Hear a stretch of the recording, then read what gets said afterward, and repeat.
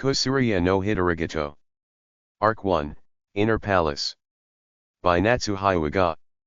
Chapter 1, Mao Mao. I want to eat open-air kushiyaki. Mao Mao sighed, gazing up at the downcast sky. Her surroundings was the most beautiful, dazzling world she had seen yet, and now was within the mudded dregs that squirmed in miasma. Has it already been 3 months? I wonder if Dad is eating. The other day, she met with the kidnappers, who were villagers with names Ichi, Ni, and San, when she went to look for medicinal herbs in the forest. It was truly powerful and extremely bothersome marriage activity. A marriage capture in short. They were hunters for women for the imperial court. Well, she was getting paid, and she may be able to return to town if she worked for 2 years. It wasn't a bad place to work, but that really depended on the person. This talk was a nuisance for Mao Mao, who lived as a pharmacist. It didn't matter to Mao Mao that the kidnappers were capturing young girls and selling them to eunuchs to earn money for their alcohol expenses, or that they were made as substitutes for their own daughters. Whatever the reason, it won't change the fact that she got roped into this. If it wasn't for this, she would have no connection with the inner palace in this lifetime. Court ladies, clad in beautiful clothes and cloying cosmetics and perfume, had shallow smiles fixed on their lips. The pharmacist should come around to think that there is no terrifying poison in the women's smiles. And that the palace where the court officials lived, and prostitution quarter beneath the palace were not so different. She carried the laundry basket that was left by her feet in her arms, and headed towards the interior of the building. The tasteless courtyard was different to the exterior. It had a stone-paved pool, where servants who were neither male or female washed a large amount of laundry. The inner palace was forbidden to men.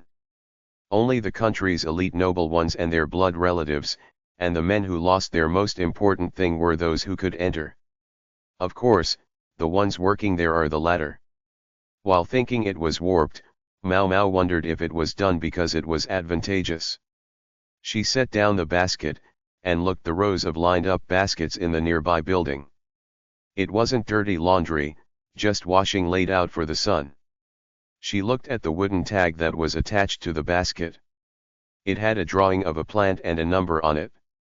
There were also those who couldn't read among the court ladies. This was because it included those who were kidnapped too. Before they were brought into the imperial palace, they were taught the minimum etiquette, foregoing words as that was difficult. It is stretching to say the literacy rate of girls from rural places to be about half. To say about the abuse in the inner palace that has become too large, the amount has increased but it is vicious. Although it cannot possibly amount to the previous emperor's flower garden, the current one was a large family that consisted of 2,000 consorts and court ladies, and 3,000 eunuchs altogether. Within that, Mao Mao was among the lowest of maidservants, receiving not even a government post. She especially lacked a backing shield. It was a given with the numbers of girls who have been kidnapped and forced to form the majority. Well, if only she had a plump body like tree peony and skin white like the full moon, then she might have the chance to serve a low-ranked consort. Vibrant skin covered in freckles, and limbs like a dead branch was what Mao Mao had. Let's finish this job quickly. Locating the basket with a tag that had plum flowers and 17 written on it, she slightly quickened her pace. She wanted to return to the room before the deep overcast sky started to cry. The owner of the basket of laundry was a low-ranked concubine. Compared to the other low-ranked consorts, the quality of the furniture in the private room she was bestowed was gorgeous but overly extravagant. One way or other, it gave into the expectation that the owner of the room was a wealthy merchant's daughter. It is possible for those with a rank to have a lady's maid. Consorts with low ranks were allowed 2 at most. Therefore, maidservants like Mao Mao, who didn't have a master to serve, carry laundry like what she is doing right now. Low-ranked concubines were permitted a personal room within the inner palace. But as these were located at the edge of the palace grounds, it would be rare to catch the emperor's eyes. Even so, if she was ordered to attend to his bedside even once, she can move rooms. A second time chosen had the meaning of a promotion.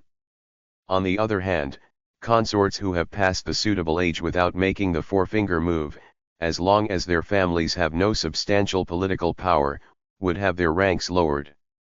At worst, they would end up being bestowed. Whether that is unfortunate depended on the person.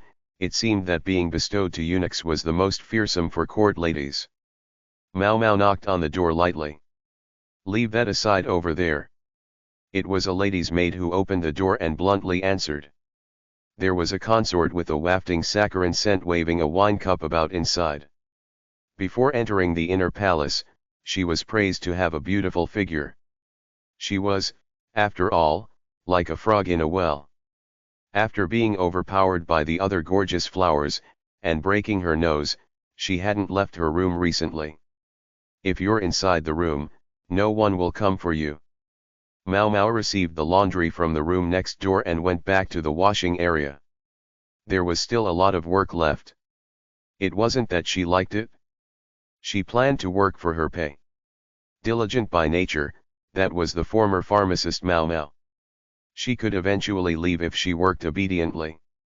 By no means would she be chosen as a mistress. It was impossible. It was regrettable that it could be said that Mau Mau's thoughts were too optimistic. No one knows what will happen. That is life. She possessed far-sighted thinking for a 17-year-old girl. Even so, she had something that couldn't be restrained. Curiosity and the thirst for knowledge. And a little sense of justice. In a couple of days, Mau Mau will be exposed to the certain strange truth. The serial deaths of the infants born from the inner palace. It was called the previous concubine's curse. For Mau Mau, it was bizarre, but a trifling thing to her. Chapter 2, The Two Consorts. So it was really like that. Yes, I heard that was what the doctor saw upon entering. Mau Mau had tilted her ears as she sipped her soup. Several hundred maids were eating breakfast in the spacious dining hall. They had a soup and a cereal porridge. The maidservant sitting diagonally across her continued to gossip. She had a pitiful expression, but beyond that, curiosity was shining from the inside of her eyes. It was the same with Gyakuyo-sama, and Rafa-sama too. Whoa, those two as well. Still, it was half a year, and 3 months. Right. That's right. It must be the curse. The mentioned names were the emperor's favorite consorts. Half a year, and 3 months were the ages of their respective imperial children they gave birth to. Rumors stride in the inner palace. They were about the court ladies who were their emperor's mistresses and the heirs, and since there were also bad reputation due to bullying and prejudice, there were even those that sound like fitting ghost stories in the sweltering heat. I guess so. Otherwise there's no reason for those 3 to pass away as well. The ones who passed away were the children the consorts gave birth to, so to say. This was about the imperial children who could be chosen as successors. There had been one when the emperor was the crown prince, and now as the emperor, too. All of them passed away when they were infants. Though it is obvious that the mortality rate of infants are high, having 3 children from high-ranked people to die was strange. As of now, only Gyakuyo and Rafa's children are surviving. Could it be poisoning? Mau Mau reached a different conclusion as she held the hot water.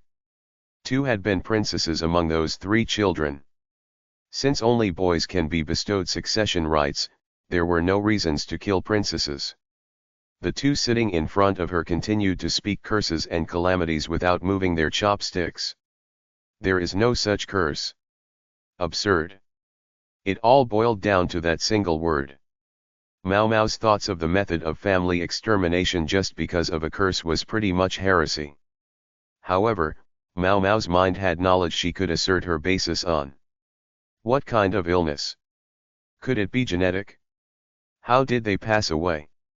It was then the quiet and unsociable maidservant spoke to the talkative maidservant. The regret from losing to her curiosity was something that happened a little while later. I don't know the details, but it was said they all gradually got weaker. The talkative maid, Shaoran, who spoke with Mao Mao, had an interest on the topic. Afterwards she also told her about the rumors. I believe Rafasamas has it worse, seeing how the doctor has been seeing her more often, she said as she wiped down the window frame with a wrung dust cloth. What about Rafasama herself? Yes, mother and child both. The fact that the doctor was seeing consort Rafa more often suggested that it was the crown prince who was sicker. Consort Gyakuyu's child was a princess. The emperor's favor was deeper for consort Gyakuyu, but it was clear with the gender of the children who was the more important one. While I don't know the specifics of the symptoms, of course, I heard there were things like headache, stomach aches, and nausea. Shaoran went to her next job, apparently satisfied, after she said everything she knew. Mao Mao gave her tea with licorice as an expression of gratitude. It was made from the ones that grew on the edges of the courtyard. It had the medicinal pungency but was strongly sweet. The maid, who rarely tasted sweetness, was overjoyed from that. Headache, stomachache, and nausea. As she recalled the symptoms, she could not form an answer. You must not think of things through speculation alone, her dad had severely told her.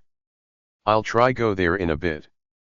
Mao Mao decided to finish her work quickly. The scale of the inner palace, even if you put it all together, was vast. Normally, there are 2,000 court ladies and over 500 stay-in eunuchs. Though maids like Mao Mao were crammed into large rooms in groups of 10, low-ranked consorts had their own rooms, middle-ranked consorts had buildings, and high-ranked consorts had large palaces that were larger than towns, complete with a dining hall and garden. Therefore, Mao Mao cannot leave her station in the east side. She had no free time, as she could only leave when she is called to work. If I have no tasks, I can just make do with something. Mao Mao talked to a court lady who was holding onto a basket. The basket in the court lady's arms had high-quality silk that must be washed in the pool on the west side. It would be damaged if it was washed in the east side, whether it be due to the water quality or having different people to wash it. Though Mao Mao knew about the difference of drying it in the shade on the deterioration of silk, it wasn't something she needed to say. I want to see the extremely beautiful eunuch that is said to be at the central. After talking about something which she had incidentally heard from Shaoran, Mao Mao gladly took over. Here, where the incentive for romance is scarce, it appeared that even eunuchs can be a target for motivation. After court ladies resign, you can sometimes hear that some become the wives of eunuchs. That they still have a healthy lust for women, is still something that tilts heads. I wonder if I will turn out like that. Mao Mao groaned and folded her arms when she asked herself that. After swiftly delivering the laundry basket, she looked at the red building that was situated in the central. It was an elaborate palace, more refined than east. As of now, the crown prince's mother, consort Rafa, resides in the largest room in the inner palace. While the emperor is lacking an empress, it can be said that consort Rafa with the only male child is the most influential person. Inside that sort of place, the spectacle she saw was not much different to town. There was a scolding woman, a woman who hung her head in shame, flustered women, and a man who was acting as the mediator. It's not much different to a brothel. Mao Mao joined the onlookers as the third party, with extremely calm thoughts. The scolding woman was the inner palace's most influential person. The one looking down was the next powerful. The flustered ones were their maids. And the one who came in to mediate was the doctor, who was already no longer male. That was what she gleaned from the surrounding whispers. It's your doing. Just because you yourself gave birth to a daughter, you wanted to curse the male infant to death, didn't you? Her beautiful face that was distorted to something terrifying. Her looks, which was like a demon, and her white skin, which was like a ghost, faced the beauty who had her hands drawn towards her cheeks. You know that sort of thing is impossible. Shaoran is also suffering in the same way. The woman with red hair and jade eyes replied coldly. Consort Gyakuyo with her western features gazed up towards the doctor's face. As you said, I want to see your daughter's condition as well. Although the doctor acted as the mediator, the reason for the outburst seemed to be about him. The doctor had just seen Crown Prince, it seemed she raised a protest about him not seeing her own daughter. Mao Mao didn't understand mothers, but it is a given that male infants came first in the structure of the inner palace. Considering the doctor, she saw he had a face that wanted to say unfounded. Is he an idiot, that quack? That he didn't notice with the two consorts standing so close to him. No, he didn't even know about it before that. The death of the infants. Headaches. Stomach aches. Nausea. And consort Rafa's white skin and unsteady body. Mao Mao left the place of discord while muttering and grumbling to herself. While thinking, what can I use to write? Consequently, she took no notice of a passing person. Chapter 3, Jinchi. So it happened again. Jinchi's handsome face was suffused in gloominess. He had delicate features that could be mistaken as a woman, with almond eyes. His hair was wrapped up in a silk cloth, the rest flowing down his back. It was improper for the flowers of the court to raise a commotion in such a place. Bringing that to a close was one of his jobs. When he was in the middle of dispersing the crowd, there was only one person who walked over with an unconcerned air. She was a short maidservant with freckles that densely covered her nose to her cheeks. Though she didn't have features that stood out, her figure left an impression of one who was talking to herself without noticing him. He didn't expect there would be any more to it. The discussions of the crown prince's passing that came about not even a month after. The bawling consort Rafa was skinnier than she was a couple of days ago. There were no traces of time she was called the Large Rose. Was it because she was ravaged by the same illness as her son, or was it that her illness was severe? From that, the hopes for another child were probably gone. The older sister of the crown prince from another mother, Princess Rinriai's condition improved after an hour of poor health. The mother and child consoled the emperor who lost the crown prince. With the emperor coming often, the next child might be near. The princess and crown prince were inflicted with the same illness of unknown cause. One recovered, one fell. Their ages may be different, but the 3-month difference may have a big influence on the infant's physical conditions. However, what about consort Rafa? If the princess recovered, consort Rafa might recover as well. Otherwise, she may be emotional from the death of her son. As Jinchi parsed over the documents and stamped them, his mind spun, thinking it over. If there is something different, it would be consort Yakuyo. I'll be away for a bit. After he finished stamping the last document, Jinchi left the room. The princess with cheeks like steamed bun had the innocent smile of a baby. Her small hands made fists and grabbed onto Jinchi's index finger. There, please let go. The red-haired beauty gently took her daughter back into her arms, and went to put her to sleep in the basket.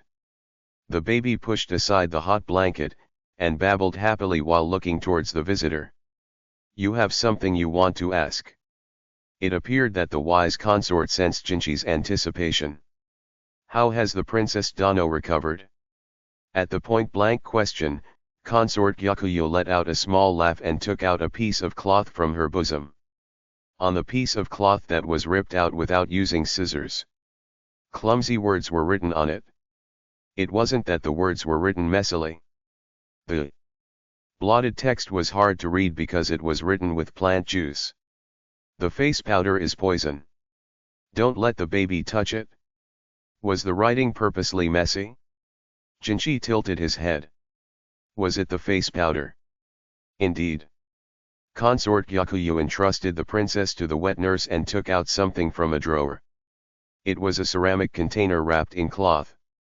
She opened the lid, and white powder danced. The face powder. Indeed, this is the face powder. He pinched the white powder wondering what could be inside it. Come to think of it, consort Yakuyo who originally had beautiful skin didn't use the face powder. Consort Rafa heavily covered her face to hide her bad complexion. The princess is a glutton. Just my milk wasn't enough for her. I only let her drink from the wet nurse when mine wasn't enough. She employed a wet nurse who had lost her child soon after giving birth. This is what the wet nurse used. She liked to use this as it was whiter than the other face powders. How is the wet nurse? She took a break when her physical condition got bad. I planned to give her sufficient retirement money. Those were the words of the intelligent, overly kind consort. What would happen if there was poison inside the face powder? If the ones who used it were mothers, their foetuses would be affected. Even after birth, the infants could get it in their mouths too. Jinchi and consort Yakuya didn't know what it was.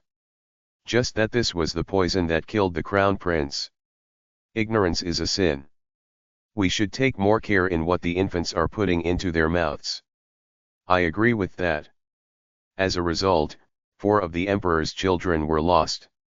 If they included those still in their mothers' wombs, more might be affected. I want to inform this to consort Rafa as well, but I think that anything I say will backfire. Consort Rafa was coating her bad skin complexion with the face powder even now. All without knowing it was poison. Jinchi looked at the piece of unbleached cloth. He had a mysterious feeling that he had seen this before. The messy words also looked like it was to hide the handwriting. However, where he seen this feminine script? Who could have done this? It was the day I got the doctor to look at my daughter. After all, this was left by the window after I troubled you. It was tied to an azalea branch.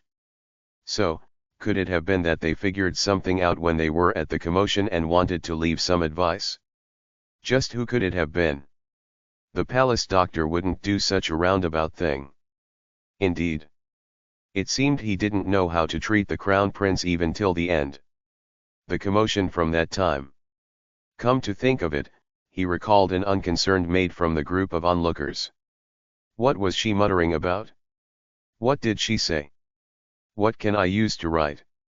Suddenly, everything in his head connected. He burst out with an evil snicker. A beautiful smile, like a celestial maiden's, appeared. Consort Yakuya. The owner of those words, what shall we do when we find them? Of course, they are our benefactor. I want to give thanks to them. I understand. Please wait for a bit. I await your good news. Jinchi followed the memories of the cloth that was embedded with feelings. If the favored consort so wishes, I must certainly find then. The celestial maiden's smile gained the innocence of a treasure-hunting child. Chapter 4, The Celestial Maiden's Smile. The crown prince's passing was known when the black bands were delivered during dinner. Signifying mourning, it was to be worn for 7 days. The meals at those times, which hardly had meat even at the best of times, had none at all, so she frequently pursed her lips. A lowly maidservant had meals 2 times a day, consisting of cereal and soup. Once in a while as a treat, there would be 1 vegetable dish. The portion sizes were enough for the overly skinny Mau Mau, but there were many times she thought it was lacking. There were obvious things when the maids were all lumped together. If there were those who were born as peasants, there were town girls too. Though their numbers were few, there were also the daughters of officials. Although with officials as their parent, they should be treated somewhat better, even so there was the issue of their reasons for working and the issue of how the person was raised. Those who could not read or write had no way of becoming consorts with rooms. A consort is an occupation. So it was meaningless in the end. Mau Mau knew about the cause of the crown prince's illness. Consort Rafa and her attendants used the white face powder lavishly. It was a high-class item that cannot be obtained by commoners. It was also used by the brothel's high-class prostitutes. Prostitutes who earn a farmer's lifetime of silver in a single night also use it. If there were those who buy it themselves, there were also those who received as a present. The prostitutes ruined their body by copiously applying this white powder to their face and neck, and several had died from it. Even though Dad had told them, stop it, they continued on with it. Mao Mao had also seen many of these prostitutes die from weight loss and weakness by her dad's side. By trying to have both life and beauty, in the end they lost both. That was why she broke off a short branch, wrote a simple message and left it at the two consorts' place. Well, she didn't think that they would believe the warning from a lowly maidservant who had no paper or pen supplies. When the morning broke, the time when the black bands could no longer seen, she heard a rumor about consort Yakuyo. Apparently, with the crown prince lost, the grieving emperor was affectionate to the surviving princess. She heard nothing about him going to consort Rafa who lost their child. How convenient. Mao Mao gulped down the soup that had small bits of fish in it, and headed to her workstation where she was to tidy up the tableware. A summoning, you say? Mao Mao, who was carrying a laundry basket, was called to a stop by a eunuch. It was about coming to the chief palace official's room in the middle area. Palace officials are one of the three sections that divide the inner palace, a low-ranked court lady so to speak. The other two were inner officials, the consorts with rooms, and the eunuchs, who were equivalent to a department of attendants of the inner palace. What do they want? The eunuch also spoke to the maids around her. Looks like it wasn't just her. It must be that they don't have enough people. Mao Mao left the basket in front of the room and followed after the eunuch. The chief palace officials' building is close to the main gate, which was one of the 4 gates that connect the inner palace to the outside. The emperor will surely go through this gate on the occasion he visits the inner palace. She may be summoned, but it wasn't really a comfortable place. It was haughty. While it somewhat paled in comparison to the building of the inner palace chief next door, it was a structure more extravagant than the buildings of the middle-ranked consorts. Each handrail was carved, and on each of the red pillars, lifelike dragons entwined around it. When she was urged inside, she saw that the room only had a single large desk. It was tasteless beyond expectations. There were about 10 maids gathered within, not counting Mao Mao's group. Their expressions ranged from uneasiness and anticipation, to excitement. Yes, we are done. All of you can return now. Huh. It was cut off weirdly for some reason. Only Mao Mao entered the room, and the maids remaining in the room quizzically left. Even though the room was still spacious enough to fit more people. As Mao Mao tilted her head, she noticed the gaze of all the court ladies around her were fixed to a single point. A woman sitting inconspicuously in the corner of the room, and the eunuch who worked for her. There was a senior woman who was standing a little far off. She remembered that the middle-aged woman was the chief palace official, but that aside, who was the important-looking woman? Shoulders were wide for a woman. Wearing simple clothes. Hair gathered in cloth, with the rest down. A man. He looked at the court ladies with the tender smile of a celestial maiden. The chief palace official was getting red. So that's why.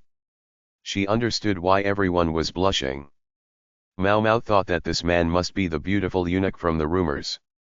He was just as beautiful as a painting of a celestial maiden with silky hair, flowing features, almond eyes, and brows like willow.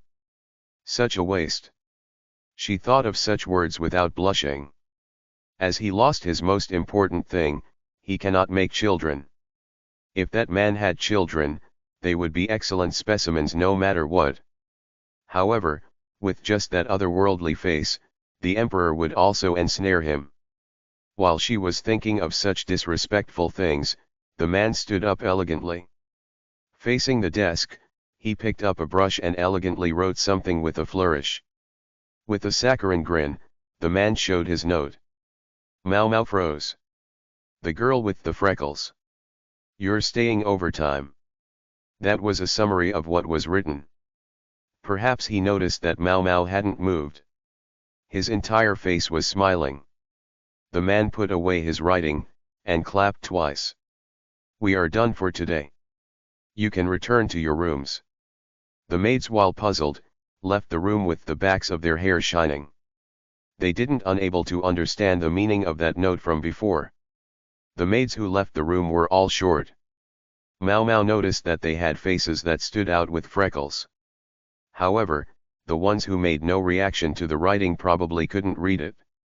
That note didn't single out Mao Mao. She was going to leave with the rest of the maids, when a firm hand landed on her shoulders. She timidly looked back.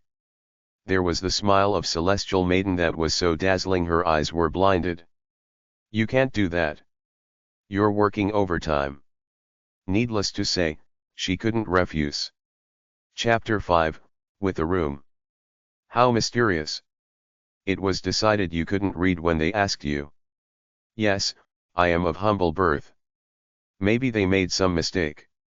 As if I would tell anyone. Is what she wanted to exclaim but didn't. She was entirely playing dumb. There was a difference in the treatment of maids who could read, and maids who couldn't. Though each were useful in their different ways, it was easier to go about pretending to be ignorant. The beautiful eunuch was called Jinchi. Even though he had an elegant smile that couldn't kill even an insect, she felt something squirming for some reason. If it wasn't for him, Mao Mao wouldn't be standing here with this dilemma like so. Jinchi told her to be quiet and follow him. She, the disposable lowly maidservant, had no choice but to meekly follow him, feeling lightheaded to the point that if she shook her head it would fly. Her mind spun. What will happen after this? How would she properly deal with it? Though it wasn't that she could think up the reason as to why Jinchi was leading her like this, why he exposed that was a mystery. About the messages she sent to the consorts. She studied the piece of cloth in Jinchi's hand. There was messy and awkwardly written text on it. She did not tell anyone that she could write. She was also silent about her pharmaceutical knowledge of poisons. Needless to say, there was no way people would recognize her handwriting. Although she confirmed her surroundings when she placed it, she was probably seen by someone. The criterion was for a short maid with freckles. For starters, no doubt he gathered the ones who could write first, and gathered their handwriting. Altered handwriting would still leave behind distinguishing traces. If there was no person among the group that matched the criteria, he would then gather those who couldn't write. The judgment on whether they could read or not was as before. What a skeptical person. Rather, he has too much free time. They arrived at their destination as she mentally slandered him. As she thought, it was the palace where consort Yakuyu resided. When Jinchi struck the door, a dignified voice answered with a curt "Come in." There was a red-haired beauty lovingly holding a baby wrapped in a soft blanket when they walked inside. The baby had a rosy face, with her mother's pale skin. They heard the cute sounds of her sleeping, her lips slightly parted. She was the very picture of health. "I arrive with the person. Thank you for the hard work you have done." It wasn't the same broken-down voice from before. Her speech and conduct made one know their place. Mao Mao lowered her head as consort Yakuyo gave her yet a different warm smile to the one she gave Jinchi. Mao Mao widened her eyes, surprised. "I can't receive this type of treatment from someone who outranks me." She stated that, choosing polite words. "No. My gratitude goes beyond that. You are this baby's benefactor. This must be some kind of mistake. Surely you got the wrong person." She broke out in cold sweat. Even if she said it politely, there was no difference in the fact that she denied it. She didn't want to be decapitated, but she also didn't want to be involved in this. She didn't want to get entangled in a long incident. Jinchi, who noticed that consort Yakuyo was making a slightly troubled face, displayed the flapping piece of cloth to her. "Did you know that this is the cloth used for the work clothes of maids? Now that you mention it, it looks similar." She played dumb to the very end. Even though she knew it was futile. Indeed. These are used by maidservants that work for clothes duty. Palace officials were separated into 6 duties. Those in charge of clothes wore working clothes.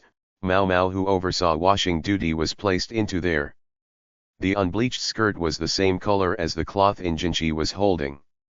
The interior of the skirt has a section that was hidden by pleats.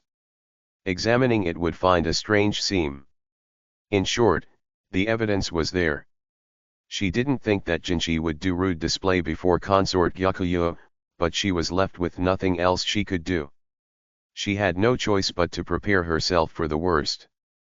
What would you suppose I do? She got a positive feeling when the two looked at each other. They both smiled warmly, eyes crinkling. Under the sounds of the sleeping breath of the restful baby, Mau Mau, who wanted to disappear, made a small sigh. The next day, Mau Mau packed her meager belongings. All her roommates and Shaoran were all jealous. They chased her down with questions on how it happened. Mau Mau, with a dry smile, had no choice but to evade it. Mau Mau became a lady's maid of the emperor's favored consort. Well, this is the so-called promotion. Chapter 6, Food Taster. The treatment gets better for court ladies with rooms, moreover for the ladies' maids of the emperor's favored consort. Her rank had risen up from the bottom of the pyramid structure to somewhere in the middle. According to what she was told, her wages also increased exponentially, but 20% of that wage goes to her family, or rather, the merchants who sold her. She was provided a narrow room, not a worker's room she had up until recently. Her sleeping quarters had upgraded from a straw-woven mat and a sheet to a bed. The room was wide enough to fit 2 beds. She was happy that she no longer had to avoid stepping on her roommates when she woke up in the morning. There was another reason that she was happy, but that was something she will know later. The Jade Palace, where consort Gyakuyu resided, had 4 other ladies' maids aside from Mau Mau. As the princess was beginning to eat baby food, there hadn't been a need to employ a new wet nurse. Compared to consort Rafa, who had more than 10 people with her, it was quite a small retinue. Seeing as though she suddenly moved up the ranks from being the lowest class maidservant to work as a co-worker, while she saw looks of disapproval from the maids, there weren't any harassment she had honestly expected. Rather, what she saw were looks of sympathy. Why is that? She soon knew the reason. Before her eyes was imperial court dishes made with lots of medicinal herbs. One by one, consort Gyakuyu's head maid, Hanyan, placed small plates with portions of the side dishes before Mau Mau. Consort Gyakuyu looked unapologetically but made no sign of stopping it. The remaining 3 maids looked at her piteously. A food taster. Everyone became nervous because of the incident with the crown prince. It was because of the circulating rumors about the princess' illness and where the poison was slipped in. No doubt the maids, not knowing where the poison came from, were fearful. From that, it wasn't strange that they would send in maids with a specialty in poison tasting as disposable pieces. It wasn't just consort Gyakuyu. It also included the princess's food and the emperor's nourishment dishes when he visits. It appears that poison had been served twice when consort Gyakuyu's pregnancy was known. One had been light, the other had stiffened up the limbs and damaged the nerves. The maids, who had been nervously acting as poison tasters up until now, were honestly grateful towards her. Mau Mau frowned as she looked at the served plates. They were made of clay. If you're worried about poisons, using silver is a given. Mau Mau picked up the garnish of the namesu with a pair of chopsticks and looked at it carefully. She sniffed it. She placed it on her tongue, making sure that there were no feelings of numbness, and swallowed it slowly. I'm honestly not suited to be a food taster. It should be immediate onset poison. There was no meaning to entrust the poison tasting to Mau Mau if it was a delayed onset poison. Mau Mau, who gradually made herself accustomed to poisons as an experiment, has perhaps become resistant to a large amount of poisons. This wasn't the job of a pharmacist. It was for the sake of fulfilling Mau Mau's intellectual desire. In a different place and era, she would surely be called a mad scientist. Even her dad, who taught her the skills of a doctor, was shocked about it. When there was no changes to Mau Mau's body and she affirmed that there was no poison with her own knowledge, consort Gyakuyu finally started to eat. Next up was the flavorless baby food. I believe it would be better to replace the plates to those that are made of silver. Without putting any feeling to it, she told that to her boss, Hanyan.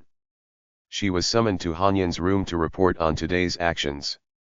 It was a spacious room, lacking in gorgeous ornaments that bespoke of her practical personality.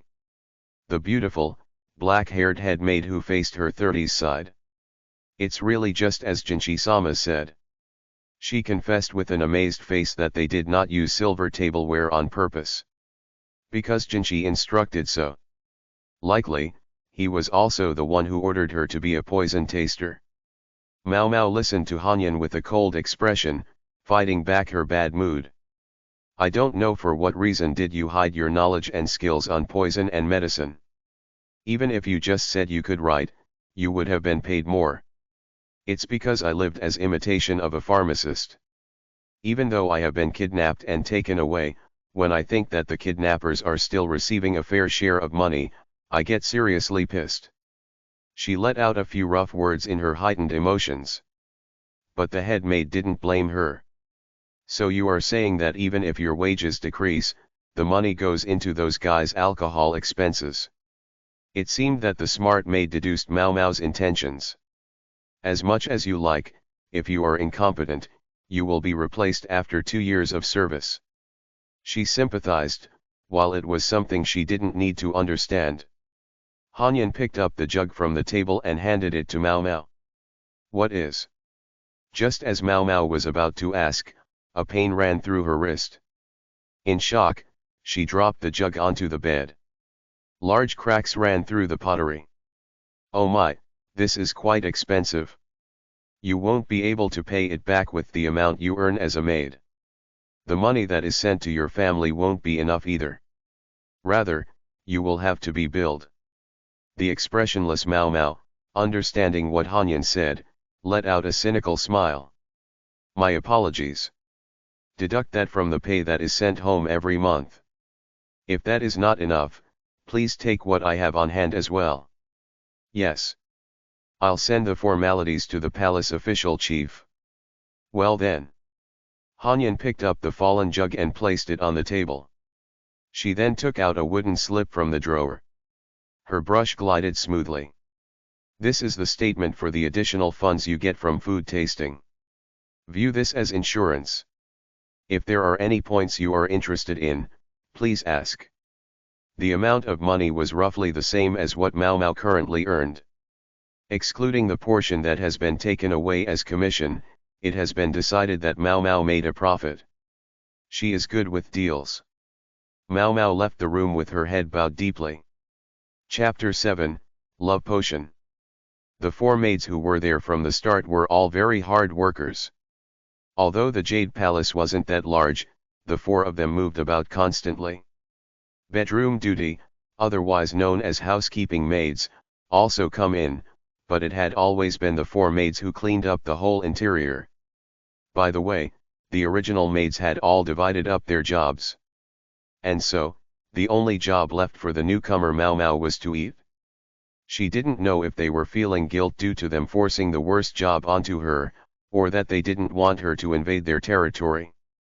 But all the maids aside from Hanyan didn't force Mao Mao to do anything. Rather, they forced her out of the room with a gentle "it's fine" when she comes in with the intention to help. I can't sit still. She was forced into her small room, only called out twice for meals and afternoon tea. For a couple of days, she also ate the nourishment dishes when the emperor came to visit. Once in a while, Hanyan would entrusted something onto her. But they were all quick, simple jobs. What is this? Eat and sleep. In addition to poison tasting, the meals have become more extravagant than before. The leftover sweet snacks from the tea party were given to Mao Mao as well. She wasn't working hard like an ant. That nutrition will become fat at this rate. It's like I'm livestock. There was one more thing that Mao Mao was unsatisfied with, poison tasting aside. Mao Mao had always been skinny. It was hard to know if her contact with poison had anything to do with it.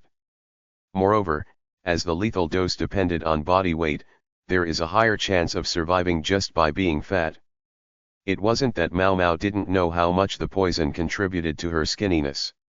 She had confidence that she could survive beyond lethal doses of poison, though it didn't seem to be the case for the ones around her. The three maids pitied Mau Mau, who looked young with her short height and overly skinny frame, the poor disposable piece.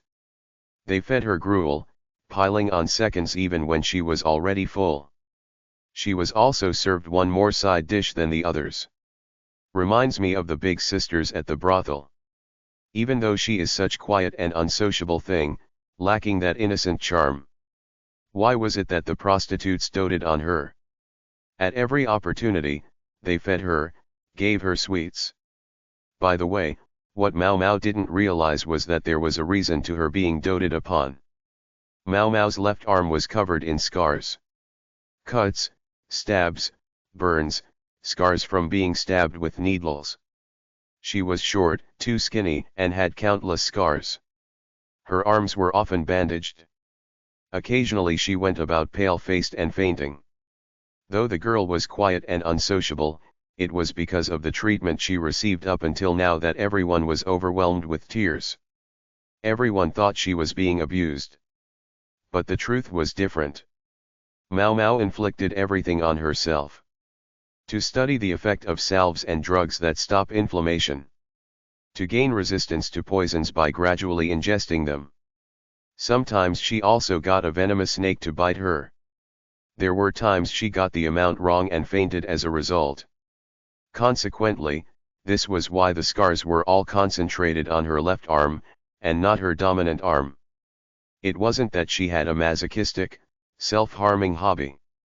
She was just too much into satisfying her intellectual desire that she was quite different from normal girls.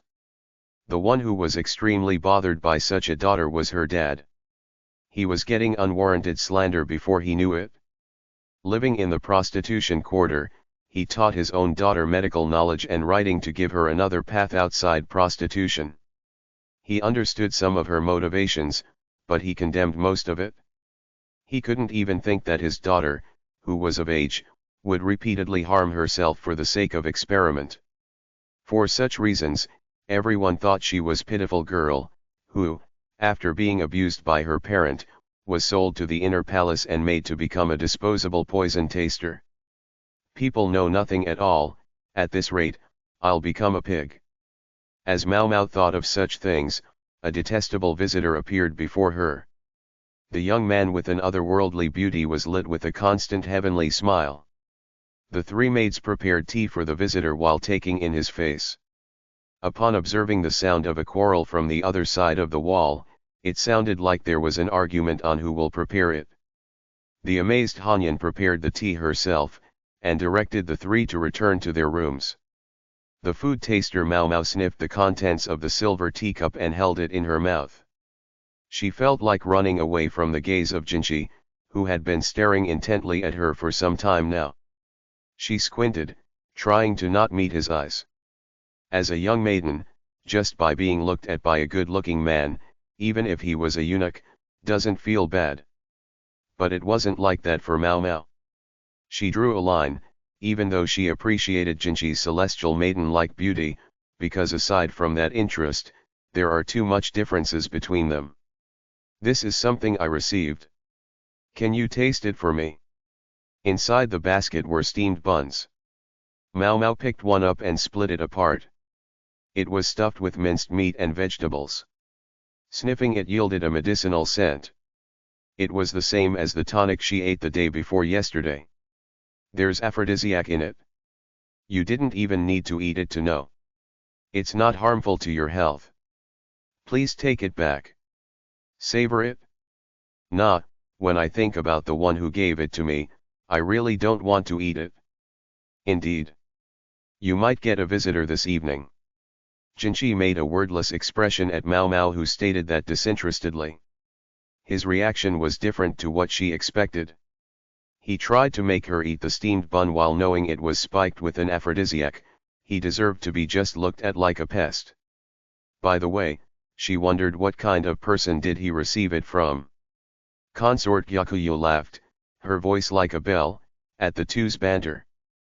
The sounds of Princess Shaoran sleeping followed her footsteps. Mao Mao bowed once and made to leave the guest room. Just wait. What do you require of me? Jinchi and consort Yakuyo looked at each other, and nodded. It appeared that they had settled on the main topic before Mao Mao came over. Can you make me a love potion? In an instant, Mao Mao's eyes glowed with surprise and curiosity. Though she had no idea what use they had for that medicine, there was no mistaking that Mao Mao was all too happy to prepare it. Mao Mao stated, while controlling her smile. Time, ingredients, and utensils. If I can have those. I can make a love potion if I have the things for it. Chapter 8, Medicine Shelves. What's the deal with this? He crossed his arms, willowy brows knitted in gloominess. Jinchi would be called a courtesan if he was a different gender, but if the person himself want to do it, the question of gender wouldn't even matter. Today as well, he was consecutively called out by a middle-ranked consort and two low-ranked consorts from the inner palace, and a military officer and a civil official from the palace. As the military officer had gone as far as giving him a dim sum spiked with a tonic, he will return to his own room in the palace and won't be attending his night shift today. It was for the sake of self-defense, he was not skipping out on work. He wrote the names with a flourish on the scroll on the desk. The names were the consorts who called him out today. They were severe cases, like seducing another man into their room and saying that it was because the emperor didn't visit. Although there was no formal report, hereafter, their sentence will be handed down. Is his own beauty being the touchstone for the court ladies noticed by several small caged birds? A consort's rank is chosen, taking her parents' pedigree in consideration first, according standards of intelligence and beauty. Intelligence was harder to determine compared to looks and pedigree. They were required to possess the appropriate culture to become an empress. Additionally, they must also have a sense of virtue. His unkind emperor decided to use Jinchi for the selection criterion. It was also Jinchi who recommended consort Yakuyo and consort Rafa. Consort Yakuyo was prudent and deeply modest. Consort Rafa may have an emotional personality, but she also possessed the appropriate spirit of one who bowed down to no one. Both were loyal to the emperor and held no wicked sentiment towards him. Consort Rafa, in particular, adored him with her whole heart. Jinchi's master was a cruel person. The emperor arranged for consorts convenient to the country to produce children for him, and if they didn't have that ability, he cast them away. From now on, it will be consort Yakuyo who will continue to receive his favor. The last time he visited consort Rafa, who is now emaciated like a ghost, was when the crown prince passed away. Aside from consort Rafa, there were also several other consorts who became unnecessary. Those ones, he returned to their family when he saw the chance, and had them bestowed. Jinchi extracted one sheet from the piled documents. Her name was Fuyu. With a rank of primary 4th class, which was equivalent to a middle-ranked consort. The other day, this consort was bestowed to a military officer who was merited with the repelling of a foreign tribe. Well then, would it turn out smoothly? There shouldn't be any problems if it was carried out according to the plan in his head. For that, maybe he could get some cooperation from that unsociable doctor. Though there were no shared feelings between them, it was the first time someone looked at him as though he was a pest. The person had probably planned to conceal it, but she wasn't able to completely mask that faint contempt in her eyes. He involuntarily burst out laughing. Like nectar that fell from the heaven, his laughter also contained a trace of inner evil. Though he didn't really have a taste for oppressing people, it was strangely amusing. It felt like he got a new toy. What shall I do after this? Jinchi, after leaving the documents under the inkstone, decided to sleep. He firmly locked the door so there will be no issues about visitors coming in at the dead of the night. Though the expression for panacea exists, there really isn't such an omnipotent medicine. Those were the words Dad also told to Mao Mao when he was against her actions. She wanted to make medicine that was effective for any illness and any person. For that reason, she made wounds that turned people's eyes away. And though she had developed new medicine, it wasn't her aim to perfect an omnipotent medicine at the moment. The topic Jinchi brought up was interesting enough to Mao Mao, though she couldn't stomach it. Since coming into the inner palace, the only thing she could make was hydrangea tea. She had been surprised that medicinal herbs that could be used as ingredient were growing inside the inner palace. But she had endured it, seeing as she had no tools, and she wanted to avoid doing questionable things in a large room. The best thing about moving into the small room was for that reason. Mao Mao went out to gather ingredient supplies, bringing the laundry basket along to mask her intent. This was something she can now do, seeing as Hanyan had put her in charge of laundry duty. She entered the medical office she was told about before while pretending to come deliver laundry. Inside was that flustered doctor from before and the eunuch who often accompanied Jinchi. The doctor appraised Mao Mao with his eyes, touching his thin loach mustache. It was as though he was saying, "Why is this little girl invading my territory? Please refrain from staring at this plain woman." Compared to the doctor, the eunuch courteously guided Mao Mao as if he was receiving a master. Mao Mao let out the widest smile since coming to the inner palace when she walked into the room, which was enclosed by 3 walls of medicine shelves. Her face flushed, eyes glistened, and her normally pursed lips drew a soft arc. She didn't care that the eunuch was looking at Mao Mao in surprise. She surveyed the labels on the drawers, making a weird dance whenever she found rare drugs. She was overflowing with joy. The inside of her mind was not completely satisfied. What curse? So what? She repeated this for nearly 1 hour. Jinchi, who appeared without her noticing, looked at Mao Mao strangely. She assembled the ingredients, which were managed in drawers ordered from the itch. She bundled them into their separate medicine bags, and wrote down their names with a brush. It was extravagant to use paper so luxuriantly when wooden slips were still used. When the loach mustache doctor came to peek, as if to wonder who she was, the eunuch closed the door in his face. The eunuch's name was Jace Hun. Jace Hun was the one who fetched the things from the high drawers for her. His boss did nothing. Go somewhere else if you're not going to do anything, Mao Mao thought expressionlessly.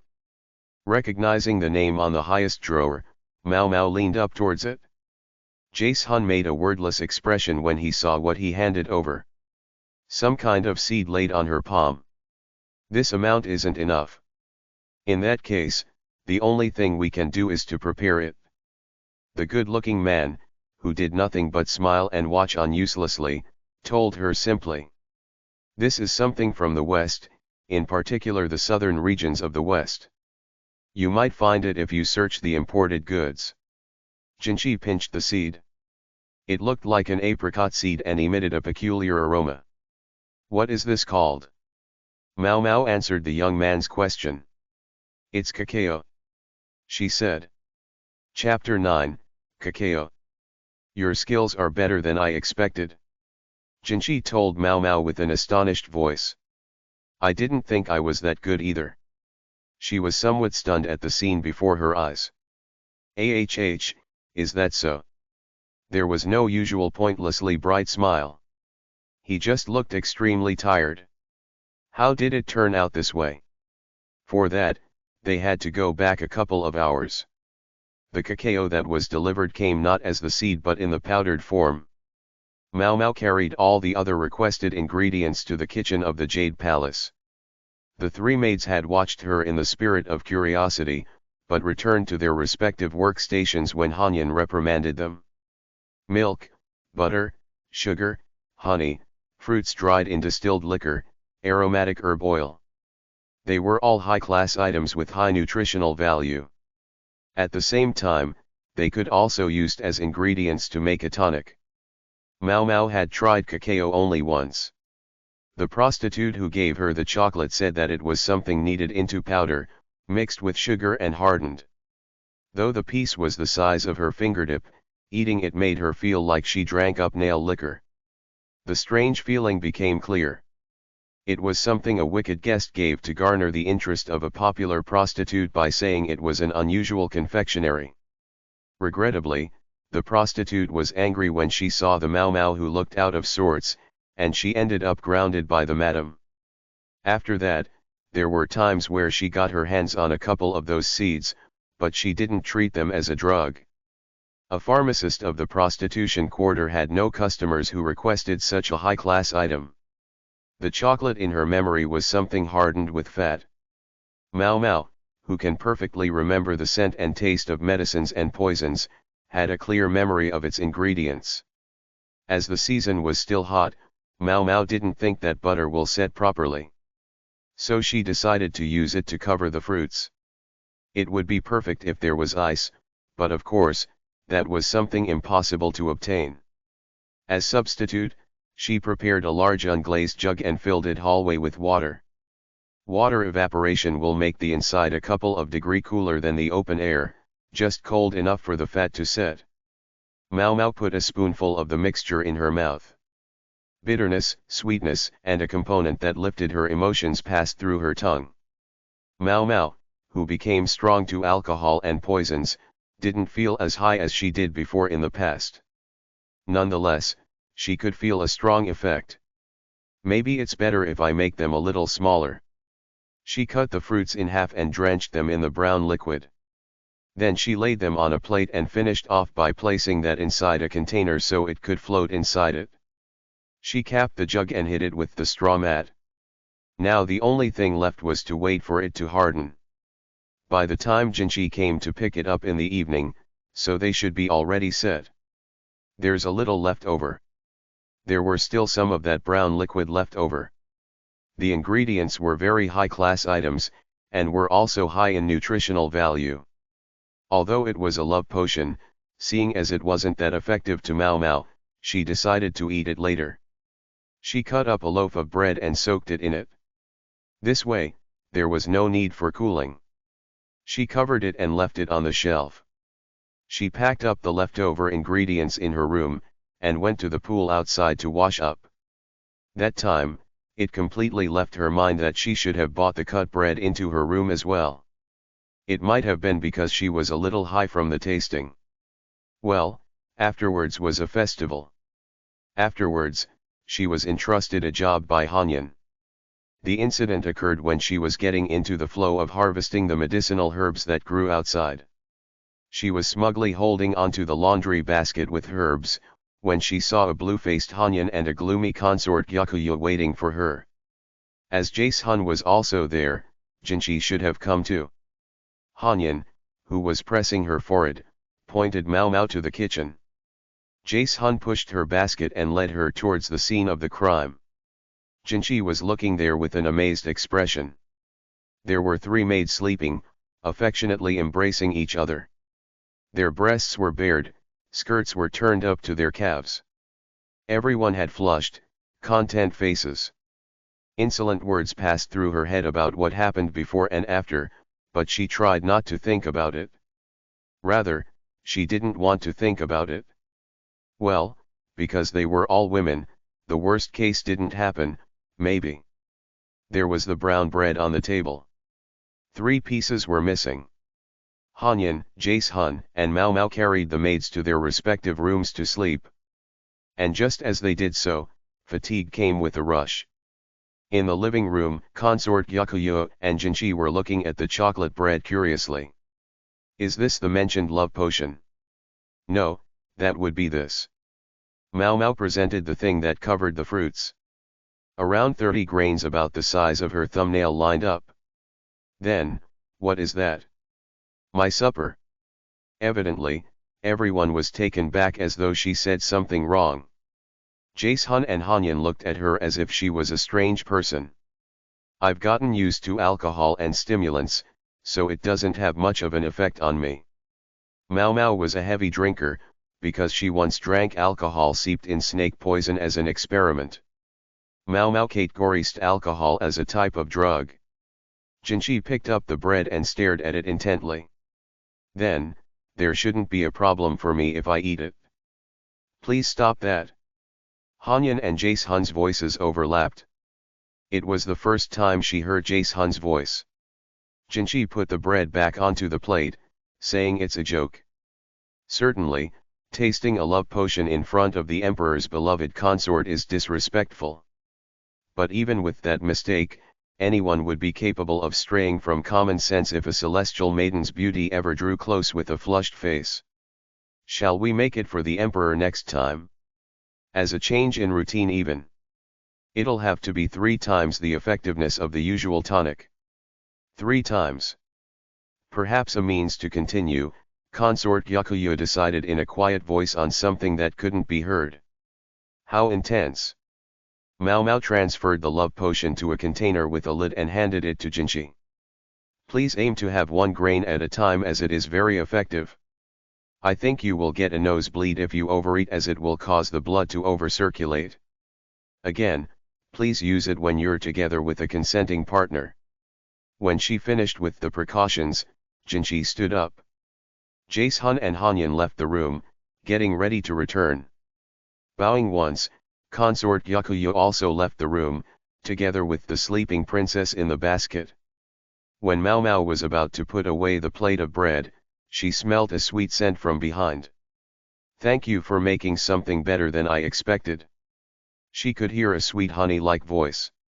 She felt something cold touch her neck as her hair was swept up.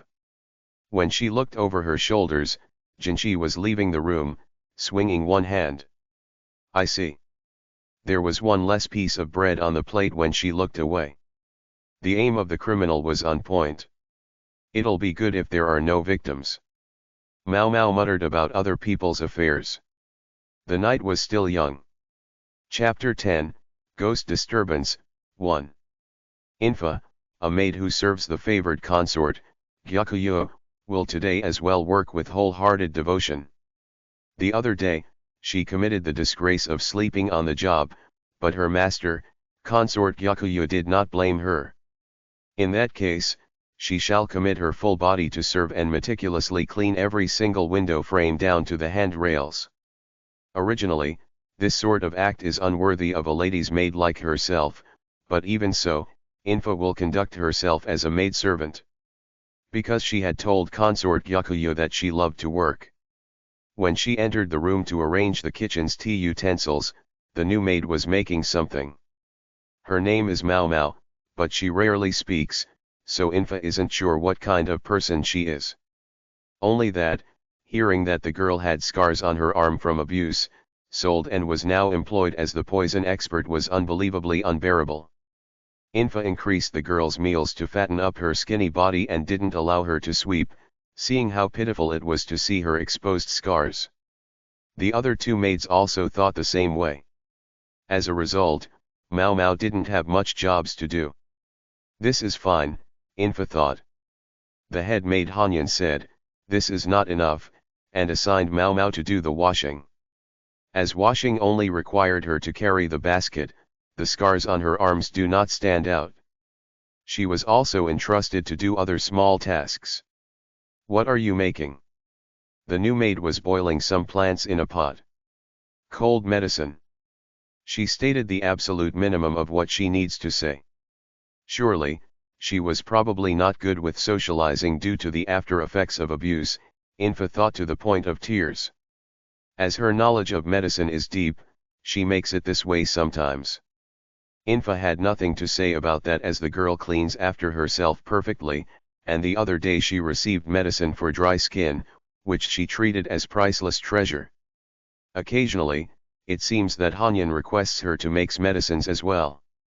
Infa took out the silver teacups and meticulously polished them with a dry cloth.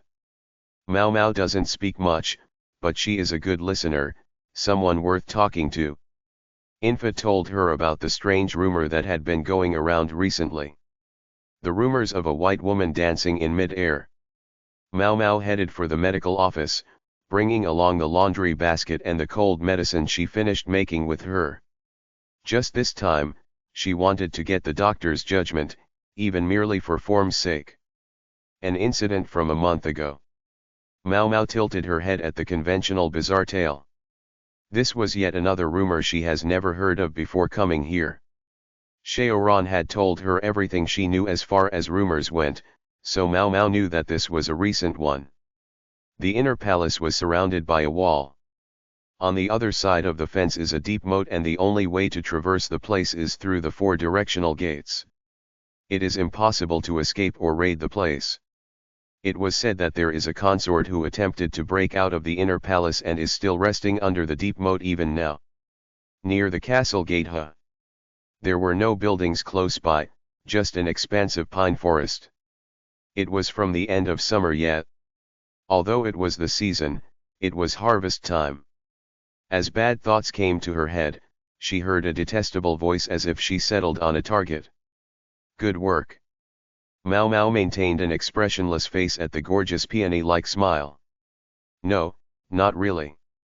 The medical office was close to the central gate in the south. The parlors of the 3 departments that govern the inner palace were also set up here. Jinshi usually appears there. As he is a eunuch, he should be in the department of inner servants.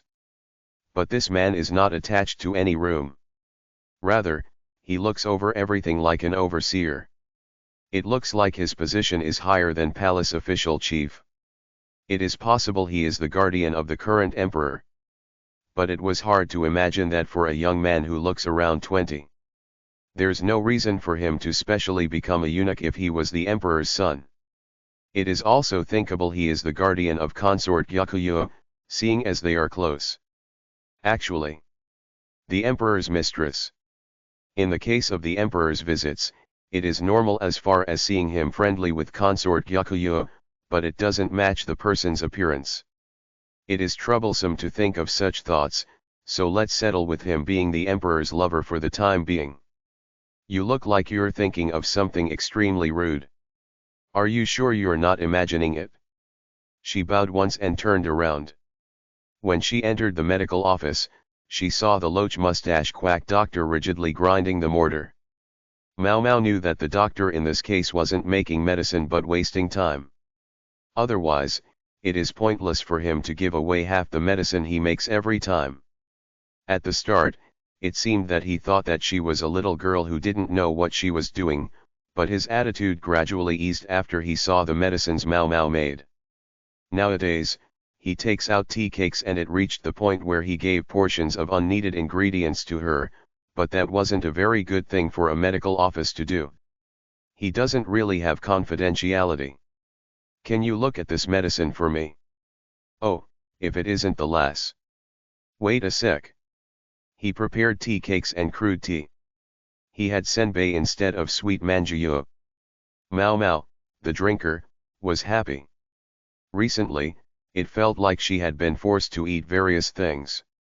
Although he is a quack, he is a good person. Though his personality is good, he is the type that is bad at his job. I want a share of that too. It was a sweet, willowy voice.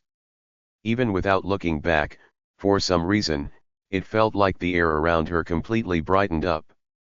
The quack doctor, with a look of surprise and elation, replaced the senbei and crude tea he troubled himself to make, and bought out white tea and moon cakes. Not the senbei.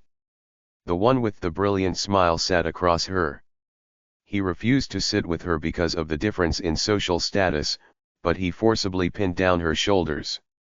Mao Mao winced. That overbearing action that was completely different to his gentle appearance. Teacher, I'm sorry, but can you get this from the inside for me? Jinshi handed over a scrap of paper. Even from afar, Mao Mao could see that a considerable number of ingredients written on it. It'll take a while to collect. The quack doctor squinted, and went into the inner room with a disappointed look. He planned to do that from the start. What do you really want to talk about? Mao Mao, who was good at guessing, asked that as she rocked the teacup. Do you know about the ghost disturbance? As far as rumors go. Then, do you know about sleepwalking? Jinshi did not miss the light that settled in the corner of Mao Mao's eyes. With an evil laugh, there was evilness mixed in the celestial maiden's smile.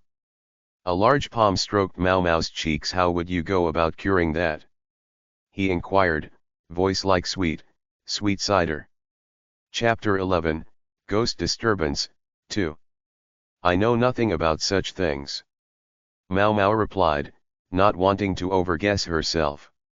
It wasn't that she was being modest. She knew what kind of illness it was, and she also seen patients with it. That is why she said that. It's not a disease you can cure with medicine. It is a neurosis. When the brothel's prostitutes were inflicted with this disease, her dad didn't prescribe them any medicine. It wasn't something that can be cured with medicine after all. If there was medicine, what can cure it then? He asked. My expertise is drugs. Though she meant to declare it, from a fleeting glance in her peripheral, she saw the gloominess that suffused the heavenly face. Our eyes must not meet. She averted from the young man's gaze as if she were handling a wild animal. She wasn't able to avert the avert. He came around towards Mau Mau. He's quite persistent. He's quite annoying. I'll make an effort. She replied with an extremely reluctant face. The one who came by at midnight was the eunuch Jace Hun. Though she thought he was hard to get along with his quietness and his lack of expression, Mau Mau actually felt a wave of affinity towards him. He really doesn't feel like a eunuch type of person. It is common for eunuchs, having their physical yang parts removed to become more feminine. Their body hair becomes thin, their personalities becomes calm, and in exchange of sexual desire, they gain appetites for food and become easy to put on weight. The easiest to understand as an example was the quack doctor. In the case of Jace Hun, while his hair wasn't dense, he was fearless so that if he was not in a place like the inner palace, he could be mistaken as a military officer. Why did he choose this path? She knew that this wasn't something she should ask even if she was curious. She clammed her mouth and shook her head. Jace Hun led the way with a lantern in one hand. It was a half moon, but it was bright with no clouds. The inside of the palace she had only seen at noon was like a different place. Sometimes, there were rustling sounds. She heard sounds of heavy breathing from the shade of the tree somehow, but she decided to ignore it. Well, as the imperial court had no actual men aside from the emperor, it was inevitable that the shape of love was warped. Mau Mau Sama. Jace Hun spoke to her. I don't need a title. Jace Hun Sama's rank is higher. Then, Shea Mau. Why are you suddenly adding Shao? Mau Mau nodded, unexpectedly moved, while thinking, this old man. Would it be okay if you don't look at Jinshi Sama like you would look at a pest? It turns out, I'm exposed. Recently, her facial expressions were conspicuous, it seemed she couldn't completely hide her impudence. Though she thought her head wasn't going to fly at present, she had to have self-restraint. For the Mr. Big Shot, it should be Mau Mau who would be the insect. Today as well, I go back and I get reported that I've been looked at like a slug. Certainly, he is sticky, and I thought that his clinging was gross. Reporting everything is also sticky. He smiles with clouded eyes as he shudders. That would be what you call self-satisfaction, isn't it? At the words born from a misunderstanding, she replied very seriously. Rather, it was energy brought down from that garbage of an insect. I'll pay attention from now on. Indeed, because people without immunity can't help but swoon with one glance. It is troublesome to deal with it. His hardships blurred with the deep sigh. They arrived at the eastern gate as they were talking about their terrible hardship. The castle walls were around the same height as Mau Mau's four walls. Outside was a deep moat and the bridge, for the transport of food supplies and materials, and sometimes, when maidservants were replaced, was lowered. Escaping from the inner palace had the meaning of capital punishment. The gate is always stationed with palace guards. The interior had 2 eunuchs, the exterior had 2 military officers. The gates were double, the guard room could be entered from both the interior and exterior sides. 2 oxen were bred to raise and lower the drawbridge as human power was inadequate. Mau Mau was driven with the urge to go look for things in the expansive pine forest, but with Jace Hun here, there was no way of that coming true, so she sat down in the gazebo in the garden. It appeared there with the half-moon in the background. The shadow of a white woman dancing in midair. Clad in a long gown and a shawl, standing on the top of the castle walls, with a dancer's gait. Clothing wavering, shawl undulating like a living thing. Her long black hair shone amid the darkness, the faint outlines of her figure stood out. A beauty that can't be real. As if she went astray from paradise, a wondrous spectacle. Fui under the moon.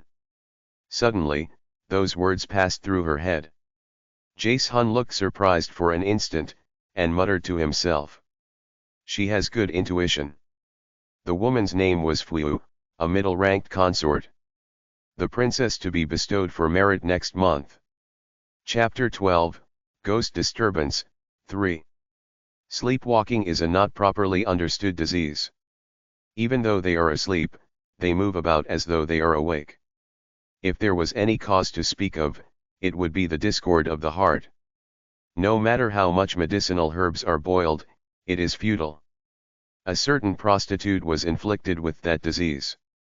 She was a cheerful woman who was good with poetry. The talk of redemption had come up. However, that talk was broken off. She strolled through the brothel every night as if she was possessed. When the prostitutes who were walking around and the madam tried to stop her, she gouged out their flesh with her nails. The next day, everyone in the brothel kept their distance from her. What the prostitute said in her cheerful voice was this. "Oh my! Everyone, what happened?" The amnesiac woman's bare feet were covered in dirt and cuts. What happened next? Jinchi and Mao Mao were in the living room. Jace Hun and consort Yakuya were also there. The princess was entrusted to Hanyan. Nothing. When the talks of redemption died off, her wandering also stopped. Mao Mao said curtly. "So you're saying she hated the redeeming talk?" "Probably. The other party was a large store owner, but her social potion would be below the wife and children, and even after the grandchildren. Moreover, if she worked for another year, her term of service would be over. If she was redeemed by an person she didn't like, it seemed that she would rather endure one more year of service. As a result, that prostitute had no more new talks of redeeming and was later freed from her service. As there are many who wander after they had extreme stress, you can give them a combination of calming drugs and scents, but, well, you only calm them down. Mao Mao had prescribed for these patients instead of her dad." Jinchi rested his hands on his chin, looking amused. "Is there anything after that?" Towards the persistent gaze, she held back the contempt that was going to show on her face. Jace Hun wordlessly sent support beside her. "After that I returned to work, so excuse me." She bowed once and left the room. Rewind a small amount of time. The day after the ghost inspection, Mao Mao went to see Shaoran, the talkative girl from the east side. As soon as Mao Mao met up with Shaoran, she was thoroughly asked about consort Yakuya, so she got information about the ghost disturbance and old news in exchange. The start of the ghost turmoil was some time before the half-moon. The ghost was first sighted at the north side. After that, before long it became that she was sighted on the east side, and she could be seen every night. The palace guards were scared of the ghost story, so they did nothing. At present, there were no damages, so it seemed that no one tried to do anything about it. What a bunch of useless guards. The next place she went to was the quack doctor's place. In a period where there was no such thing as personal information, the man who doesn't understand confidentiality will even talk to her about things she's never heard about. About the recently unhappy Fuyuheim. She had the social status of one who attained the rank of high-rank consort while being titled as a princess, the third one of a small vassal state that could scatter at a breath. She had a building on the north side. She danced as a hobby but was timid and easily nervous. She failed when she had an audience with the emperor. Excluding her dancing, there was nothing about her that stood out in particular. 2 years after entering court, She had yet to be chosen. This time, as she was bestowed to her childhood friend, a military officer, she would be finding happiness. I see. Mau something linked in her head. However, what would happen if she said something that didn't come from the limits of speculation? Dad said that you shouldn't say things you guess. That's why she decided not to say it. The docile, fair-skinned princess passed through the central gates with flushed cheeks. Although her looks didn't stand out, everyone lamented at the face that was bright with happiness. She was thankful that she was bestowed this way. That scene spread out. Isn't it fine to talk to me at least?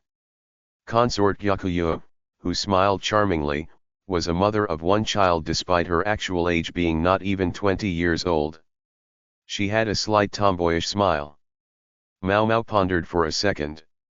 This is a guess at most. Also, I don't want to hurt your feelings. I'll hear it for myself. I won't get angry. Not a word to anyone, then. My lips are sealed. Mau told her about the story of the sleepwalking prostitute. It was different to the story she told before Jinchi and the others a couple of days ago, the story of another sleepwalker. Similar to the prostitute from before, she got ill due to the redeeming talks that came up and became cancelled. However, the sleepwalking didn't stop after that. Like last time, prescribing medicine didn't calm her down. A new redeeming talk came up for that prostitute. The brothel owner couldn't bring themselves to allow an ill person to be redeemed, but even so, she wanted to be redeemed. Reluctantly, she was arranged to a contract that was half the amount of silvers of the previous redeeming talk. I understand what happened after, but isn't that fraud? Fraud. The man from the previous redeeming talk was an acquaintance of the man who came afterwards. When he understood that the prostitute was faking her illness, he cancelled it. And then, the destined man redeemed her for half the amount. The prostitute still has a term of service left. The man's redeeming silver was not enough to pay for it? So you're saying these prostitutes were the same as Fuheim? The childhood friend military officer didn't have the social position to propose to a princess of a vassal nation. He had planned to come for the princess one day by rising up through feat of arms. However, the princess was made to enter the inner palace due to politics. The princess, who thought of the military officer, failed at her specialty, dancing, so she wouldn't attract the attention of the emperor.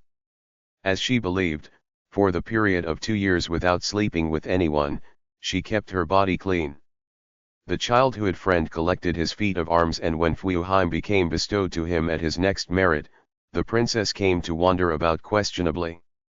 No matter what happens, so that the emperor wouldn't think it regrettable for Fuheim, so that she doesn't become chosen. If she became chosen, the bestowing will become after. Also, to the Fuheim who prized her maidenhood, it would be that she can't face her childhood friend on the occasion she sleeps with him.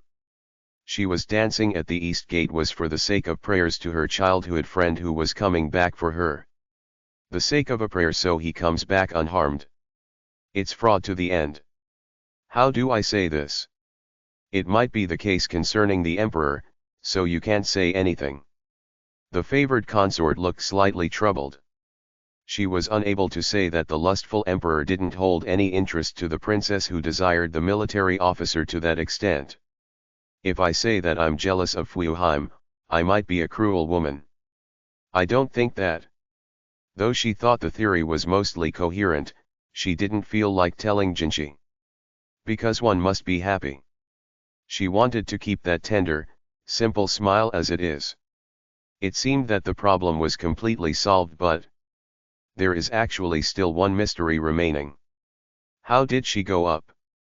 Mau tilted her head, looking up at the wall that was on all her 4 sides. Chapter 13, Intimidation. There were the sounds of something falling with a crash. The tuber and grain porridge, tea, and grated fruit went everywhere. Did you think to serve Rafasama this kind of peasant food? Make it all over again. The corners of the court ladies' eyes were raised. She is one of the ladies' maid attached to consort Rafa, a young woman with a face of gaudy makeup. What a pain. She cleaned up the fallen food and picked up the plates while heaving a sigh. Mau Mau was at the Crystal Palace, consort Rafa's residence. She was surrounded by a great number of glares. There were looks of ridicule, scorn, and bare animosity. As a maid who served consort Yakuyo, this place was just like enemy territory. She was standing on a bed of nails. It was when the emperor appeared at consort Yakuyo's place last night. She had tasted for poison as usual and was planning to leave the room. I have a request for the doctor from the rumors. She was called for the first time.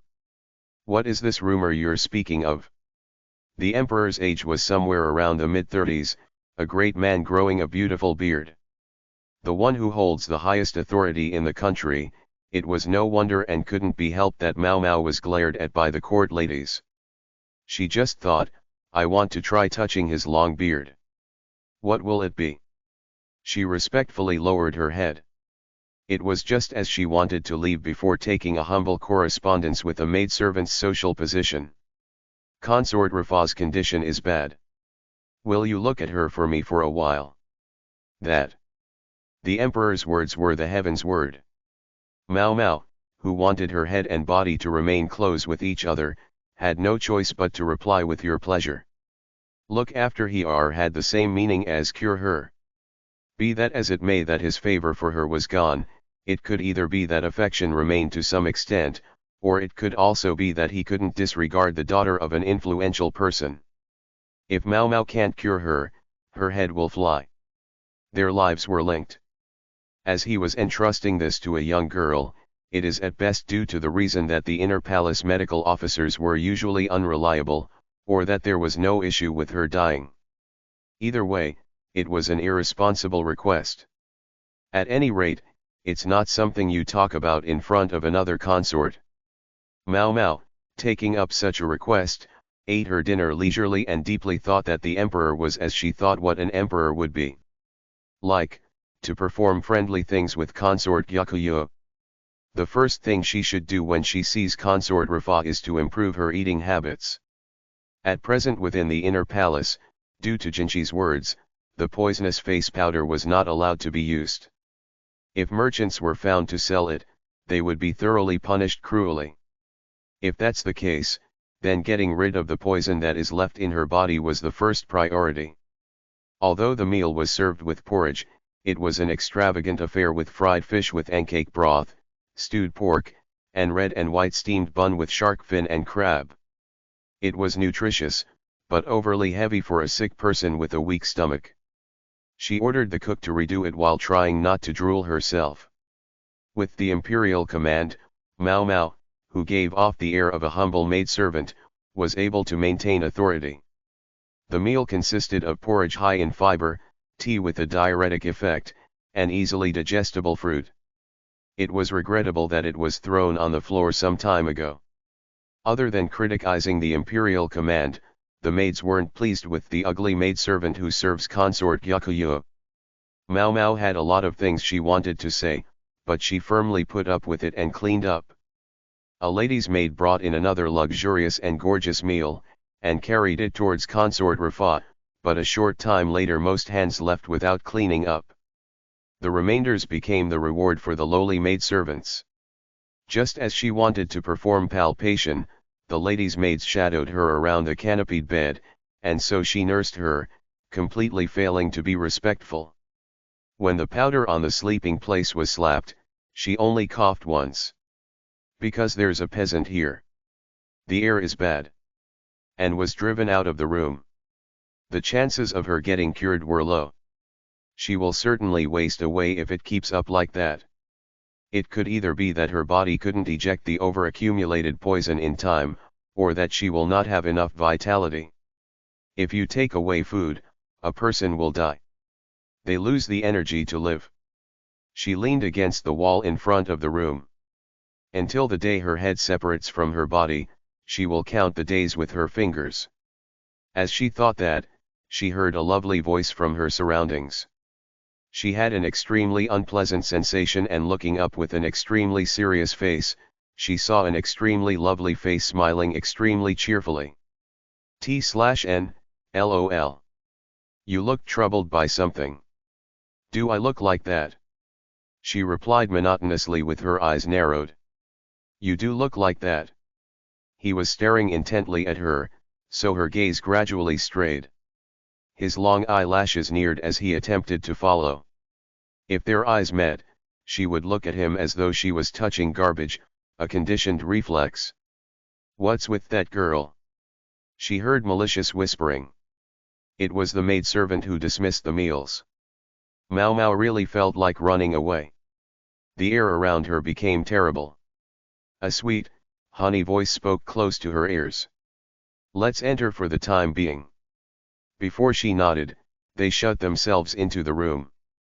As she entered, the followers in the room glared at her even more grimly than just then.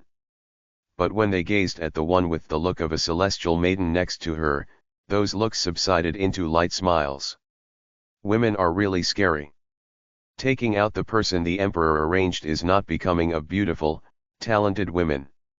She bit her lip at Jinchi's words, and softly retreated from the front of the bed. Now, go. With a push from her back, Mau Mau pitched forward. With a bow, she stood in front of the bed, and took hold of the pale hand with light veins. She also had experience in things to do with being a doctor, not just medicine. Consort Rafa's eyes were closed, she did not resist. Mau Mau didn't know if she was sleeping or awake. Half her soul had already flowed to the other world. To look under the eyelids, she hung her fingers on the consort's face. Her fingers slipped at the feel of the smoothness. Her skin was pure white, not different from before. The same skin color as before. Mau Mau's face stiffened. She turned towards the maids. She stood before one of them among them, and asked in low, stifling voice. It was the girl who slapped the powder some time ago. The one who applied the makeup on the consort, was it you? Yes, that's right. It is the duty worthy of a maid after all. As Mau Mau stared into her, the maid answered while panicking in some way. She was bluffing with all her might. I want Rafa-sama to be always beautiful. As if to say she was right. I see. There was a loud slap. The maid collapsed, her strength leaving her, having no idea what just happened. Mau Mau's cheeks and ears were strangely hot. What are you doing? Amid the dumbfounded group, one person flared up on Mau Mau. Ha! I'm just disciplining a fool. Speaking in that disdainful way, she grabbed the collapsed maid by the hair and dragged her along. She stopped the front of the dressing table, emptying her hands and reached for the engraved container. Opened the lid, covered the maid with its contents.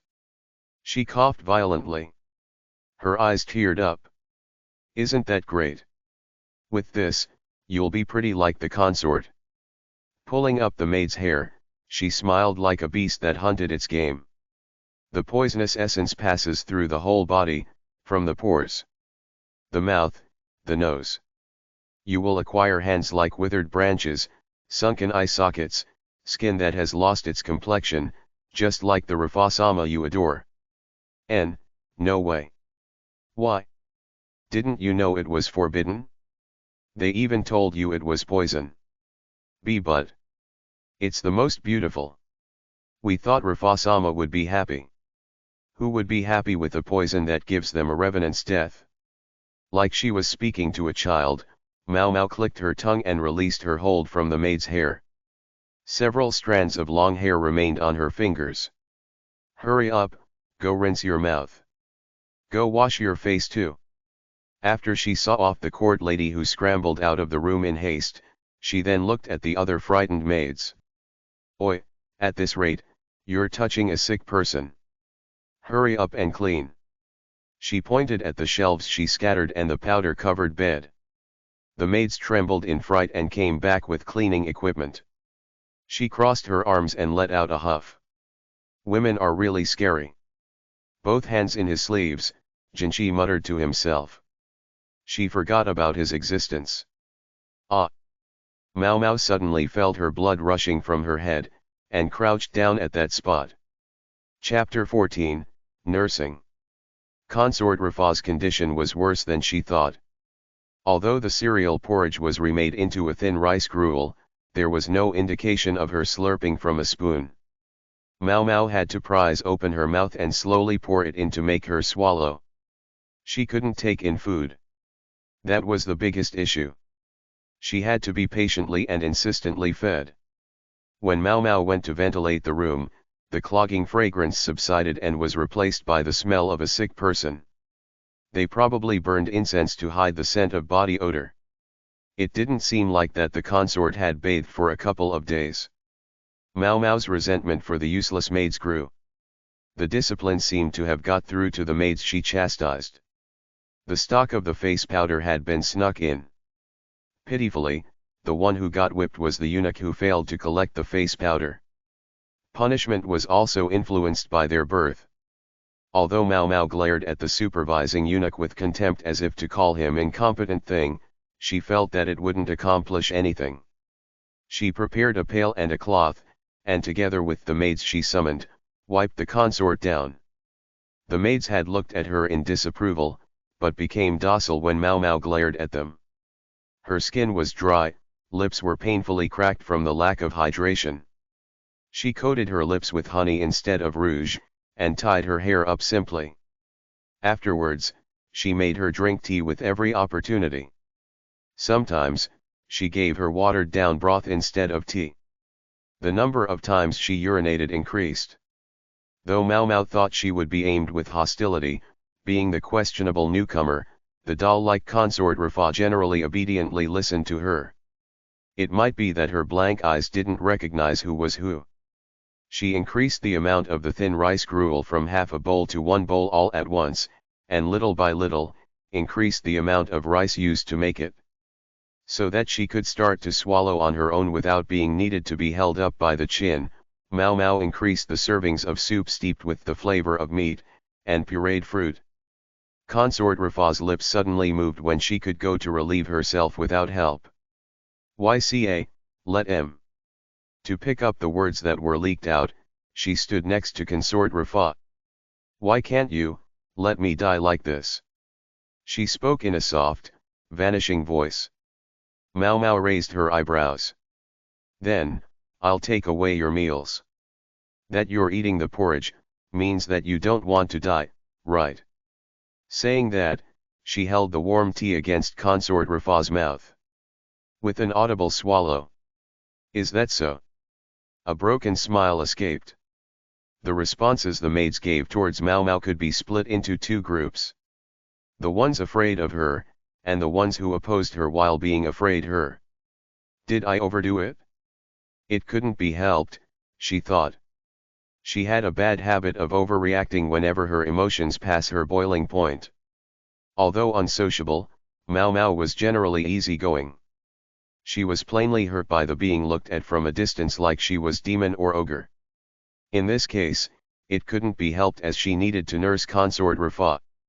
She didn't know anything if it was the Emperor or Consort Gyakuyu's command. The sparkling Jinchidano frequently appeared for her.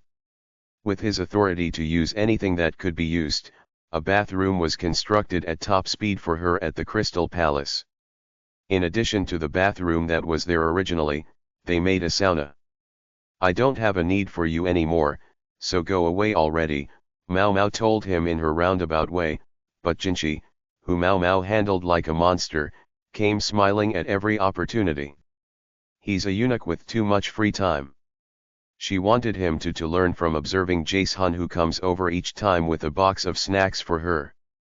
He could become a good husband with that sort of diligence. But he's a eunuch. She took in fiber and hydration to sweat and promote bowel movement. While thinking just about eliminating the poison from her body, 2 months have passed, until Consort Rafa was able to go out for a walk by herself. From the start, the weakness from the nervous breakdown was serious. It should be a non-issue if she didn't newly take in poison. It will take time to recover her voluptuous body from before, but the redness had returned to her cheeks, and she is no longer hovering over the brink of death. The night before she returned to the Jade Palace, Mao Mao went to Consort Rafa's place to greet her. Mao Mao had expected to be slandered as a peasant if the consort's conscience was clear, but it wasn't the case. There was conceit, but there wasn't arrogance. The thing about the crown prince had made her imagine her an unpleasant young lady, but in truth she had the appropriate personality of an empress. Well then, you will be excused tomorrow morning.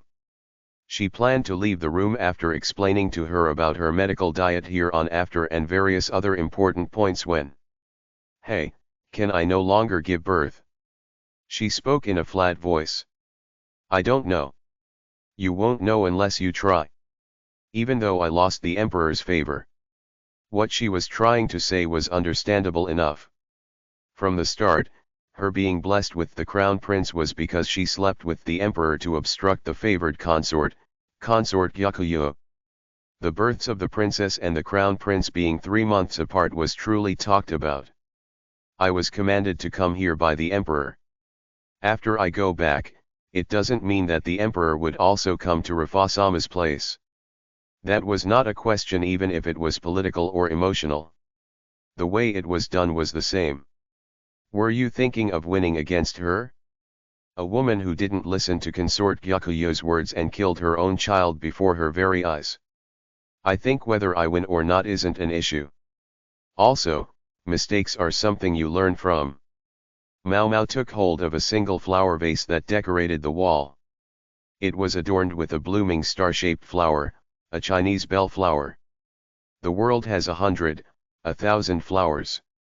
If you must pick between the peony and the iris, I think the most beautiful one is the one you're fixed on, is it not? I don't have the barbarian princess jade eyes and pale hair. If you have other things, then there's no issue.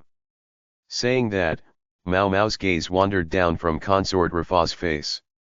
Normally, it is said that is the part where you lose weight from first, but she had 2 proper-sized melons on her chest. It was just the size of these that I have from the start.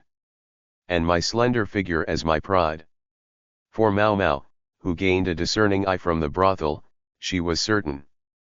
It was a secret that she was fascinated every time she was made to bath. As one who served Consort Gyakuyo, although there wasn't a way for her support Consort Rafa, she decided to give her one last present. Can you lend me your ears for a bit? Mumbling so that no one around them could hear, she taught Consort Rafa a certain thing. It is a secret art no loss to memorize of the ladies of the red light district.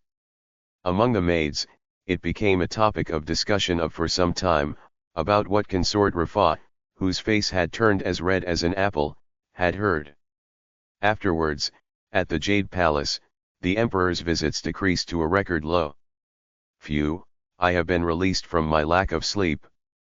At those words, laced with cynicism at what Consort Gyakuyo said, Mao Mao's wandering eyes were yet another story.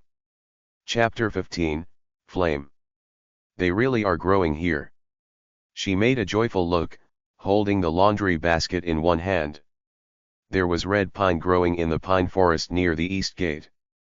The inner palace was generally vigilant in the control of the garden. Also, the pine forest drops its dead branches and leaves once a year, which creates the ideal conditions for the growth of a certain mushroom. What she was holding onto was the rare mushroom with the spreading conical cap, the matsutake. While there are people that dislike its scent, it was Mao Mao's favorite food.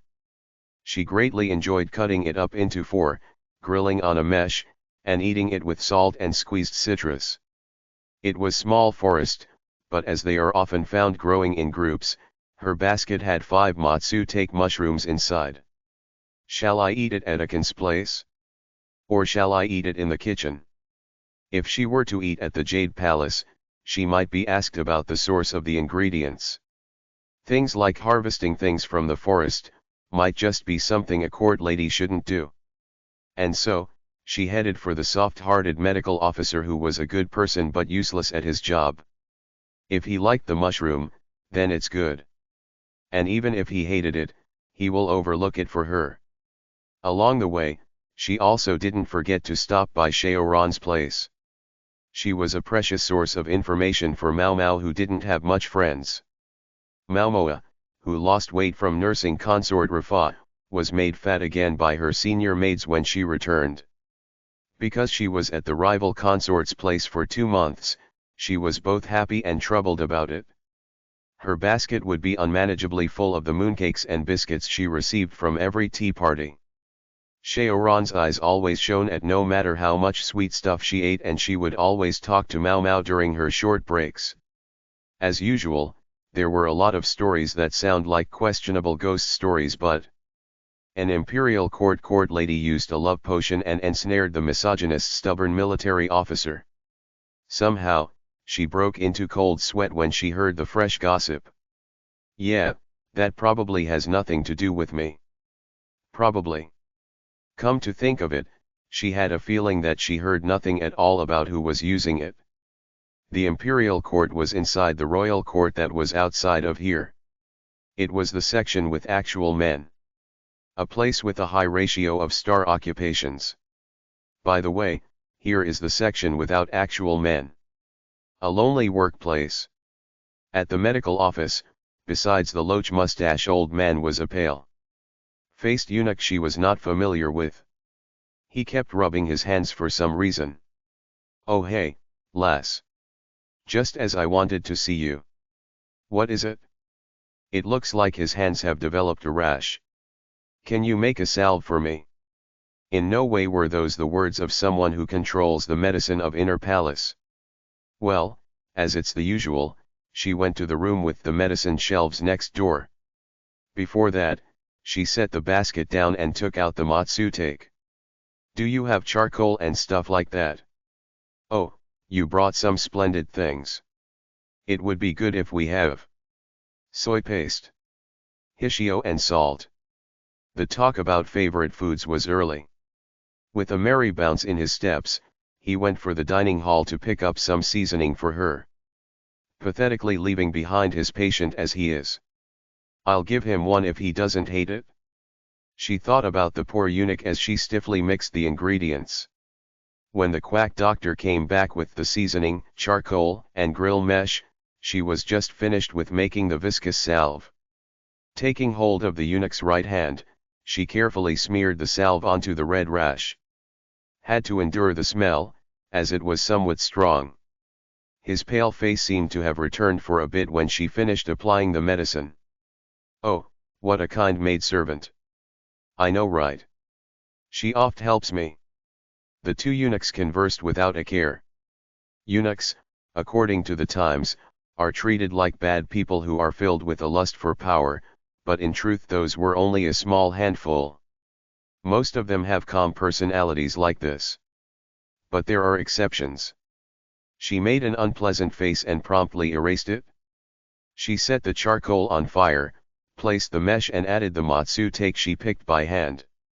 She cut the sudaka that she had willfully stolen from the orchard again. She served it on a plate once the peculiar fragrance reached her nose and they were a little charred. She then enjoyed it seasoned with salt and sudaka. The moment the two old men placed it in their mouths, she determined them as accomplices. As Mau Mau chewed, the quack doctor was chatting in a carefree manner. "The lass is helpful because she can do anything. She made a lot of medicine aside from the salves for me. How wonderful." She was somewhat troubled by the fact that he was treating her as if she was his own daughter. Suddenly, she was reminded of her dad, who she hadn't seen for more than half a year. A tiny bit unsettled by the strong feelings, the quack doctor really said the improper things that a quack doctor would say. There aren't medicines you can't make, right?" "Huh." Before she told him to stop with the false advertising, the eunuch before her eyes made a reaction. "Anything. Anything." The quack doctor blew out of his nose in pride. It's the way the quack doctor did things. "Then, can you make medicine that can break curses?" The man said that while rubbing his inflamed right hand. Color had returned to his pale face some time ago. It was something from the evening of yesterday. "His work ends with cleaning up the rubbish as usual." Rubbish from all over the inner palace is collected in a cart and incinerated on the west side. It was originally forbidden to light a fire after the evenings, but since there was no wind and the air was damp, it was approved with no issues.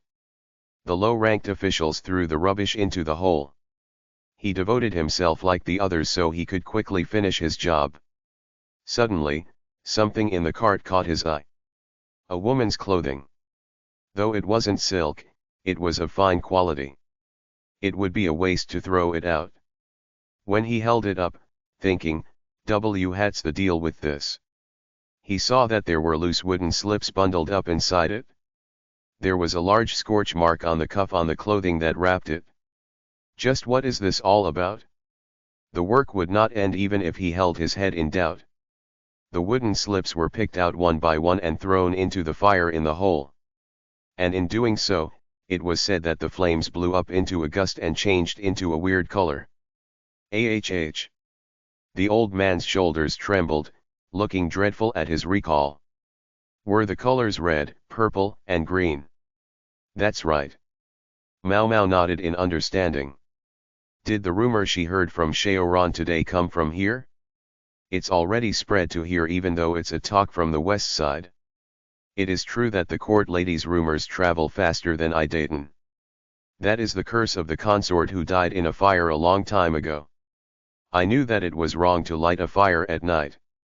That's why it turned out like this. It seemed that the eunuch's hand rash was from after seeing that flame. Hey, girl. Make me a medicine that breaks the curse. That sort of medicine doesn't exist. Declaring that coldly, she stood up from her seat and went to rummage at the medicine shelves next door. Giving a backwards glance at the flustered quack doctor and the old man, she put something on the table. There were several powders, and then bits and pieces of wooden slips. That flame. Was it this color? She added the wooden slips onto the charcoals, and after confirming that they were lit, she scooped up some white powder with a medicine spoon. And added it to the fire. The orange fire turned red. If not then, this. When she added a different powder, it became green. You can do even this. When she added a pinch of salt that was stuck to the matsu take, it turned yellow. Lass, what in the world is that? The quack doctor asked, looking astonished. It's the same as colored fireworks. Just that the color changes according to what is burnt. There were firework makers among the guests of the Rikaku. A secret technique that stays within the premises even change as talk inside the sleeping quarters. They also didn't know about the children next door waking up from their sleep. Then, what is this hand? Is it not a curse? Mau Mau held out the white powder. A rash can break out if you touch this with your bare hands. If it wasn't for that, they wouldn't paint lacquer onto the wooden slips. Either way, isn't your skin weak to these? Is that so? He sat down tiredly, as if he lost his bones. His face was a mix of surprise and relief. It was adhered to the wooden slips, burning that will birth colorful flames. That was all it was. Why is it again just that kind of thing? Mau Mau's thoughts were interrupted. She heard clapping. Well done. There was a detestable guest standing there unnoticed. He was smiling with that unchanging heavenly smile. Chapter 16, Secret Maneuvers. The place Jinchi led her to was the palace official chief's room. The middle-aged court lady withdrew from the room with Jinchi's directions. She honestly wanted to say. It was completely impossible to be alone in the same room as this living being. Even Mau Mau didn't hate pretty things. It's just that she couldn't forgive that he is excessively pretty. She felt that tiny flaw was like a sin. It was just like a polished gem with just a hairline fracture having its value halved. That is why whenever she interacts with him, she ends up looking at him like an insect that crawls on the ground. There was nothing she could do about it. I want to interact with him like he is someone to appreciate. This was the lower middle class Mau Mau's real intention. She was relieved when Jace Hun came in to replace the court lady. Recently, the taciturn attendant was in the process of becoming the healing type. How many colors are there for these? He lined up the powders taken from the medical office. There's red, yellow, blue, purple, and green. If you make a fine distinction, there are more. I don't know the specific number. Then, what can we do about those colors on the wooden slips? It was impossible to strike it when it was in the form of powder. It will be weird whatever the circumstances. If it's salt, it can only be added to salt water. I think this too can be done the same way. She put away the white powder. The other ones look like they can be removed with something other than water. This too is outside my expertise, so I don't know. It's good enough. The young man crossed in arms, deep in thought. Just this would paint a picture. She knew that Jinchi seized various things from inside the inner palace. The things Mao Mao said just now have become the basis for something. It seems the scattered pieces of information was becoming connected in his head. A cipher, I wonder. The answer she reached would likely be the same. However, Mao Mao repeatedly acknowledged that it should not be said. The pheasant would not be shot but for its cries. As she would not be needed beyond this, she was going to leave. Wait. She was called to a halt. What do you require? I like da bin mushi. There was no need to say, of what? I just knew I been caught. Dropping her shoulders. I'll go look for some tomorrow as well. She told him. When he affirmed that the door closed with a click, Jinchi stopped his sweet, honey smile. Instead, his gaze became crystal sharp. Look for people who have recently bore burns on their arm. For the time being, investigate the ones with rooms and upwards, and their attached ladies' maids as well. By your will. When Jace Hun withdrew, the palace official chief entered. Thank you very much. For always lending me your place. There's no problem. She blushed in spite of her age. Jinchi was again smiling, expression like heavenly nectar. Nevertheless, he should be like this to women. For only just a moment his lips pursed, and he left the room, the smile back to the usual. Okay, try wearing this. Infa, her maid senior, held out brand new clothes to Mao Mao. The colors were unbleached white for the tunic, pale red for the skirt, and the sleeves were a pale yellow, and reached out larger than usual. Though it wasn't silk, it was made from high-quality cotton. What is this? Though the colors were appropriately plain for a maidservant, it wasn't a design for practical use. Furthermore, they were clothes that opened up widely at the breast area. Mao Mao, having never worn such clothes, made a clearly reluctant expression. What, you say? It's the outfit for the garden party. The garden party.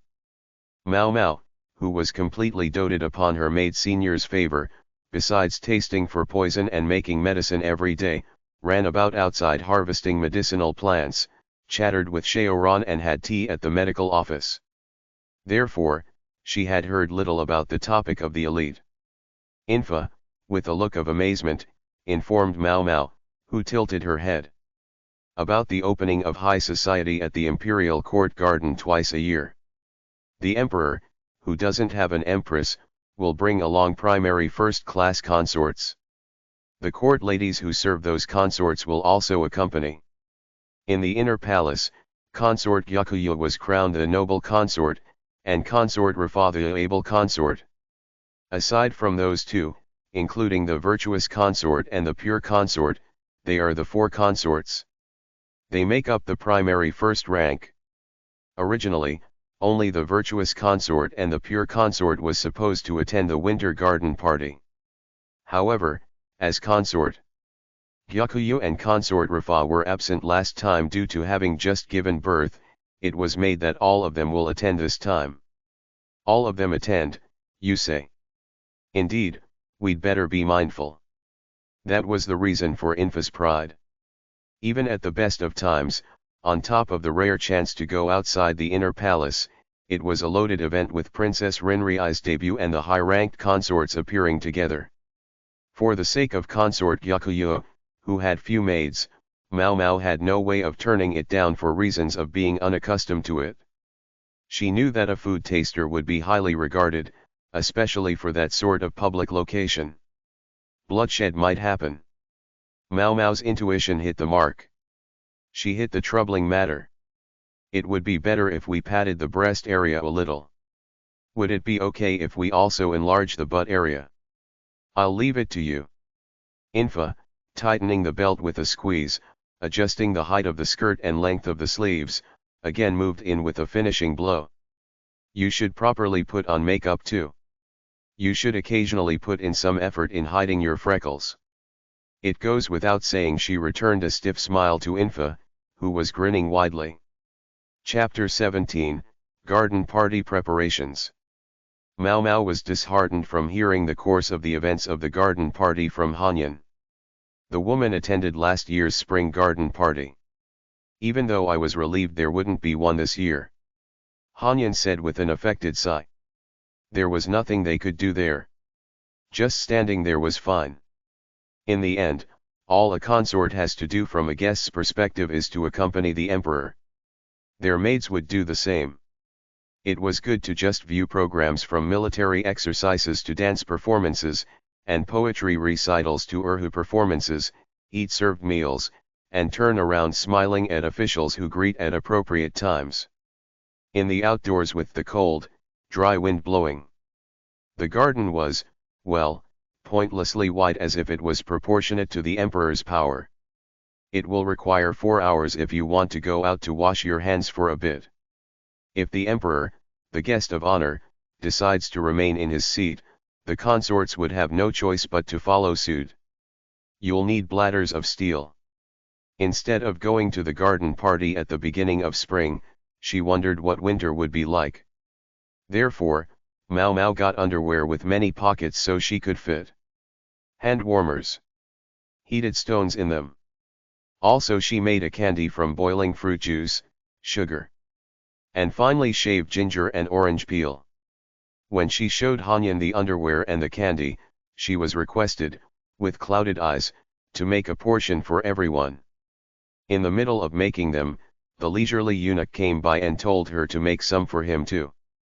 His attendant looked like he wanted to say something, so she reluctantly made another one for him as well. Again, during the night visit, it seemed that consort Yakuyo told the emperor, and the next day, the emperor's personal seamstress and the one in charge of his meals came by to learn how to make it. Indeed, it was quite a penance. Thanks to that, it wasn't until the garden party when her side job finished. As it was last night when she was finally freed up from work, she decided to make medicine from the medicinal herbs she had on hand. You look beautiful, Gyakuyo-sama. What Infa and them said wasn't flattery. As expected, only the one called the favored consort can pull this off. The consort, who drifted with the air of a foreign country, wore a red skirt and a light crimson outfit. The large sleeves she wore on top were the same red with golden embroidery. Her hair was tied up with 2 large rings, with 2 flower kanzashi and a crown placed right on the center. The flower kanzashi was a long silver hairpin, and the ends dangled with a decorative red silk tassel and jade gem. The reason these clothes have never been worn despite the showy design, was because of consort Yakuyo. The consort, with burning red hair, was said to be the person who suited red the most. Also, her glittering jade-colored eyes within the red also harbored a mysterious air about her. Mao Mao and others who wore red outfits to signify that they follow her. They wore matching sets and tied up their hair. Consort Yakuyo, for her troubles, brought along a jeweler box from her own dresser. There was a necklace and earrings set with jade, and a kanzashi inside. Because you are my maids. So you are free from strange bugs, we will have to attach these to let people know you belong to me. Saying that, she respectively decorated their hair, ears, and neck. Mao Mao was given the jade necklace to wear. Thank you very much. Eek. Before she could finish saying her thanks, her arms were pinned to her back. Infa firmly twisted her arms. Well then, it's time for makeup. Hanyan was grinning with a paintbrush in hand. The other two maids were each holding onto a clam with rouge inside and a writing brush respectively. It was here when she forgot to put up a storm about getting her face made up by her senior maids. Yufufu, make her cute. Consort Yakuyo laughed, her voice pleasant like a bell. It turns out there was another accomplice here. Mao Mao, who couldn't conceal her trembling, was under the mercy of the four maids. First, we should wipe her face and paint the perfumed oil. They roughly wiped Mao Mao's face with a damp cloth. Huh. The maids collectively made a sound of surprise as they compared her face to the damp cloth. I've been exposed. She will say one thing here.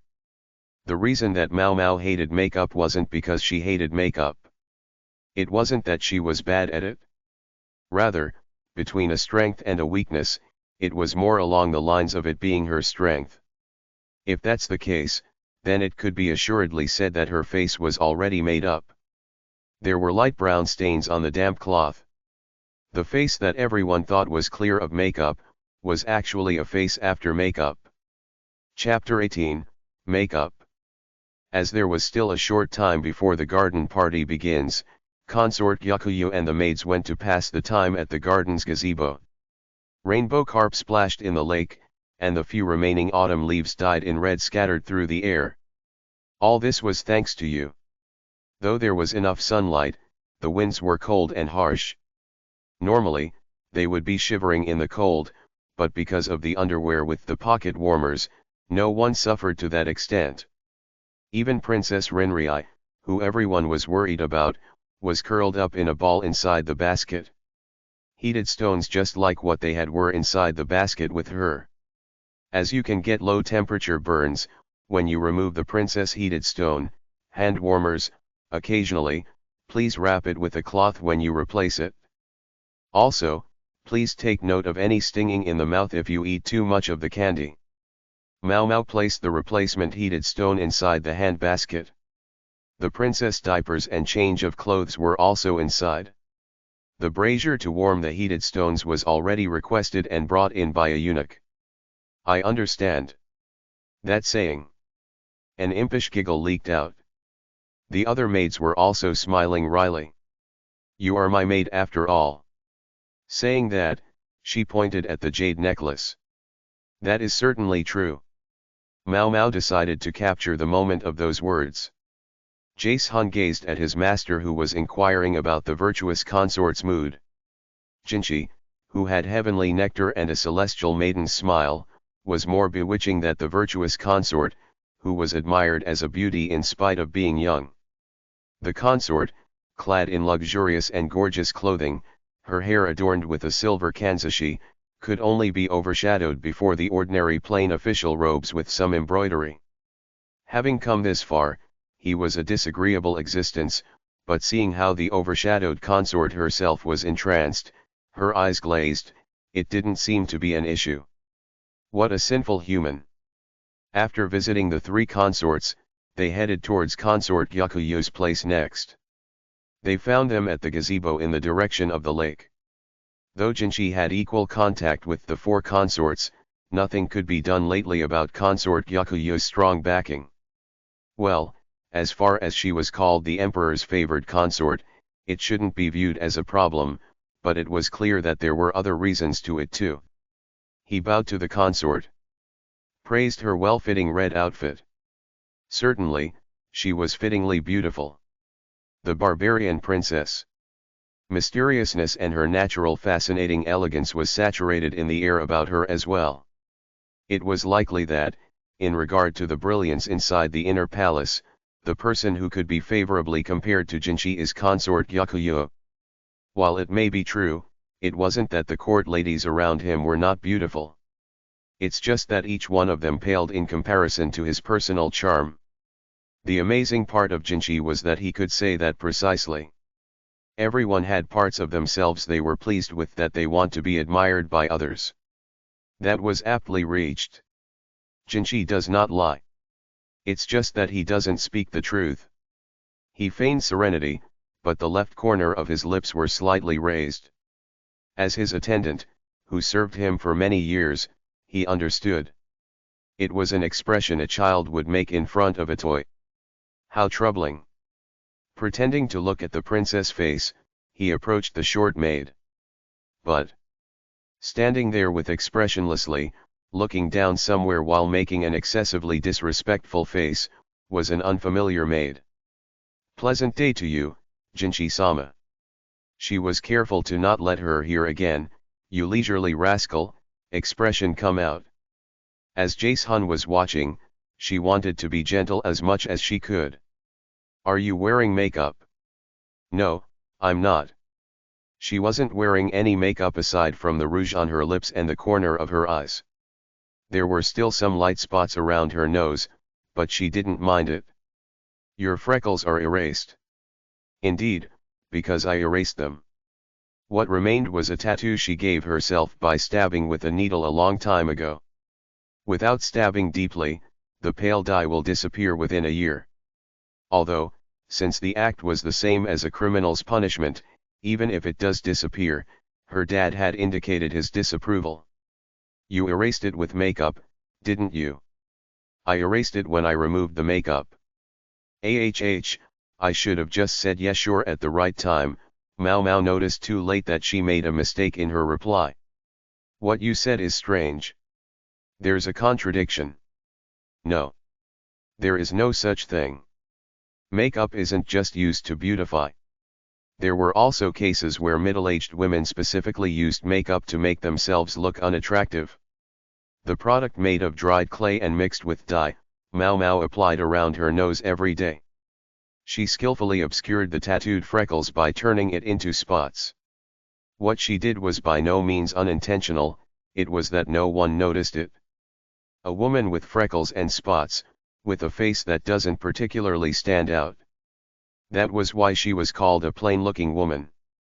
To put it another way, if she didn't have the freckles and spots, her face would just be said as uncharacteristic, in other words, an average, neat face. With even a little bit of rouge, she can change the atmosphere. The ordinary-looking Mao Mao can look completely different. Jinchi clutched his head at Mao Mao's explanation, as if he somehow couldn't understand her. "Why would you do that kind of makeup?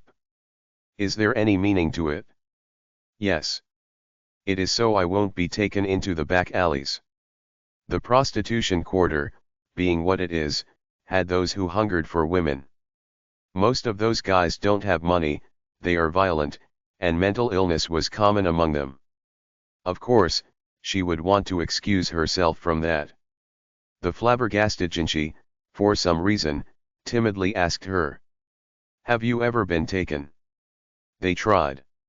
So he could understand what she said, she glared at him with narrowed eyes. "Instead I have been kidnapped by human traffickers." It was better for the women disposed at the inner palace to have good looks.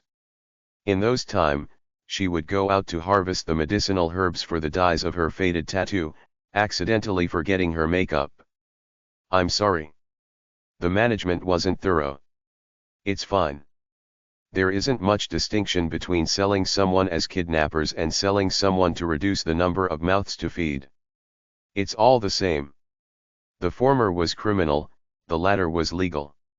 Even a kidnapper couldn't be punished if the person they bought didn't know that distinction." Right now, the reason to her using this sort of makeup in the inner palace was the same as her hiding her ability to write. Although it now no longer mattered, her sudden no makeup face was only just a matter of not knowing the timing. "I'm sorry." He's unusually meek. As he was looking up, he stuck quickly something on her head. "That hurts." "Does it? Have this." He wasn't smiling his usual saccharine smile. His face was also mixed with embarrassment and gloominess. When she felt her head, she felt something cold and metallic in her hair even though she wasn't wearing anything. "Well then, I'll see you at the assembly place." Jinchi turned his back and left the gazebo just like that. Stuck in her hair was a man's silver kanzashi. How nice. Mao Mao thought to give it to Infa, who looked like she really wanted it, but the other two had the same expression, so she had no choice but to draw in her hands. Hanyan made a wry smile. Ah, he broke the promise so quickly. Consort Yakuyo looked peevish. She took the kanzashi from Mao Mao's hand and neatly fastened it in her tied-up hair. It looks like you're not just my maid now. For good or evil, Mao Mao was especially estranged from the talk of the upper echelons of the imperial court.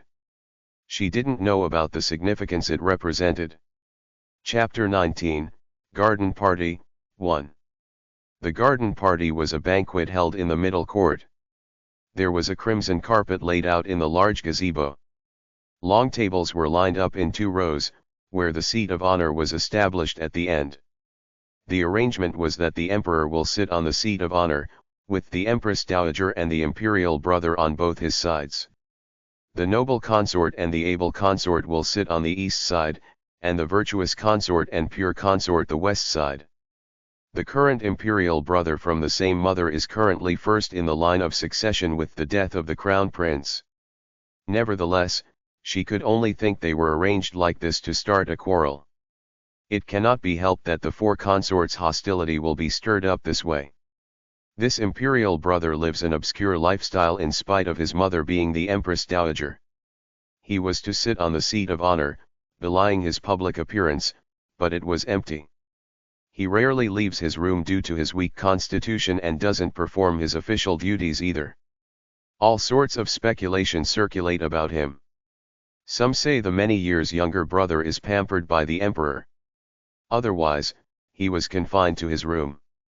Or that he wasn't allowed to go outside, as the empress dowager is overly affectionate to him. Well, it wasn't something that concerned Mao Mao. The dishes came out past noon. She was now enjoying acrobatics and dance performances. Only the head maid Hanyan accompanied consort Yakuyo. As far as they were not needed, the other maids waited for instructions behind the curtain. The princess was being rocked by the empress dowager. Her drifting elegance and her unfading beauty did not pale in comparison to the 4 consorts around her. They should prepare more cover, tent.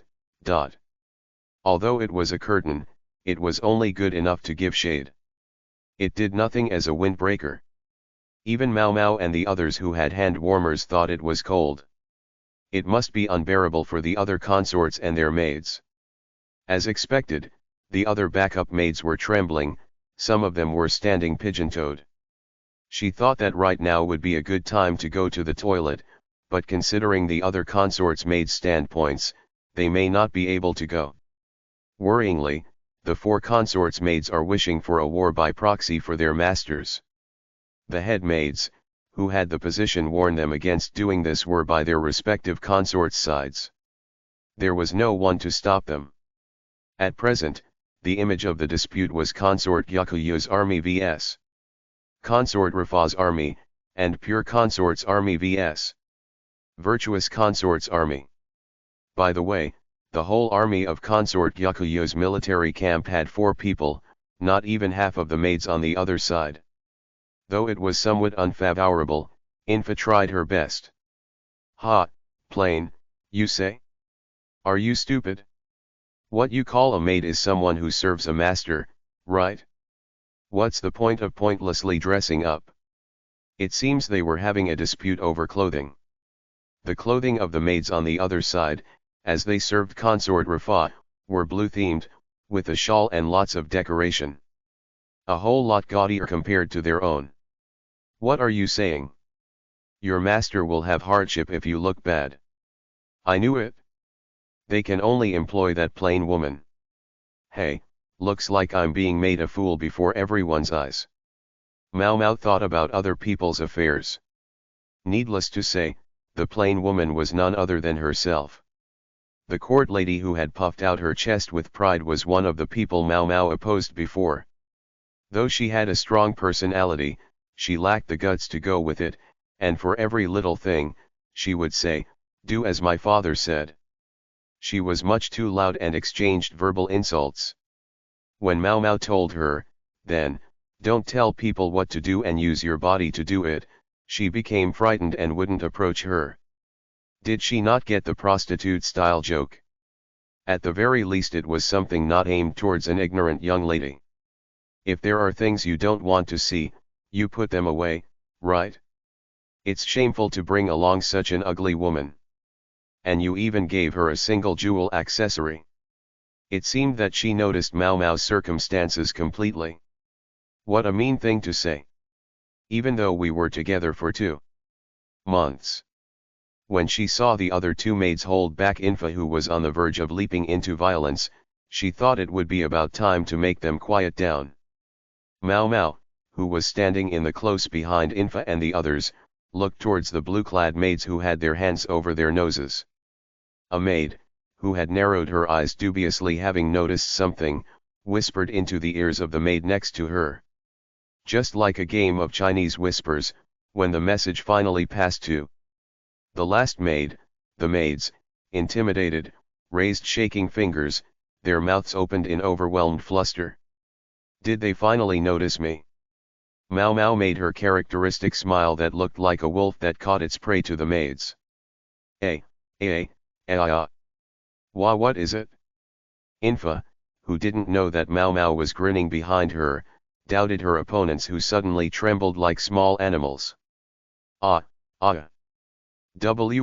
let you win this time. Be thankful. Saying that, she spat out a parting remark that didn't make any sense and moved off to the edge of the curtain. Even though there were other free spaces, they chose to move to the place furthest from Mau Mau's group. Seeing the dumbfounded Infa and the other maids, they really were hurt? Mau Mau thought. Infa recovered and met Mau Mau's gaze. Gosh, those jerks from before. Sorry about that. For making you feel unpleasant. Even though you are really this cute. The apologetic Infa said. Don't worry about it. Leaving that aside, would you like to replace your hand warmer? No, it's still warm, it's fine. At any rate, why did they suddenly start trembling like that? Who knows?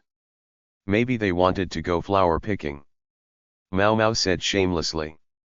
By the way, the current Mau Mau had the setup of a young girl who, in addition to been made a disposable piece of a food taster after being sold from being chastised by her parent, bore with 2 months of grand bullying at the Crystal Palace, and fell to distrusting cruel men to the point of defiling her own face. It was troubling that Infa and the others' delusional strength was impressive for their age. She was also troubled by the image of Jinchi, who had bumped into Mau Mau, a personage like a celestial maiden being concerned of a pitiful girl. No matter who you look at it, it was a marvel. On the other side, another war by proxy was continuing. The numbers were 7 versus 7. Maids dressed white outfits and maid dressed in dark-colored outfits. The former were the virtuous consorts maids, and the latter were the pure consorts. That side also has a bad relationship. Infa said seriously. Their ages are 14, and 35. Even though there are both consorts, their ages are far apart enough to be mother and child, and they clash too. The novice is the virtuous consort, and the one with the long service is the pure consort. That is, well, there is a lot to say. Gian, the quiet maid, said. That's true. And they used to be daughter-in-law and mother-in-law. Aaron, the tall maid, also nodded. Daughter-in-law and mother-in-law. She heard about something that didn't seem like something from the inner palace. Mau Mau tilted her head. Indeed, it's a little complex. The two had the relationship of the previous emperor's consort and the crown prince's consort. The time the previous emperor passed away, his consorts became nuns to observe mourning. However, to oppose that, one made the distinction of having not served the previous emperor, saying that she was thrown away once from her earthly life, and now married the son. The previous emperor's era was 5 years ago. That time, whether it was some long talk due to politics or whatever, the virtuous consort was 9 years old. It was said she became a consort at that age. No matter what kind of lusts there are, that isn't something you hear. As she recalled the emperor with the beautiful beard, the comment she heard made her know the shocking truth. It's impossible, isn't it? That the mother-in-law was 9 years old. Aaron told her something that was hard to believe. Chapter 20, Garden Party, 2. Her first impression of Ryashu, the virtuous consort, was a child who couldn't read the atmosphere. Mao Mao and Gian went to where the princess was during the intermission at the end of the first part of the banquet. When Gian went to replace her cooled hand warmer, Mao Mao went to check on the baby's condition. It doesn't look like anything physically wrong in particular. The shrieking Princess Rinri, with her face like an apple, was much more expressive compared to the first time she met her. She must be even doted by her father the emperor and her grandmother the empress dowager. But, are they really going to leave her outside like this? If the princess caught a cold from this, it wouldn't be unreasonable that Mao Mao's head might fly. Because of that, she fashioned a baby bed that was like a bird's nest in the basket, specifically using the lid that was crafted by a craftsman. Well, it's cute, so it should be fine. For Mao Mao, who didn't like children, to think that she was cute, babies are terrifying beings.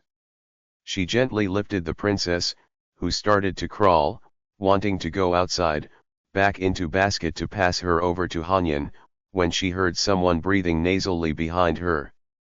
She saw a young girl right there, who was wearing a luxurious and gorgeous deep peach-colored large sleeves. She was followed by several maids behind her. Though her face was charming, her lips were puckered, looking displeased. This is the young mother-in-law. Seeing Hanyan and Gian deeply bowing their heads, she followed suit. Consort Ryashu, looking truly displeased, was leading her maids off to somewhere. Was that the virtuous consort? Yes, that's right. Well, you should pretty much know when you see her. I wonder if there are various things she can't read. The what would be the cues of this place. When one becomes part of the 4 consorts, they are bestowed their own personal signature. Consort Gyakuyo was given the signature of deep crimson and jade, Consort Rafa would be ultramarine and crystal, and the pure consort, seeing as that was what she was wearing, should probably be black. She resides in the Pomegranate Palace, so her jewel should be garnet. If we go with the 5 elements, white should be appropriate though. Consort Ryashu's outfit was deep peach, it was like wearing consort Gyakuyo's red outfit. With the banquet seating arrangement where Consort Gyakuyo and Consort Ryashu sat beside each other, people would see at a glance that the colors clash. Which reminds me. She had a feeling that the maid's quarrel she can hear in the distance was about that issue. How should I say this? She's still young, isn't she? Hanyan, sighing deeply, surmised everything with a single remark. The lukewarm hand warmers were put into the previously prepared brazier. Mao Mao also decided to pass some over to the other maids she saw surrounding them at a distance, with permission from Consort Gyakuyo. It was somewhat strange seeing maids, who were used to silks and jewelry, get greatly delighted over the warm stones. It was unfortunate that Mao Mao was unable to pass any to the maids from the Crystal Palace, seeing as when Mao Mao approached them, they maintained a fixed distance as if they were repelled by magnets. In the end, you're just soft-hearted? Though Infa said that, amazed. That might be as you say. She frankly told her what she felt. Speaking of that. As it was the intermission, it couldn't be helped that a lot of people were walking through the back of the curtains. It wasn't just maids. There were military officers and civil officials too. Everyone was holding onto an accessory in one hand. If there were those who faced with court ladies one-to-one, then there were those who surrounded the court ladies in a several-to-one group. It seemed that Gian and Aaron were also talking to an unknown military officer. That way, they can invite excellent capable people who were hidden in the flower garden. Okay. They give the accessory that holds a symbol. Is that so? Well, there's also another meaning to it. I see. Infa crossed her arms and pouted at her unusually uninterested reply. I said there's also another meaning to it. Is that so? She wasn't going to hear that meaning. In that case, hand over that kanzashi please. Okay. But you'll have to match it out with the other two with rock, paper, scissors please. She said that as she turned over the pocket warmers in the brazier. This talk didn't concern Mao Mao, who had planned to quickly return to the prostitution quarter after her 2 years of service was up. That aside, if I'm going to work that hard, it would be better if I apprenticed at the Crystal Palace instead, huh? Saying that, she made a face as though she was looking at a locust that has ceased to breathe. Young lady, please have this. A kanzashi was presented to her before her eyes. Looking up, she saw a fearless-looking large man smiling sweetly at her. He didn't have a matching beard yet. Though he had a face that fell under the category of handsome, Mao Mao, who had strong resistance to unnecessarily sweet smiles, only looked back at him without any strong feelings. Though the military officer seemed to notice that her reaction was not what he expected, he did not stop offering his presented hand. His stance shook as he stood body bent on his tiptoes. Mao Mao noticed that the cause of the man's dilemma seemed to be herself. Thanks. Mao Mao took it, looking like a pet owner who praised her puppy. She thought that some way or other, he was like a mutt. CYA then. Nice meeting you. I go by Rihaku. I probably won't see him again though. He waved his hand. There were still 10 or so kanzashi slipped in the large breed dog's belt. So the maids won't be embarrassed, he probably planned to distribute those to everyone. If that's the case, I did something bad. She gazed at the peach-colored coral kanzashi. Did you receive that? Gian and the other came by saying that. Each of them had their spoils of war slipped to their belts. It is a participation prize though. Mao Mao replied without feeling. And then, from behind. Aren't you sad with only that much? It was a noble voice she was familiar with. She turned around, and there stood Consort Rafa with her voluptuous breasts. Did she gain a bit of weight? Even so, it wasn't like her previous body. However, there was still a shadow of the consort's beauty. She was wearing a dark blue skirt, a sky-colored tunic, and a blue shawl. Isn't she a bit cold? As long as she was with Consort Yakuyo, she was unable to back Consort Rafa. Even after she left the Crystal Palace, with only Jinchi as the intermediary, she heard nothing about her condition. Although she understood that even if she went to visit the palace, the maids would stand at the front gates and tell her to get lost. It's been a while. A while. Consort Rafa, looking up, touched Mao Mao's hair. Again, just like the time with Jinchi, she stuck something there. This time it didn't hurt. Well then, pleasure meeting you. She elegantly walked away, chiding her attendant maids who couldn't completely hide their shock. The ones amazed were the Jade Palace's maids. With this, Gyakuyo-sama would be really peeved. Infa flipped the decoration of the kanzashi with an amazed face. The 3 red crystal balls on the kanzashi swayed. Chapter 21, Garden Party, 3. When noon came around, Mao Mao alternated with Hanyan to wait behind Consort Gyakuyo. Hearing Infa's advice, the 3 kanzashi she received were all slipped to her belt for the time being. Since the thing Consort Gyakuyo gave her was a necklace, wearing 1 kanzashi should have been fine. But that would make a difference in merit to the kanzashi she didn't wear. It was quite a spectacle to view the banquet once again from the seats of honor. Military officers lined the west side, and civil officials lined the east. Sitting at about 1/5 from the middle of the long table, was Jae-hun on a seat on the military officer's side. Though she realized that he was more a big shot than she thought, she was surprised the eunuch was able to line up there without feeling out of place. The large man from before was also sitting there. He was closer to the lower seats than Jae-hun, but he might be more successful considering his age. In contrast, Jinchi was nowhere to be seen. Seeing as he sparkled to that degree, he should be someone she would find easily though. As there was no need to find him, she decided to devote herself to her main job. Alcohol came first thing before the meal. They were poured bit by bit from glass containers into silver cups.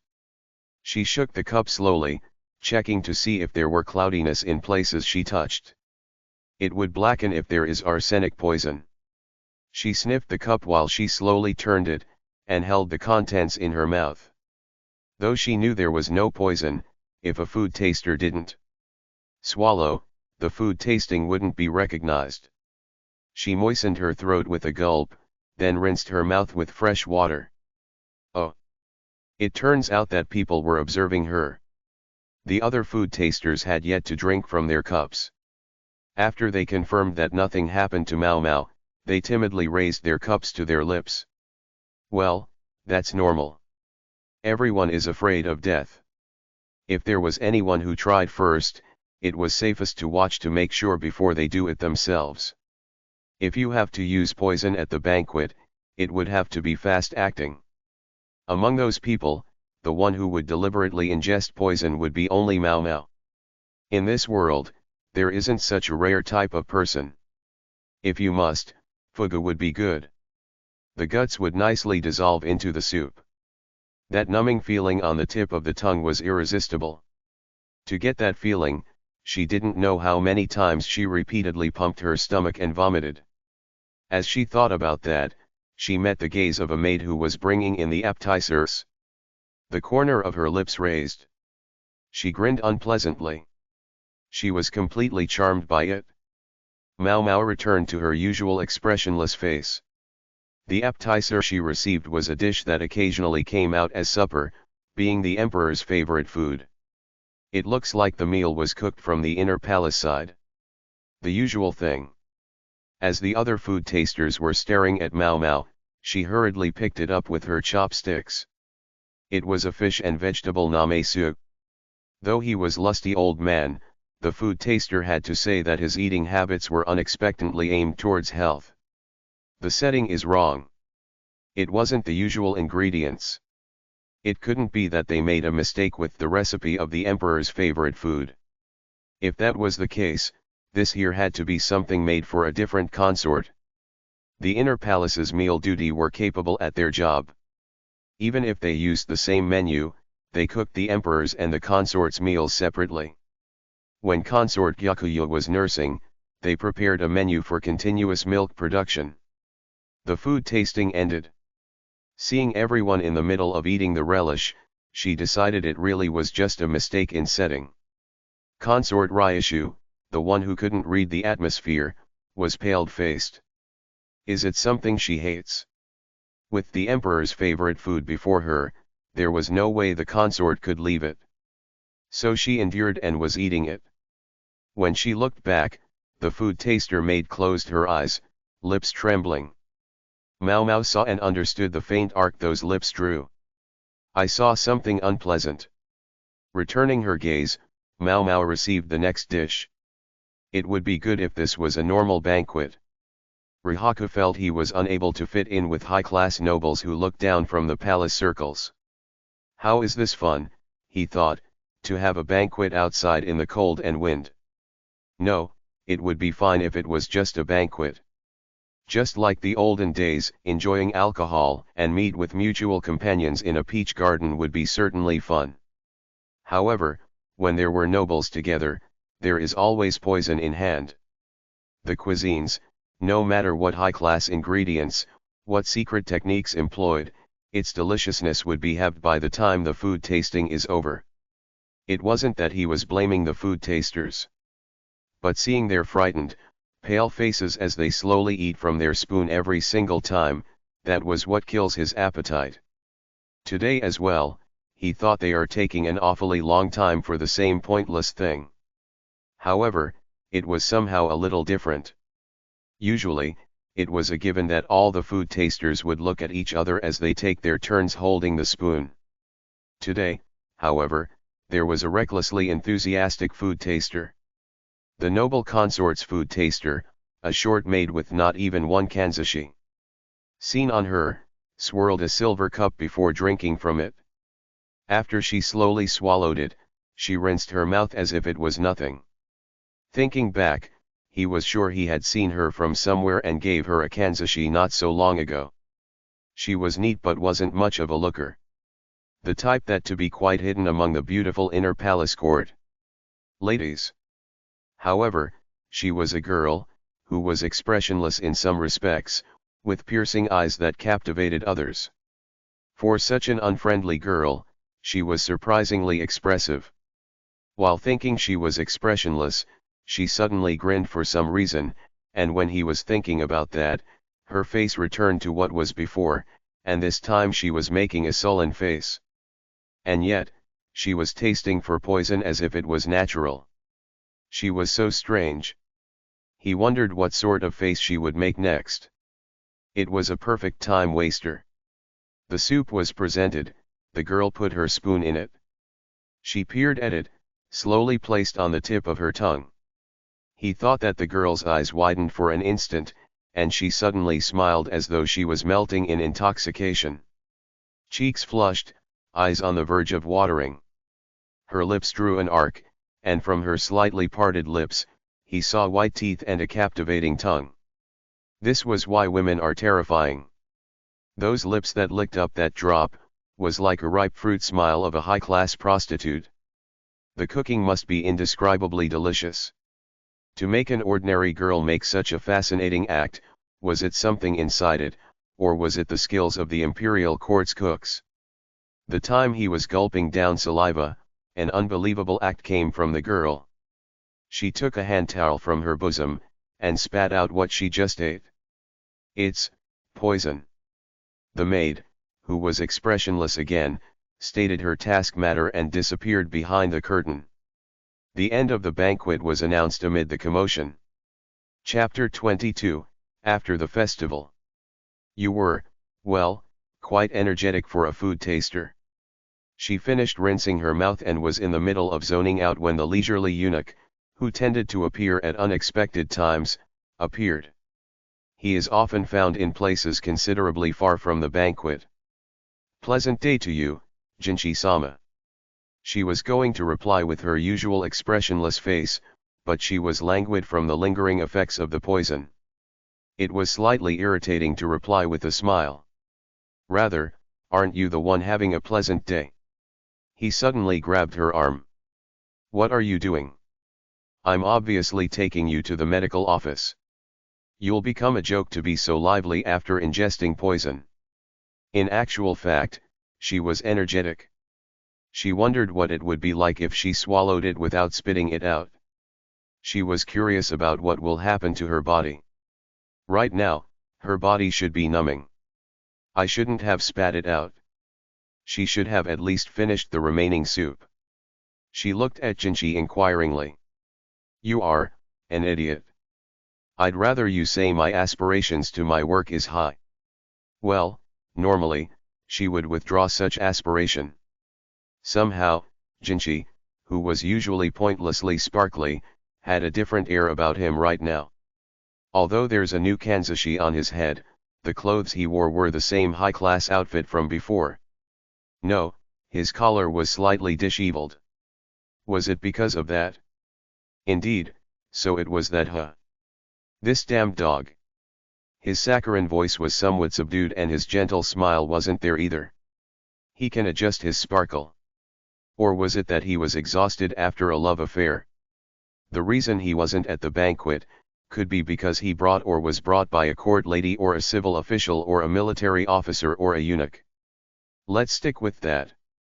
What a truly vigorous matter. This way is still fine. Though he is certainly beautiful, he didn't look like a young man appropriate of his age like this. No, rather he looked several times younger. Before he came here, did Jae-sun request him to postpone the suspicious act? Leaving whether he'll listen aside. Because of how you looked so healthy when you left, there was a guy who questioned if it was really poison and ate it. Who is it, that fool? The poison used was fugu poison. The effects of the poison won't show if she waited a while after eating. The cabinet minister has gone numb. There is a large commotion over there. No doubt, with this, the future of this country is also in danger. Since we are already like in this situation, I suggest you let them use this. She rummaged through her bosom and took out a purse. It was a vomit-inducing drug she put in the false bottom of her breasts. I made it so it'll make you vomit to the point of turning your stomach. Hey, that'll make it a poison then, Jinchi said in an amazed tone. There's also a medical official here. There's no problem to leave it to him. Mao Mao stopped her steps, suddenly remembering. What's wrong? I have something to ask you. Someone I want to bring along with us. Who could that be? He frowned, head tilted. Can you call for Ryushu-sama, the virtuous consort? Mao Mao said in a dignified voice. The summoned consort Ryushu, who smiled happily at Jinchi with a look of springtime, looked at Mao Mao with an unamused "oh it's you" expression. Perhaps she couldn't calm down, she was rubbing her left hand with her right hand. A childish woman. They had planned to go to the medical office, but because of the crowd there due to the stupid big shot, they had no choice but to use an unused office. Comparing them like this, there was a difference in the building structure to the inner palace and the medical office. Consort Ryushu made a slightly sulky face at the plain, unrefined large room. The one who came in after them in succession, was the only person they requested Jace-hun to get. Mao Mao drank the lukewarm antidote. She would be fine even if she didn't drink it. She drank it, so to speak, for caution's sake, and so the medicine wasn't compounded by the other person in vain. Different to the quack doctor, this medical officer seemed superior. If he knew about fugu poison, he should have understood that an antidote was pointless. Setting down the lukewarm liquid, she bowed once to consort Ryushu. Excuse me. She took hold of the consort's left hand, and pulled up the long sleeves, revealing a white graceful arm. As I suspected. Skin that was supposed to be smooth to touch, had broken out in red rashes. There are things you can't eat, right? Among seafood. Consort Ryushu cast her eyes down. What does that mean? Jinchi, with his arms crossed, asked her. Before she noticed, that celestial maiden's gracefulness was floating about him again. However, that usual smile wasn't there. Depending on the person, there are those who respectively have things they can't eat. Aside from seafood, there are also things like egg, wheat, and dairy products. Along the same lines, I can't eat buckwheat. Jinchi and Jace-hun showed clearly surprised faces.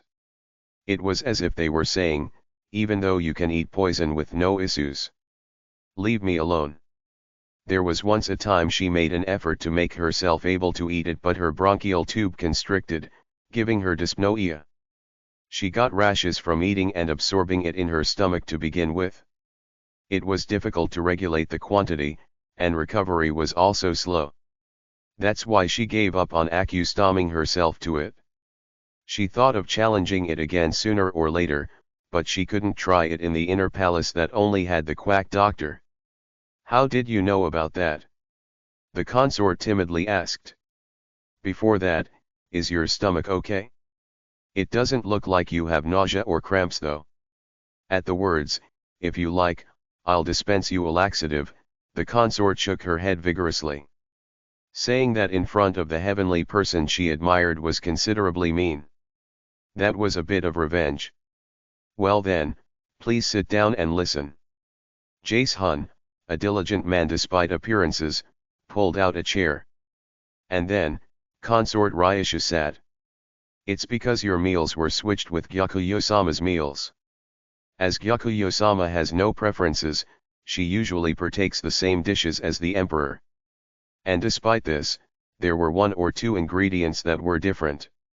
Is it mackerel and abalone? What you can't eat? The consort nodded. Mao Mao didn't miss the agitation of the maid at the back. This is something only people, who have things they can't eat, know. It is an issue before likes and dislikes. This time, you only got hives, but sometimes it can cause dyspnoea and even heart failure. So to speak, in a way you can understand, it is the same as serving poison. The talk of poison elicited a nervous response. Ryushi-sama, it may have been something you couldn't speak out with the atmosphere of the place, but that act was extremely dangerous. Mao Mao established that among the consort and the maid with a dazed glance. Please never ever forget that. She advised that to both parties equally. Some time passed. Please relay that to the ones in charge of setting your meals as well. She said that, but it didn't seem to enter the heads of the consort and the maid. To the accompanying maid, Mao Mao explained to her the dangers in detail, and passed over the methods she wrote down to deal with the case of it happening. The maid was pale-faced, head shaking bit by bit. This is what a threat is like, huh? The maid was the food taster woman. That woman who smiled. After consort Ryushiya withdrew from the room, she noticed the clingy atmosphere behind her and the hand that came to touch her shoulder. She looked at him coldly as if looking at a dried-up earthworm was more preferable. Because I am someone of humble birth, can you please not touch me with your hands? Stop the clinginess, she told this rascal in a roundabout way. Only you would say such things. Well then, everyone is paying attention. She briskly pulled away. With a hair-trending sigh, she sought for the refreshing Jace Hun, but the attendant who was loyal to his master appealed to her with his eyes to please, bear with it for me. Well then, I'll go report this to Gyakuyo-sama. Why did you specially have the food taster maid come in the same room? He just suddenly gets to the core of things, that's why it was hard for her to escape. What are you talking about? I am unable to understand though. She replied expressionlessly. Then, was it a mistake in the table setting? I don't know that either. She played ignorance to the end. Answer this for me at least. The one they were aiming for was the virtuous consort, isn't it? If there was no poison in the other plates. That would be the case. Seeing Jinshi deep in thought, Mao Mao withdrew from the room and sighed deeply as she leaned against the wall. Chapter 23, Fingers. Mao Mao was stuck with being carefully nursed the moment she returned to the Jade Palace. She was forced, dumbfoundedly, into a change of clothes, and was thrown into a vacant bedroom with a high-class futon laid out, not the narrow room she usually used. The futon was made from high-class cotton, a world of difference to the usual bed that was just piled with straw matting. My body doesn't feel strange, and I already drank the antidote. Truthfully speaking, the antidote was meaningless. It was that sort of poison. What are you saying? The cabinet minister who ate it was super terrible afterwards. There's no way that he was fine just because he vomited. Infa worriedly placed the damp cloth on her forehead. What a truly foolish cabinet minister. He should have vomited out properly as an initial treatment. Even if she was curious, she couldn't leave here now, so she decided to close her eyes as there was nothing else she could do. It was a pointlessly long day. She woke up before noon, having accumulated quite a bit of tiredness. For a maid, this was bad. After she woke up and changed, she decided to look for Hanyan. Before that, she returned to her own room to look for the face powder she always used. Though it's a face powder, it wasn't the pure white thing that everyone used. Rather, it was what she always used to make her freckles. She applied the powder in front of the polished copper mirror, patting the areas around the tattoo with her fingertips. She particularly coated the top of her nostrils densely. I should be going barefaced at this point. It was troublesome having to explain it over and over again. On the contrary, she wondered if she should just hide the freckles, but that, in its own way, was embarrassing. It probably left an impression of a girl falling in love for the first time that she became prettier. Somehow that misunderstanding would be mortifying for her. She ate one mooncake from the remaining snacks as she was hungry. Hanyan was looking after the princess at consort Gyakuyu's place. She couldn't take her eyes off the energetic princess and had her hands full of it, like having to remove the bedsheet so that it won't be pulled off, or holding the chair used for walking practice for the princess. I sincerely apologize about oversleeping. She bowed deeply. It would have been fine if you took a rest today. Consort Yakuyo smacked her cheeks with a troubled expression and tilted her head. That cannot do. Please instruct me if there is anything. She said something like that, but in actual fact, seeing how she normally went about doing her own things, so it would be fine whether there was anything or not. Freckles. Consort Yakuyo brought up a topic she really didn't want her to mention. I'm not comfortable with it, so can we leave it like this? You have a point. She backed down surprisingly easily. Mao Mao faced the consort with a dubious face. Everyone came close asking who in the world that maid was. It was dreadful. I sincerely apologize. That face is convenient because it's not recognizable at a glance. She had planned to go about peacefully, but it didn't seem to be the case. Exactly what went wrong? Also, Jae-hun has been here since this morning. He seemed so free he didn't know what to do, so he's outside waiting for me. Waiting. As expected of the diligent man, though she was pretty sure that he was a significantly high official. Surely, there was no doubt that he powerfully seizing the hearts of the other maids. May I use the living room? Go ahead. We'll get him at once. Consort Yakuyo took the princess from Hanyan. Hanyan left the room to call Jae-hun. It would have been faster if she went herself, but Consort Yakuyo stayed her hand. And so she moved to the living room. This is from Jinshi-sama. Jae-hun hurriedly greeted her as soon as he arrived and placed the cloth bundle on the table. She opened the silver food vessel. The soup that was served was inside. Originally, it wasn't for Mao Mao. It was supposed to be Consort Yakuyo's food. She refused yesterday, but in the end, they politely bought it over for her. Because they're persistent about it, in other meaning she was ordered to investigate the case. Please don't eat it. I won't eat it. Silver tarnishes severely, after all. Jae-hun probably didn't know the other reason why she wasn't eating it. He looked at her doubtfully. Mao Mao held the vessel, taking care to not touch it directly, and squinted at it. Not the contents of the vessel, but the vessel itself. Did you hold this with your bare hands? No. I only mixed the potentially poisoned contents with a spoon. He was against touching poisonous things. To not touch it, he wrapped it up with a cloth. Hearing that, Mao Mao's lips curved. I see. Please wait a second. Mao Mao left the living room and went to the kitchen. With a rustle, she took out something.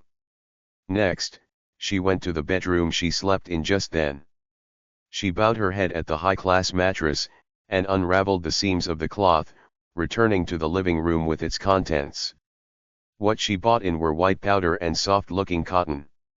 Mao Mao rolled the cotton into a ball and added the powder. She patted the silver container down with it. Jae-hun tilted his head, peering close. Well. Traces of powder remained on the vessel. These are touch marks of human hands. Fingers break out in oil easily and so leave marks on metals on contact. It was much more so for severely tarnishable silver utensils. There was a time, in the past, where her dad stained the vessels that Mao Mao wasn't allowed to touch as a prevention against her pranks. Using that as a reference, it went surprisingly well when she tried out on a whim. The finer the powder, the more clearly you can see the marks. You must wipe it with a cloth before you use silver utensils. It's pointless if there's tarnish on it. There were several fingerprints on the vessel. She could make many guesses on how it was held based on just the finger sizes and location. As I thought, even the markings can be read out. The one who held the vessel. She realized she made the mistake of starting to speak. That didn't escape Jae-hun. Did something happen? No. There is no meaning to keep a secret badly. It couldn't be helped that yesterday's trick became pointless. It should be 4 people in total, who touched this vessel. She pointed at the white prince, not touching it with her finger. As your fingers don't touch the vessel when you polish it, it would be the one who served the soup, the one who set the table, and the virtuous consort's food taster plus one other person. Jace Hun raised his fearless face to look at Mao Mao. Why did the food taster do that? If possible, she wanted to go through with it peacefully. That was dependent on the looks of this reticent man. It's simple. Mao Mao set down the container. A bitter expression ran across her face. Bullying. Chapter 24, Kiran. Bullying. Jace Hun had a look of disbelief. That's right. Maids must not do things like that to high-ranked consorts. It was unthinkable. It is hard to believe. If the other side was reluctant to understand, Mao Mao also didn't want to talk about it. She didn't like to talk of speculation. However, it was crucial to explain why the maid touched the container. She decided to honestly state her opinion instead of doing a poor job of faking it. Can you tell me about it? I will. I want to say in advance that this is just speculation. That's fine. To start off, she expressed it from the unique perspective of consort Ryushu. Her becoming the previous emperor's consort despite her young age, and consequently leaving her family. Many women were educated to fully commit their body as wives to their husband. It was more prominent for those who were well-bred. Even if it was said to be political, consort Ryushu marrying the son of the deceased husband was severely unvirtuous. Did you see consort Ryushu's garden party outfit? She didn't read the atmosphere. T/N, she was oblivious to it all. However, everyone in her retinue was wearing correspondingly white outfits. Normally, the maids are supposed to advise the consort what to wear. Otherwise, they wear outfits that match with hers accordingly. But what we saw there, was as if only consort Ryushu was unable to see that she was being played the fool. Maids are people who raise up their master. That was what Hanyan and the other maids told her. At the garden party, even the things Infa said, she understood as reality. If she thought of it that way, a different angle to the incident about those maids arguing amongst each other on consort Ryushu's outfit comes out. The pure consort's maids told off the cowardly consort Ryushu's maids. The young consort Ryushu most surely wore that outfit to match her incited maids. There was no doubt about it. In the inner palace, as everyone around her were enemies, the only ones she could trust were her maids. It's not just that. Didn't they swap the meals to trouble consort Ryushu? Jace Hun asked to make sure. That's right. As a result, she narrowly escaped death. Fugu poison has no effect as it stands for a short while. In other words, if it wasn't swapped, she would have put it in her mouth thinking that the food tasting was fine. It would have taken 10 minutes. What a distasteful way of doing things. Let's leave the speculation off here. She picked up the vessel again and pointed with her finger. This here is probably the fingerprints of the one who infused the poison. They held it by the edge when they mixed in the poison. You must not touch the edge of food vessels. That was also Hanyan's teachings. The reason being that you must not contaminate the place where the lips of the noble ones touch with your fingers. This ends my opinion. Jace Hun looked at the silver food vessel, stroking his chin. Can I ask one question? What is it? She replied Jace Hun, bundling the food vessel. Why did you cover for that maid? In contrast to Mao Mao who was looking dubiously, Jace Hun is asking out of curiosity, so she added asterisk. Compared to a consort, a maid's life is worth close to nothing. Even more so for a food taster. Jace Hun gave a barely perceptible nod as if he understood her meaning. I will explain everything to Jinshi-sama. Thank you very much. After she sent off Jace Hun who left, Mao Mao sat down on the chair with a thump. That's right. I need to thank her. She took the time to swap it for me after all. At the same time she thought, I knew I should have swallowed it. That is all. Jinchi ran his hand up his hair as he listened to Jace Hun's report. The desk was piled with documents waiting to be stamped. No matter when I hear it, you have a way with words. Is that so? The fearless attendant said curtly. No matter how I think of it, the perpetrator is an insider. It's turning out to be the case from the circumstances. His head was starting to hurt. He wanted to stop thinking. At any rate, there was no time to sleep from tomorrow. He couldn't even change clothes. He wanted to stamp his feet. Your true nature is coming out. He wasn't smiling as usual. He was sulking, looking like his age. It seems that Jace Hun understood him clearly. Isn't it fine? There's no one here. I am here. You are an extra. No. He asked it in jest, but it didn't pass through to this overly serious man. This person was bothersome, being also the one looked after him since his birth. I'm still wearing the kanzashi. Ah, that's no good. Because it's hidden, no one will notice it. When he pulled out the deeply embedded kanzashi, the design became visible. It was called a kirin, an indescribable legendary creature that was both deer and horse. Then I'll leave it to you, for safekeeping. He casually flung that towards Jace Hun. T/N, who wasn't specified, but I'm guessing it goes like this. Please treasure it. It's an important thing. I get it already. You don't get it? After he finished scolding, his minder for 16 years left the office. Jinchi, with a childish expression, laid his head on the table. There was still a lot of work left. He must quickly make free time. Let's do this. He did a large stretch and picked up the writing brush. So that he could become a leisurely person, he had no choice but to finish his work. Chapter 25, Rihaku. That poisoning assassination commotion turned out to be rather serious.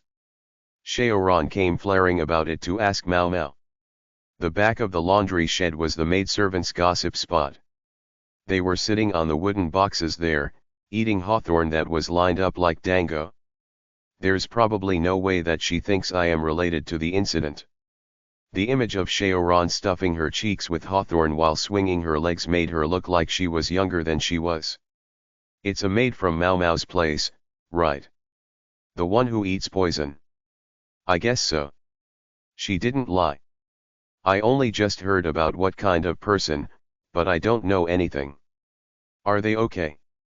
I guess so. She skirted the topic again, somehow feeling very uncomfortable about it.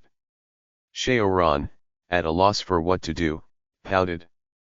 Shaoran swung her skewer that had one piece of hawthorn left. It looked like a blood-red coral ball kanzashi. Well, then. Did you get any kanzashi and stuff? I guess. 4 in all, imbued with gratitude. She also included consort Yakuyo's necklace. How nice. Then, I guess you'll be leaving here. What did you just say? Huh? Aren't you going to leave? Infa had been insistently saying it. It was her own self who brushed it off. She was troubled at her failure. She shook her head, falling into self-hatred. What's wrong? She looked at Shaoran, who gazed at her dubiously. Tell me everything about that. Shaoran puffed out her chest at the sight of an unusually motivated Mao Mao. "K, will do." The talkative girl taught her how to use the kanzashi. Rihaku was summoned after training. While sweating, he handed his edgeless sword to his subordinate. A delicate eunuch handed over a bamboo slip and a woman's kanzashi. It was the only one among the several he handed out before, the kanzashi decorated with peach-colored coral. He didn't think anyone would take it seriously, knowing the courtesy, but it turns out it wasn't the case. It would be bad to embarrass her, but to actually go through with it was also troubling. However, it would be a loss if she was a beauty. He looked at the wooden slip as he thought of ways to gently refuse. Jade Palace Mao Mao. That was written there. He handed it out to only one of the court ladies of the Jade Palace. It could only be that expressionless maid. Mystified, Rihaku stroked his chin as he prepared for a change of clothes. The inner palace was forbidden to actual men. Rihaku, who really didn't want to be cut down, was in the obviously forbidden garden. He probably wouldn't be here after this, it would be troubling if there was. Though it was such a terrifying place, if he had special permission, he could summon a court lady from within. This kanzashi was one of the ways of doing that. One of the many. Borrowing the office of the central gate, he waited for the person he summoned. The room, which wasn't really wide, had 2 persons' number of tables and chairs. The doors on both sides each had a eunuch standing there. A skinny, short maid appeared from the door of the inner palace side. Freckles and spots covered the area around her nose. "Who the hell are you? I get that often." The maid, who said that with blunt indifference, covered her nose with her palm. A face he's seen before appeared. "Don't tell me you're disguised with makeup." "I get that often." He took in the truth without a look of displeasure. He got the gist of it. That she was that food taster maid. However, he just couldn't link that fascinating smile of a prostitute when he looked at the face that was covered in spots. It was a matter of fact that she was a mysterious person. However, to still call me out like this, do you know the meaning of it? He crossed his arms. Crossed his legs too. As the military officer with the large build was in the middle of sitting down arrogantly, the short girl confidently spoke out. "I was thinking of returning home." She said it without any strong feeling. Rihaku scratched his head. "And, you want me to help?" "That's right. If you can guarantee my identity, I heard it is possible for me to return home for a short time." She spoke out something unexpected. He wanted to ask her, "Do you know the original meaning?" No matter, this girl who was called Mao Mao, seems to be using him to go home. It wasn't to catch the military officer. Maybe she was bold, maybe she was reckless. Rihaku snorted, hands on his chin. It could be said that his behavior was bad, he didn't feel like correcting it. "The hell? Are you saying that I going to be thoroughly used by a lass?" Rihaku is a good fellow, but he makes a scary face when he scowls. The type of face that, when he rebukes a slackening subordinate, would reduce them to the point of even apologizing for something they were unrelated to. And yet, her brows barely twitched. She only gazed at him expressionlessly. "No, I only want to give thanks to these people." Mao Mao placed a tied-up bundle of wooden slips on the table. They looked like letters of introduction. Maime. Perrin. Jaga. Women names that Rihaku had heard of before. No, a lot of other men besides Rihaku should know these names. "You mean to see the flowers of Rokushouken?" That was the name of the high-class brothel that exhausts 1 year's worth of silver in a single night.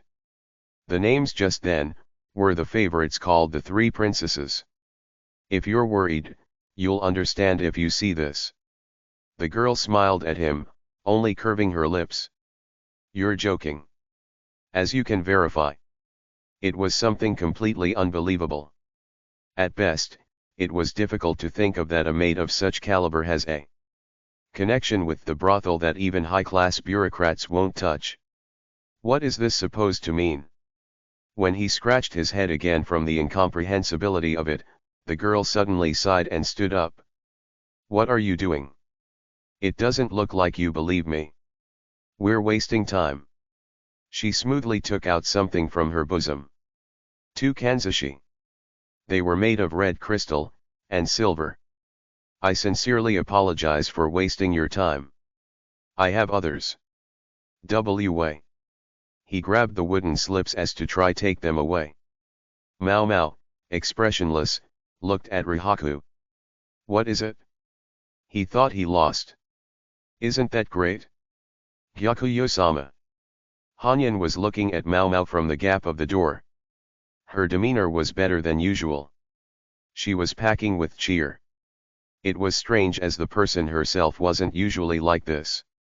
Well, it's only 3 days. I guess so. The head maid held up the princess who used her as standing support. She absolutely doesn't understand. Yeah, absolutely.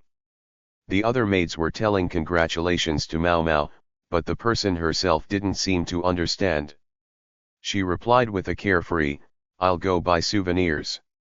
Consort Yakuya was standing by the window, gazing out. Good grief. That child is the pitiable one. She sighed deeply, but a mischievous smile rose. It was the day after Mao Mao's departure when Jinshi, who finally became a leisurely person after finishing his work, visited the Jade Palace. Chapter 26, Returning Home. I want to go back, I want to go back. The prostitution quarter she repeatedly mentioned wasn't that far away. The size was one of the inner palace, no different to one town, but the royal capital completely surrounded it. The prostitution quarter was opposite to the imperial court. If you cross over the high wall and deep moat, it was within walking distance. Even though it's a luxury to go by horse carriage. Rihaku, the big man sitting beside her, was humming as he held the horse's reins. He had understood her words as true and passed over the wooden slips. So he could meet the prostitutes he yearned for. Was it that sort of thing? Those you call prostitutes should not be all counted as the same. If there were those who sold their bodies, there were those who sold their art. Only those called favorites get a lot of customers. Their value increases because of that. Just drinking a cup of tea with them will cost silvers. The price is even more unreasonable for sleeping and the like. This type of revered existences become a type of idol and are admired by the townspeople. There are even those among the town girls who admire that and knock on the gates of the red light district. Even though those that become that are few in between. The Rokushoukan is well established even within the royal capital's prostitution quarter. It holds a selection of middle to the highest class prostitutes. The ones who Mao Mao call older sisters were among the highest class. She could see the nostalgic scenery from the noisily rocking horse carriage. The fragrant aroma from the shop of the kushiyaki she wanted to eat spread across the street. Willow trees swaying along the waterway. The rising voices of firewood vendors. When they passed through the magnificent gate, a world covered in rich colors spread out. It was still daytime. There were few people walking about, but prostitutes with free time waved their hands over the handrails on the second floor. The horse carriage stopped in front of a rikaku with a conspicuous large gate. Mao Mao rushed over to the old woman standing by the entrance the moment she lightly descended from the horse carriage. "It's been a while, Granny." She said that to the skinny woman who was biting on a pipe. A long time ago, she had been a prostitute said to have tears of pearl. Nowadays, she became wizened like a dead tree, her tears had dried up completely. She also refused her redeeming, and continued to work even after her term of service ended. Now, she became a madam who everyone was afraid of. Time was cruel. What is this? It has been a while. You foolish girl. A shock ran through the pit of her stomach. It was mysterious that she thought that even the taste of her mouth souring from the regurgitation of gastric juices was nostalgic. How many times in the past did she vomit back out excessive poison like this? Rihaku, who was a good person at heart, stroked Mao Mao's back while not understanding what was going on. His face said, "The hell is this hag?" She covered the polluted ground with dirt using her toes. Rihaku, who was next to her, looked at Mao Mao in concern. Is this the honored guest?" She appraised Rihaku with her eyes. The horse carriage was entrusted to the shop's manservant. Good physique. Looks are also handsome. Doesn't he look like the promotion stock that people are talking about?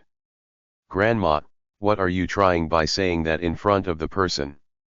The madam feigned ignorance and called for a kamuro who was sweeping before the gate. Call for Perrin. Today, we grind tea. Perrin. Rihaku swallowed audibly. That was the prostitute whose name was known as a talented dancer. For the sake of Rihaku's honor, it should be said that this isn't a simple lust for a simple prostitute, but rather thoughts of longing. It was an honor for him, even if it's just sitting together for tea, to meet the idol from above the clouds with his own eyes. Parinha, it might possibly be possible. Rihaku-sama. Mao Mao nudged the large man who was engrossed in his thoughts. Do you have confidence in your biceps? I train my body but I'm not too sure. Is that so? Please do it well. The large man, his head tilted, left following the little girl. Mao Mao was grateful that he brought her along up to this point. Of course, she meant to give back something suitable in return. That dream of one night would become the memory of a lifetime. Mao Mao. The owner of the hoarse voice made a terrifying smile. You disappeared without contact for 10 months. It can't be helped. I was working at the inner palace. The general explanation was written on the wooden slip. Although I'll reject at a glance, I'll look after him just this time. I know already. She took out a bag from her bosom.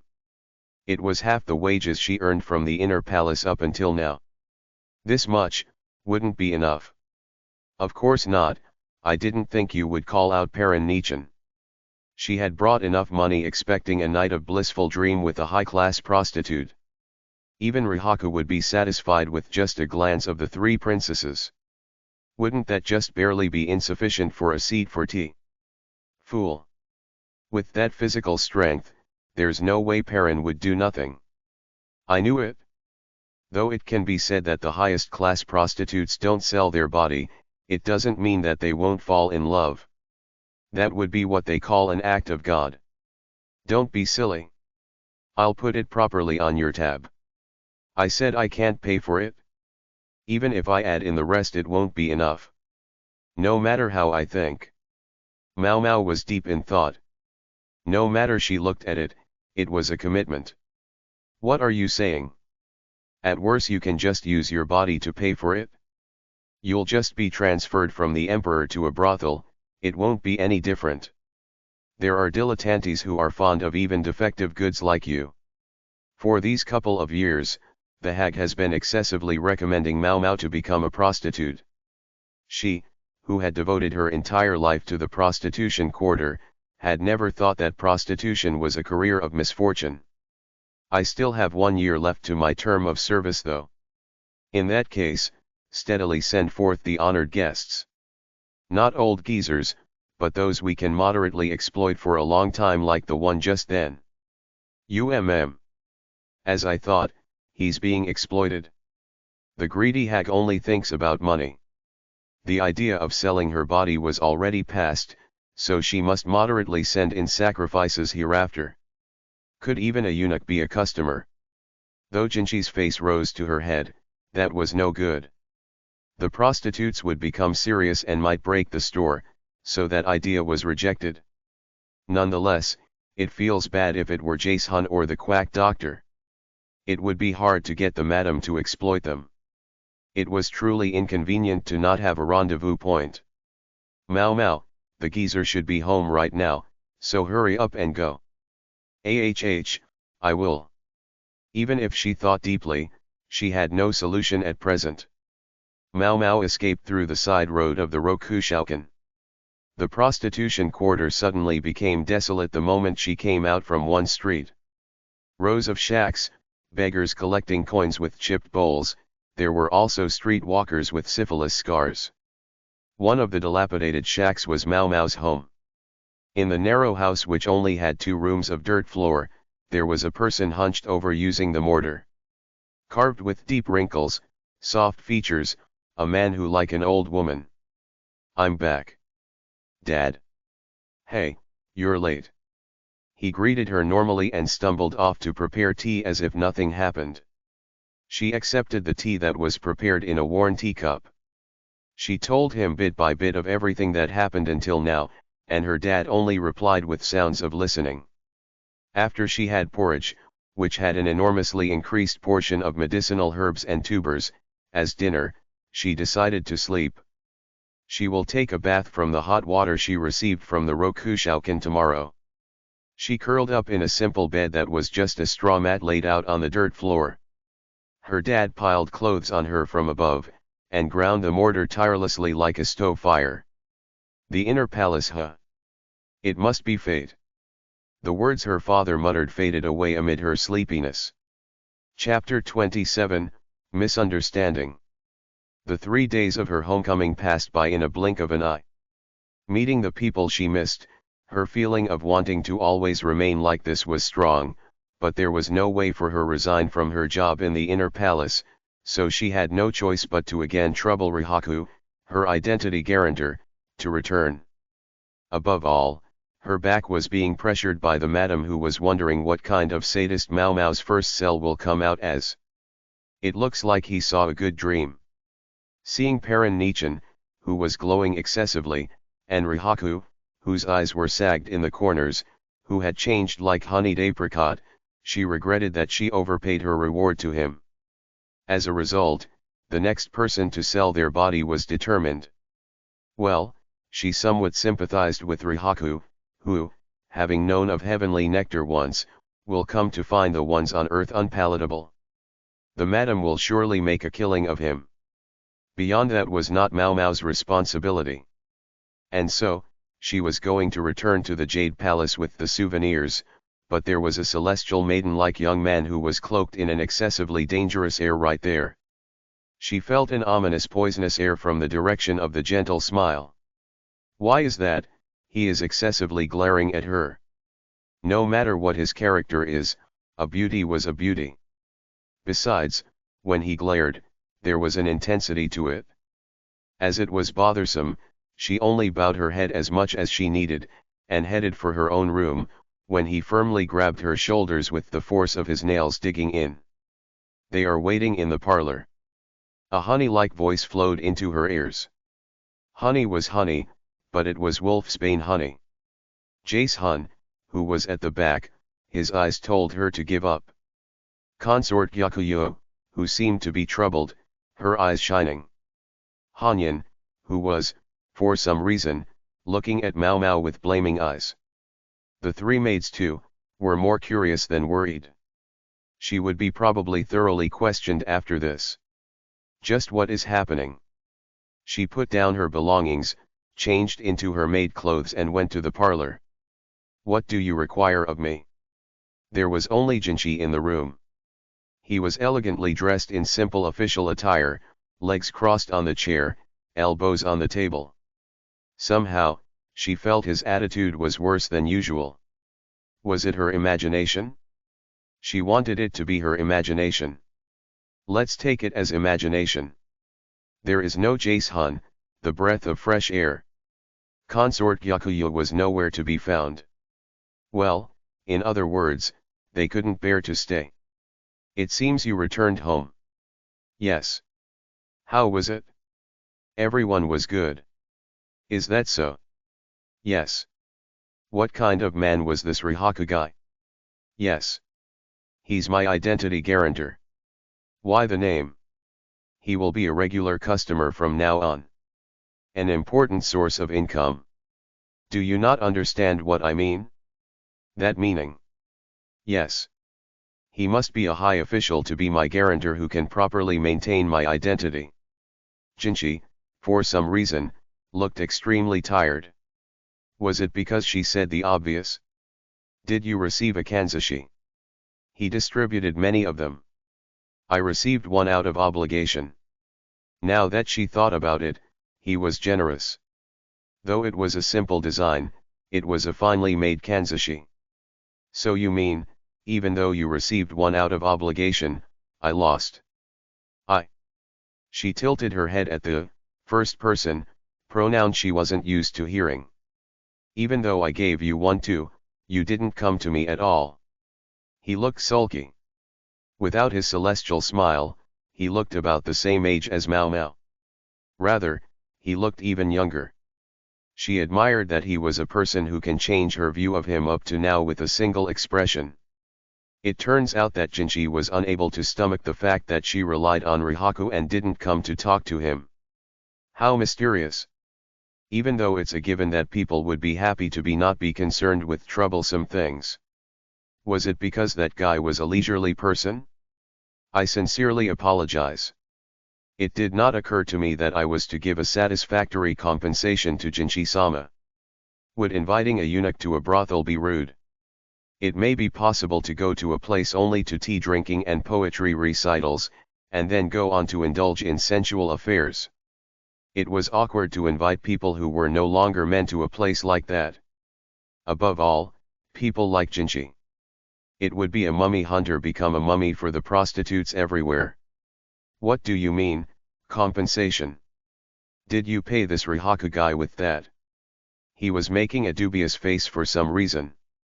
It was an uneasy expression, combined with displeasure. That's right. I pleasured him with a dream of one night. Like this, he probably won't return to reality for a while. Even a gallant military personnel would become a kitten when they look at Paran Nissan. Would he come carrying gold coins to her from now on? She looked at Jinchi. All the blood had drained from his face. His hand, holding onto the teacup, was quivering. Did the room get colder? Mao Mao added charcoal to the brazier, and stirred the flames with a fan. It seems he was greatly satisfied. I think I worked hard. I also need to work hard on finding new customers. As she made a fist at her new resolve, there was the sound of the teacup breaking behind her. What are you doing? Shards of ceramic scattered about. Jinchi stood up with a pale face. His clothes were soaked through with tea. I'll bring you something to wipe up now. She opened the door, and right there, was consort Yakuyo, clutching her stomach in laughter. Jace-hun, with an extremely tired face. Hanyan, who was struck speechless with shock. Mao Mao, who had no idea what was going on, went to the kitchen to look for a dishcloth for the time being. How long are you going to be irritable? Jinchi rested his face on the table even though he was already back in his office. Jace-hun sighed deeply. Don't forget you are in the middle of work. I get it already. He doesn't get it? The person called Jinchi doesn't reply like a child. He doesn't get overly attached to his toys. He suffered hardship even though he heard the details from consort Yakuyo, who was convulsing with laughter afterwards. As a collateral for undertaking her identity, the man was granted a meeting with a star, popular prostitute, he longed for. That the girl helped in such a way, was completely not what they imagined. However, Jace-hun wondered what his master imagined. It was scary to be young. Jinchi was somewhat back to normal, but he was still disgruntled. Well, quickly finishing his work to go meet her, only to find that she returned home with an unknown man came as a bolt out of the blue. Jace-hun had no free time to soothe children indefinitely. He placed a lacquered box on the table and took out a correspondence from the inside. The report from a couple of days ago finally arrived. To look for a court lady with burn scars. It had been a month since. That took way too long. Raising his face that was cast down, Jinchi's face returned. I sincerely apologize. Do not make excuses. That was Jace-hun's principle. Just who was it? Yes. It was surprisingly a big shot. The correspondence was spread out on the table.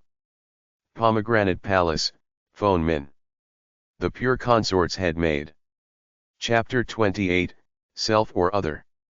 But what, won't the lass come along with me too? The quack doctor's shoulders were trembling when he begged her, so she considered it with why not. He brought her along to the front of the East Gates military station. There were several eunuchs surrounding something, and maids gathered together around them in a donut shape. It's good that it's winter. There was a woman with a pallid face hidden under the woven mat. She had matted hair and bluish-black lips. For a drowned corpse, she looked relatively nice, but she still wasn't something people were comfortable to be looking at. It was truly good that it was cold season. The quack doctor who should be doing autopsy was hiding behind Mao Mao's back like a maiden. He was, as a matter of fact, a quack doctor. It seemed she was floating in the outside moat this morning. No matter how you look, with her appearance, she was surely a court lady from inside the inner palace. She couldn't be dealt with properly outside, and so the quack doctor was summoned, but can the lass look instead of me? Though his loach mustache was quivering and he came to look at her using upturned eyes, but it wasn't that he didn't know about that sort of thing. What could he be thinking about getting people to do? I can't. I've been told to not touch corpses. That is surprising. Saying something rude yet again was the heavenly voice she was used to hearing. Needless to say, the surrounding court ladies raised their coquettish voices. It was like watching a stage play. Pleasant day to you, Jinchi-sama. Though it isn't anything pleasant before a corpse. She looked at the lovely young man without any deep emotion as usual. Jace-hun, of course, was waiting behind him. He was a worldly wise person who was always appealing to Mao Mao with his gaze. So, teacher. Will you look properly for me? I understand. Although his face was slightly reddened, he looked at the drowned corpse reluctantly. He timidly turned over the mat cover. Court ladies let out shocked screams from the back. It was a tall woman. She was wearing stiff wooden shoes, and the one foot that wasn't wearing it was wrapped in bandages. Her fingertips were deep red, nails were brutally damaged. It was understood she was from food duty from what she wore. You look fine from seeing it. It's scenery I'm used to. If you go a little deeper from the clean prostitution quarter, you go into the lawless area. It wasn't rare to find the miserable figures of young girls who had been passed around and violated. In one perspective, you may think that there isn't a reason to enclose prostitutes in a cage, but the flip side was also to protect them so they don't get dragged into the dangers around them. Let's hear your opinion at the back. I understand. It must have been cold. Mao Mao, after the quack doctor finished his autopsy, politely covered the corpse with the mat. Though there was no point in doing so at this point. Jinchi brought her along to the chief palace official's room. As usual, the chief palace official was on standby outside. They avoided speaking about the corpse at the Jade Palace. That sort of thing wasn't appropriate in a place with a baby. He might as well get his own room. She lowered her head at the elderly chief. Apologies for every single time. The palace guard is under the impression that it was a suicide by drowning. Saying that she climbed the wall and threw herself off into the moat. The girl was a food duty maidservant, as expected. She had been working until yesterday. With that in consideration, she could have only jumped last night. We don't know if it was really suicide, but, at least, I think that it was impossible for her to do this alone. What do you mean? Jinchi, who was sitting elegantly on the chair, asked her with a refined voice. As if he was different person to the strangely flustered young man from the other day. There are no stairs on the castle wall. That is true. Can you go up with a grappling hook? That might be impossible. It was really hard for her to talk with him, asking like he was testing her out. She wanted to tell him to stop asking for every single time she spoke, but Jace-hun was watching, so she kept silent. Though there are ways to go up without using any particular tools, but it should be impossible for that court lady. What did you say? What ways are there? It was during Fuheim's ghost disturbance previously. Mao Mao had always questioned on how the other woman went up the outer wall. She wasn't the type of person to scale the wall. Due to her nature to pursue her curiosity about until she understood, she diligently went around looking at the castle wall. What she found was protrusions at every respective four corners of the outer wall. By stepping on the bricks that were purposely made to protrude from the wall, it was then possible to ascend the wall. It would have been easy for the Fuheim, who was talented in dancing. It would be difficult for most women, much less for someone with foot binding. The woman's feet were wrapped in bandages and made to wear small wooden shoes. Her feet were crushed, bound in cloth and confined in the wooden shoes. It was the practice based on the standard that smaller feet were beautiful. Are you saying it's a murder? I don't know. Just that, I think that we need to make sure that she fell into the moat when she was still alive. There was no doubt that those fingers dyed in red blood scratched the moat wall many times. She didn't want to think about what it was like inside the icy water. Should we investigate more thoroughly? She was troubled even with that sweet smile that cannot be refused. She couldn't do what she can't do. My medicine teacher taught me to never touch corpses. Why is that? Because you dislike mourning/taboo. Doctors come in contact with the sick and wounded. It seems he wanted to say that they will certainly have a lot of contact with dead people. Even humans can become ingredients for medicine. Mau Mau murmured the reason. At any rate, if you must do it, let it be your last, her dad had told her. If you do it once, you'll be like a grave disturber, he said something that was awfully rude. She wanted to say that she had that much good sense for that, but all in all, she abided by his words. Well, it was something like that. Jinchi and Jason both looked taken back, and shook their heads as though to say, I see. Jason looked at her like she was a pitiful thing. That was completely rude. Mau Mau held down her shaking fists. Afterwards, what was heard from rumors was that the dead girl was at the poisoning assassination commotion from the other day. AWOL was also discovered, and the curtains of the incident closed by saying it was suicide. In this world, even someone's speculation could become truth. T/N, the title of this chapter, should be referring to the manner of the maidservant's death. It's a question of whether she killed herself or someone else killed her, so an alternate title could be suicide, or murder, maybe. Chapter 29, Honey, 1. Tea parties are a legitimate job for consorts. Consort Gyakuyo also performed her job as she did every day. There were times she performed it at the Jade Palace, other times she was summoned to another consort's place. It's a very important way to see what the consorts are doing. Mau Mau wasn't very fond of tea parties. All they talk about were the latest clothing fads and cosmetics. They probe each other as they conversed about trifling things. No doubt, the miniature of the inner palace extends from there. And they look so gentle too. Truly consorts. A middle-ranked consort from the west was talking to consort Gyakuyo. Though she didn't know the specifics, it seemed that consort Gyakuyo's parents' home would be an important place after this, no matter what relation it will become. It is common for many of the other consorts to inadvertently spill out information when they chat with the cheerful consort Gyakuyo. Writing up a letter on that, was one of consort Gyakuyo's jobs. Even though she stayed up till very late last night. Could it be she can't sleep?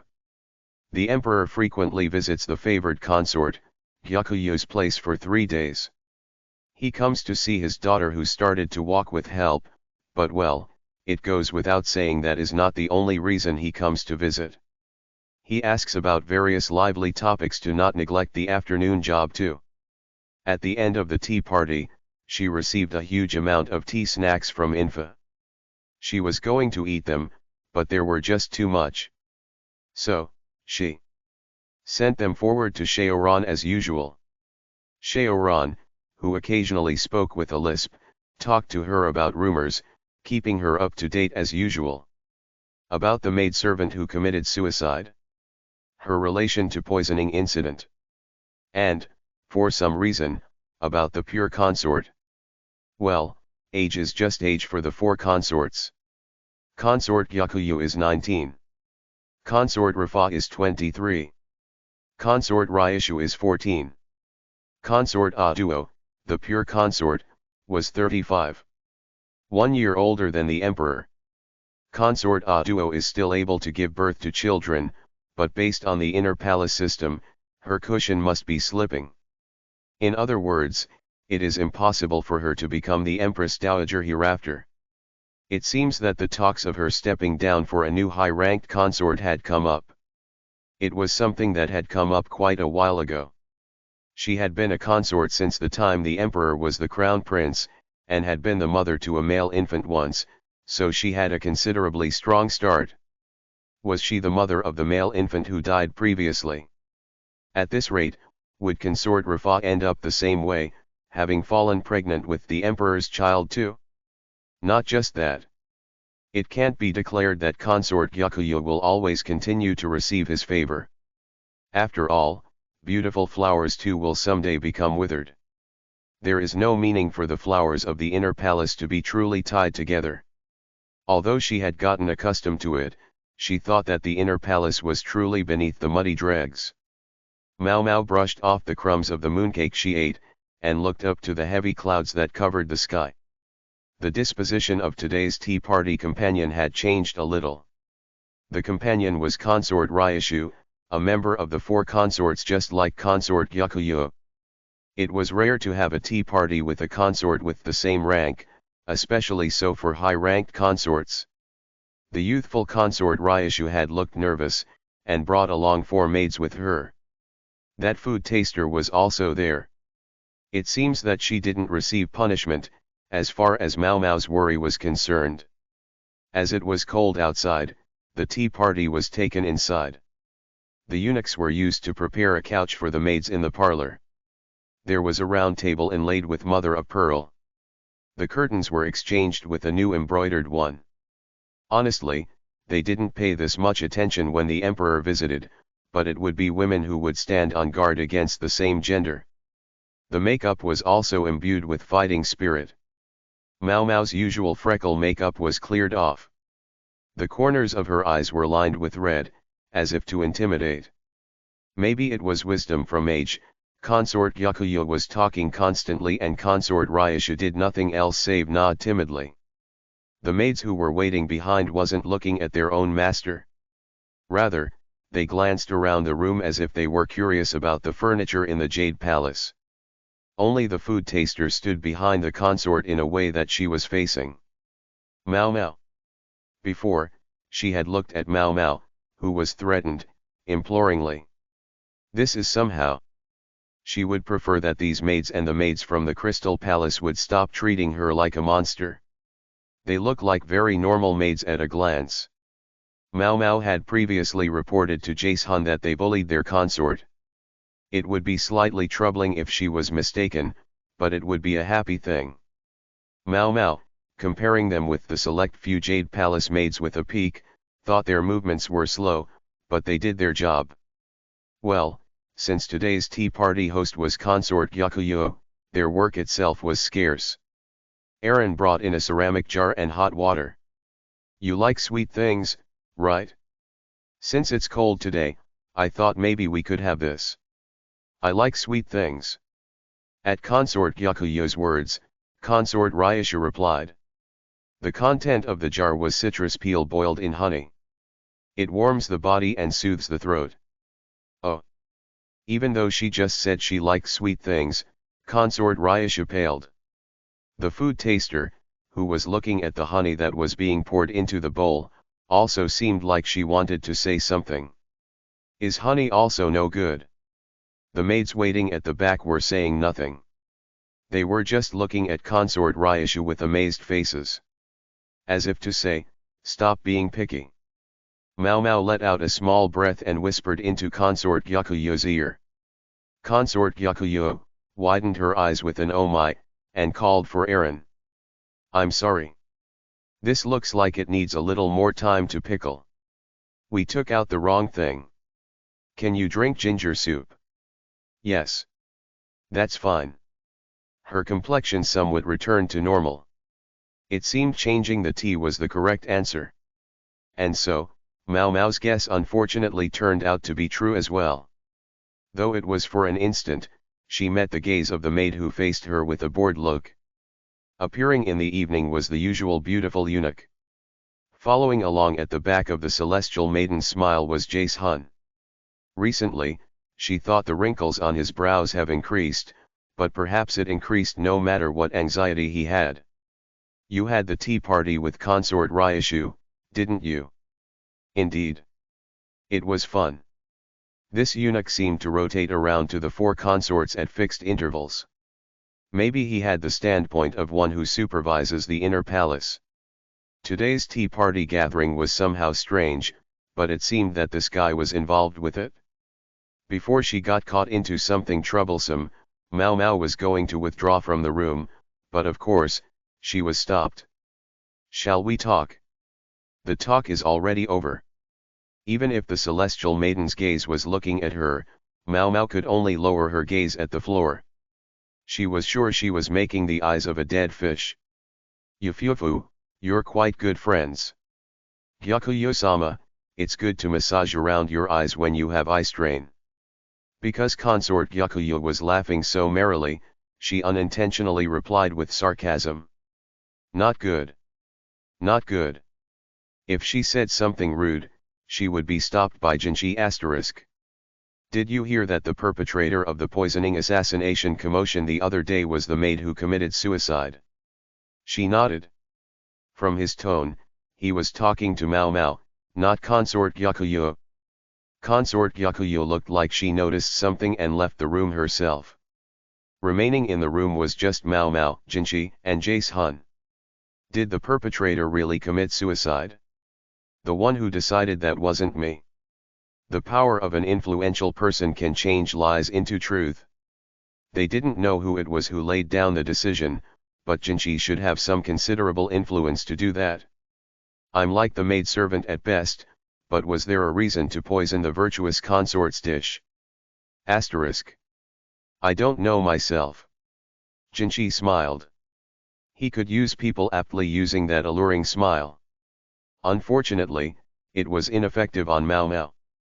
Even if he did such a thing, he should know that she can't refuse if he ordered her. "Will you come assist me at the Pomegranate Palace from tomorrow?" Even if he phrased it as a question, what does it become? Mau Mau could only reply with "by your will." Chapter 30, Honey, 2. It can be said that the residences are painted in the styles of their owners. There was the family-oriented consort Gyakuyo's Jade Palace. There was the refined nobility of consort Rafa's Crystal Palace. And the Pomegranate Palace, which consort Aduo resided in, was practical. It was a simple structure, lacking in excessive decoration. In a way, it brought about another type of refinement. Its owner, consort Aduo, was exactly that type of person. Her appearance was stripped bare of needless things. She wasn't gorgeous, voluptuous, nor charming. However, this resulted in giving her an androgynous imposing beauty. And she was 35 years old. She could be mistaken as a young civil officer if she wore official robes. Just how much envy does she get from court ladies in this inner palace, which only has court ladies and eunuchs? Jinchi's charm seemed fake in comparison to her. Mau Mau didn't see what outfit the consort wore at the banquet, but a barbarian's horse-riding outfit would be more fitting than the long sleeves and shirt she is wearing today. Mau Mau was guided into the palace with two other court ladies. The head maid, Phone Min, a mild-mannered plump beauty, promptly described the interior of the residence. It turns out the reason they were called was because they didn't have enough hands for their end-of-year spring cleaning. "Is she wounded?" She noted with a fleeting glance that Phone Min's left arm was wrapped in bandages. Mau Mau's left arm was also bandaged in the same way. She had been tired of the reserved stares she got every time people noticed her old scars. The day ended with her only airing out the furniture and books. The manual labor had been left to the eunuchs. As this residence had been lived in the longest in the inner palace, it had more things than the Jade Palace. She didn't return to the Jade Palace, and slept huddled together with the remaining two maidservants in the Pomegranate Palace's large room. It was cold, so the beast furs they were provided were very warm. They don't tell people what to do. Mau Mau immersed herself into just cleaning up as the head maid instructed. Seeing as how the plump head maid was praising her so happily, she couldn't bring herself to slack off from the job. A good wife would be the sort of woman who has fun from working. Phone Min was that kind of maid. It had been so long since she worked so hard. She fell into a deep sleep, curled up like a cat. Is there really a mastermind for the poisoning assassination commotion? The maids of the Jade Palace were hard workers, but she had to admit that the maids of the Pomegranate Palace were capable as well. Everyone adored Consort A Duo, and that showed through the care they took to perform their jobs. The head maid Phone Min, especially, was a wonder. She is not constrained to the role of a lady's maid. If she ever finds dust, she will use a dust cloth to clean it up. At the very least, it was unthinkable for a head maid who serves a high-rank consort. Even the hard-working Hanyan will leave this to the other maids. I want to show this to the Crystal Palace maids who are only good at lip service. Consort Rafa just wasn't lucky with her maids. It can be said that the reason why she was surrounded by lots of useless maid was because each of their workloads are little. And despite this, they were good for nothings as they were only good at talk. Well, being one who can be single-handedly responsible for all these maids can say that she had the talent of the one who stands on top though. However, their strong loyalty was also related to their reasons for the poisoning as well. The reason a consort is taken down from their four-consort seat is because the high officials want their own daughters to enter. If she steps down, she could become Consort A Duo, but what would happen if the other high-rank consort seats became vacated? Leaving Consort Yakuyu and Consort Rafa aside, it is likely that the emperor doesn't go to Consort Ryashu's place. He prefers them voluptuous, after all. Consort Ryashu has yet to fulfill the consort's role. Still, the young Consort Ryashu would hope for that. Be as it may that she has reached marriageable age, but supposing she gets pregnant at 14 years of age, there will be a considerably large burden to her body when she gives birth. The discussions itself are also severe. Well, with this point, thinking about how she met the previous emperor is inconsiderate, so let's stop it here. It wouldn't be strange to hear about Consort Ryashu being the target of dropping. Mao Mao's thoughts churned as she tidied the kitchen shelves. She saw that there were many small jars were lined up on the shelf. A sweet scent reached her nose. What do I do with this? Those. Please return them to their original spots after you wipe the shelf. She asked the maid who was cleaning with her in the kitchen. The maidservants who came together with her to assist yesterday were each cleaning in the bathroom and living room respectively. All of this is honey. That's right. Phone Min-sama's family are beekeepers. It's no wonder then. Honey is a luxury item. It's a good thing if you have one type, arranging a great number of them is like that, huh? When she checked the contents, the colors were different, ranging from amber, reddish brown to brown. When the variety of flowers it is harvested from is different, the taste is also different. What? Speaking of honey, there was something about it. Something she had heard about recently. Once you're done, can you go wipe the handrails on the second floor? I completely forget the cleaning tools asterisk. I understand. Mao Mao put away the honey and went up to the second floor with the dust cloth in hand. Honey. Honey. As she carefully wiped down the handrail pillars one by one, she organized her thoughts. She reviewed everything that happened recently. The outside could be seen clearly from the second floor. She saw a person, who was intending to hide, visiting the Pomegranate Palace. Consort Ryashu. Only the food taster girl was with her. Why is she in such a place? Mao Mao didn't understand at all. Honey. The memories from the tea party from a few days ago resurfaced. Why, Consort Ryashu didn't like honey. That incident just became strangely curious. Borrowing the parlor of the Jade Palace, Mao Mao carried out her report on the Pomegranate Palace to Jinchi.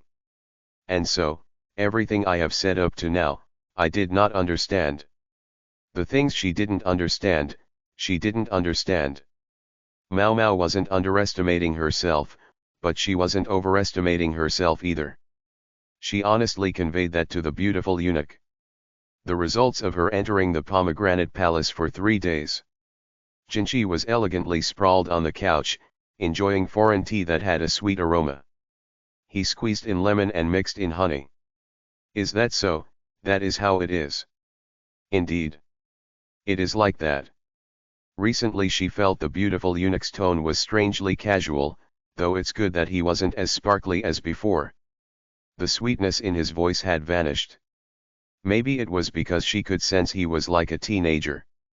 Mau Mau didn't know what he is requesting of her, but she was very much a normal pharmacist. He can't expect her to play spy. Well then, let me return you a question. Hypothetically, if there is a certain person who can contact the outside with a special method, who would it be? Again with that unpleasant way of asking questions. Mau Mau didn't like to speak out about her groundless thoughts. She was taught to never speak from speculation. Mau Mau, with her eyes closed, took a deep breath. She must calm down, or she might end up looking at the celestial maiden like young man like she would look at a dead frog. Jace Hun, as usual, was desperately appealing about something to her with his eyes. I'm talking about possibility, but if there is, it could only be the head-made phone min. Your basis being. Her left arm is bandaged. I saw her replacing her bandage once. I saw burn scars. It was the incident with the wooden slips dipped in drug solutions from before. She had recognized it to be a cipher, but she didn't speak out. She thought of the possibility of burn injury on the arm from the robe with the burnt sleeve that had wrapped the wooden slips. Needless to say, Jinchi had investigated that. And then made Mau Mau play spy. Though, honestly, she couldn't see that gentle maid doing something, but that was only Mau Mau's personal opinion. Looking at it objectively, she couldn't reach the right answer. Well, you get a passing mark. Jinchi suddenly looked at the small bottle left on the table. Then he looked at Mau Mau, his smile saccharine. She could sense something squirming just beneath that smile. All of Mau Mau's hairs stood up in an instant. She had a horribly unpleasant premonition. He picked up the small bottle, and came towards Mau Mau. You need to reward good children, right? I decline. It's okay to not decline. I'm good, so please give it to someone else. She constantly shot death stares towards him telling him to cut it out, but he made no sign of stopping. He slowly shortened the distance. Because she kept retreating inch by inch, her back soon hit the wall. She sought help from Jace Hun, but the taciturn attendant was sitting by the window, gazing at the birds flying in the sky. As he was unusually settled, it was rather annoying. I'll serve him a laxative later. Jinchi, with a smile that would enchant anyone, slipped his fingers inside the small bottle. His finger came away with a generous amount of honey. Harassment is serious. Do you like sweet things? I prefer to drink. But, you do eat it, right? No intention on stopping, his finger neared Mau Mau's mouth. He looked at Mau Mau's glaring eyes with a look of fascination. Come to think of it, he's that kind of human pervert. Should she take this as an order from him, and obediently open her mouth? Or should she escape by any means to preserve her pride? If this is wolfsbane honey at least, I'll understand. The honey of poisonous flowers is poison. It will cause food poisoning, mixed in with the honey. At that, something connected in Mau Mau's head. She wanted to set her thoughts in order, but with that pervert's finger persistently closing in on her, she couldn't think of anything. Just when his finger was in her mouth. What are you doing to my maid, child? A displeased consort Yakuyo stood there. Hanyan stood behind her, at her wit's end. Chapter 31, Honey, 3. Jinchi-sama didn't mean to go overboard with his prank. Can you forgive him? Jace Hun was guiding her to the Diamond Palace, consort Ryushu's residence. His master, due to the incident just then, was at the Jade Palace getting severely lectured by consort Yakuyo. I understand. Then, it'll be fine if Jace Hun-sama does the licking from now on. Licking. It's fine if you understand. Mau Mau walked briskly, pouting. He was truly a pervert. A nasty person with only looks. No doubt he deceived everyone like that. Extremely shameless. If he wasn't a big shot, she would have kicked him between the legs. Or so she thought, but there was no point kicking something that wasn't there, so she decided to let it go. And so like this, they reached the brand new palace that was set up under the southern sky. Consort Ryushu was dressed in a sakura-colored dress. Her soft hair was bundled up with a flower kanzashi. Mao Mao thought that this cute outfit suited her more than the extravagant outfit she wore at the garden party. After Consort Yakuyu entered, Mao Mao asked her for permission to meet with Consort Ryushu to clarify something she was curious about. Consort Ryushu, noticing that Jinchi was not around, looked clearly dejected. Only his outward appearance is good, so it can't be helped. The thing you want to talk to me about, what it is? She was eased comfortably on the couch, covering her mouth with a fan. She didn't have the majestic bearing like the other consorts. Hesitating somewhere, the consort who was still young. She only had the beauty expressing a beautiful maiden. She has yet to express a womanly charm. Behind her were two of her personal maids, standing listlessly. Consort Ryushu had looked at the court lady with freckles she's never seen before with displeasure, but upon taking a closer look, she seemed to notice that Mao Mao was the maid she saw at the garden party. Her eyes widened, and she looked a little calmer. "Do you hate honey?" It would have been fine to follow up with some small talk, but that was a pain, so she went straight to the point. "How did you know?" "It shows in your expression. You know with just a look." Her bewildered look gradually turned sulky. She was really easy to read. "Was there ever a time you got stomach aches from honey in the past?" Moreover, Consort Rishiya puffed out her cheeks, further affirming Mao Mao's guess. T/N, not too sure about this one, literally it says, expanded her face. It isn't unusual to become unable to take in food after food poisoning. Consort Ryushu, having been seen through, made a face that was a mix of bewilderment and irritation. "Aren't you rude?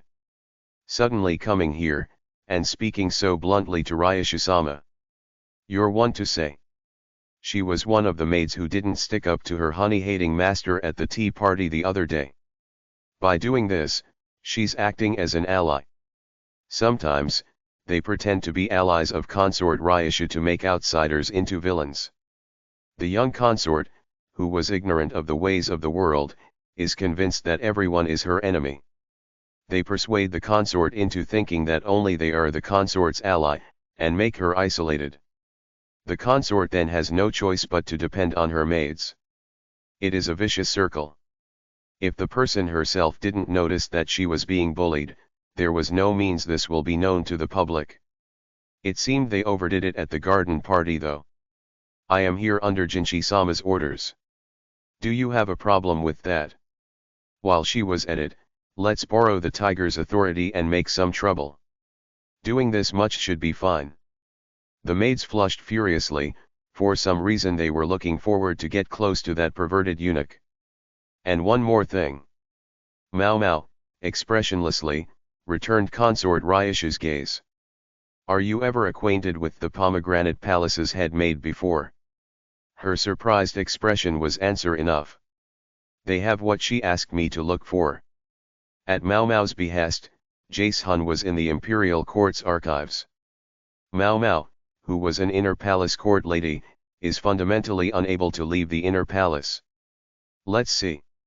What did she realize? Her composure and her unexpected knowledge beyond her 17 years was astonishing.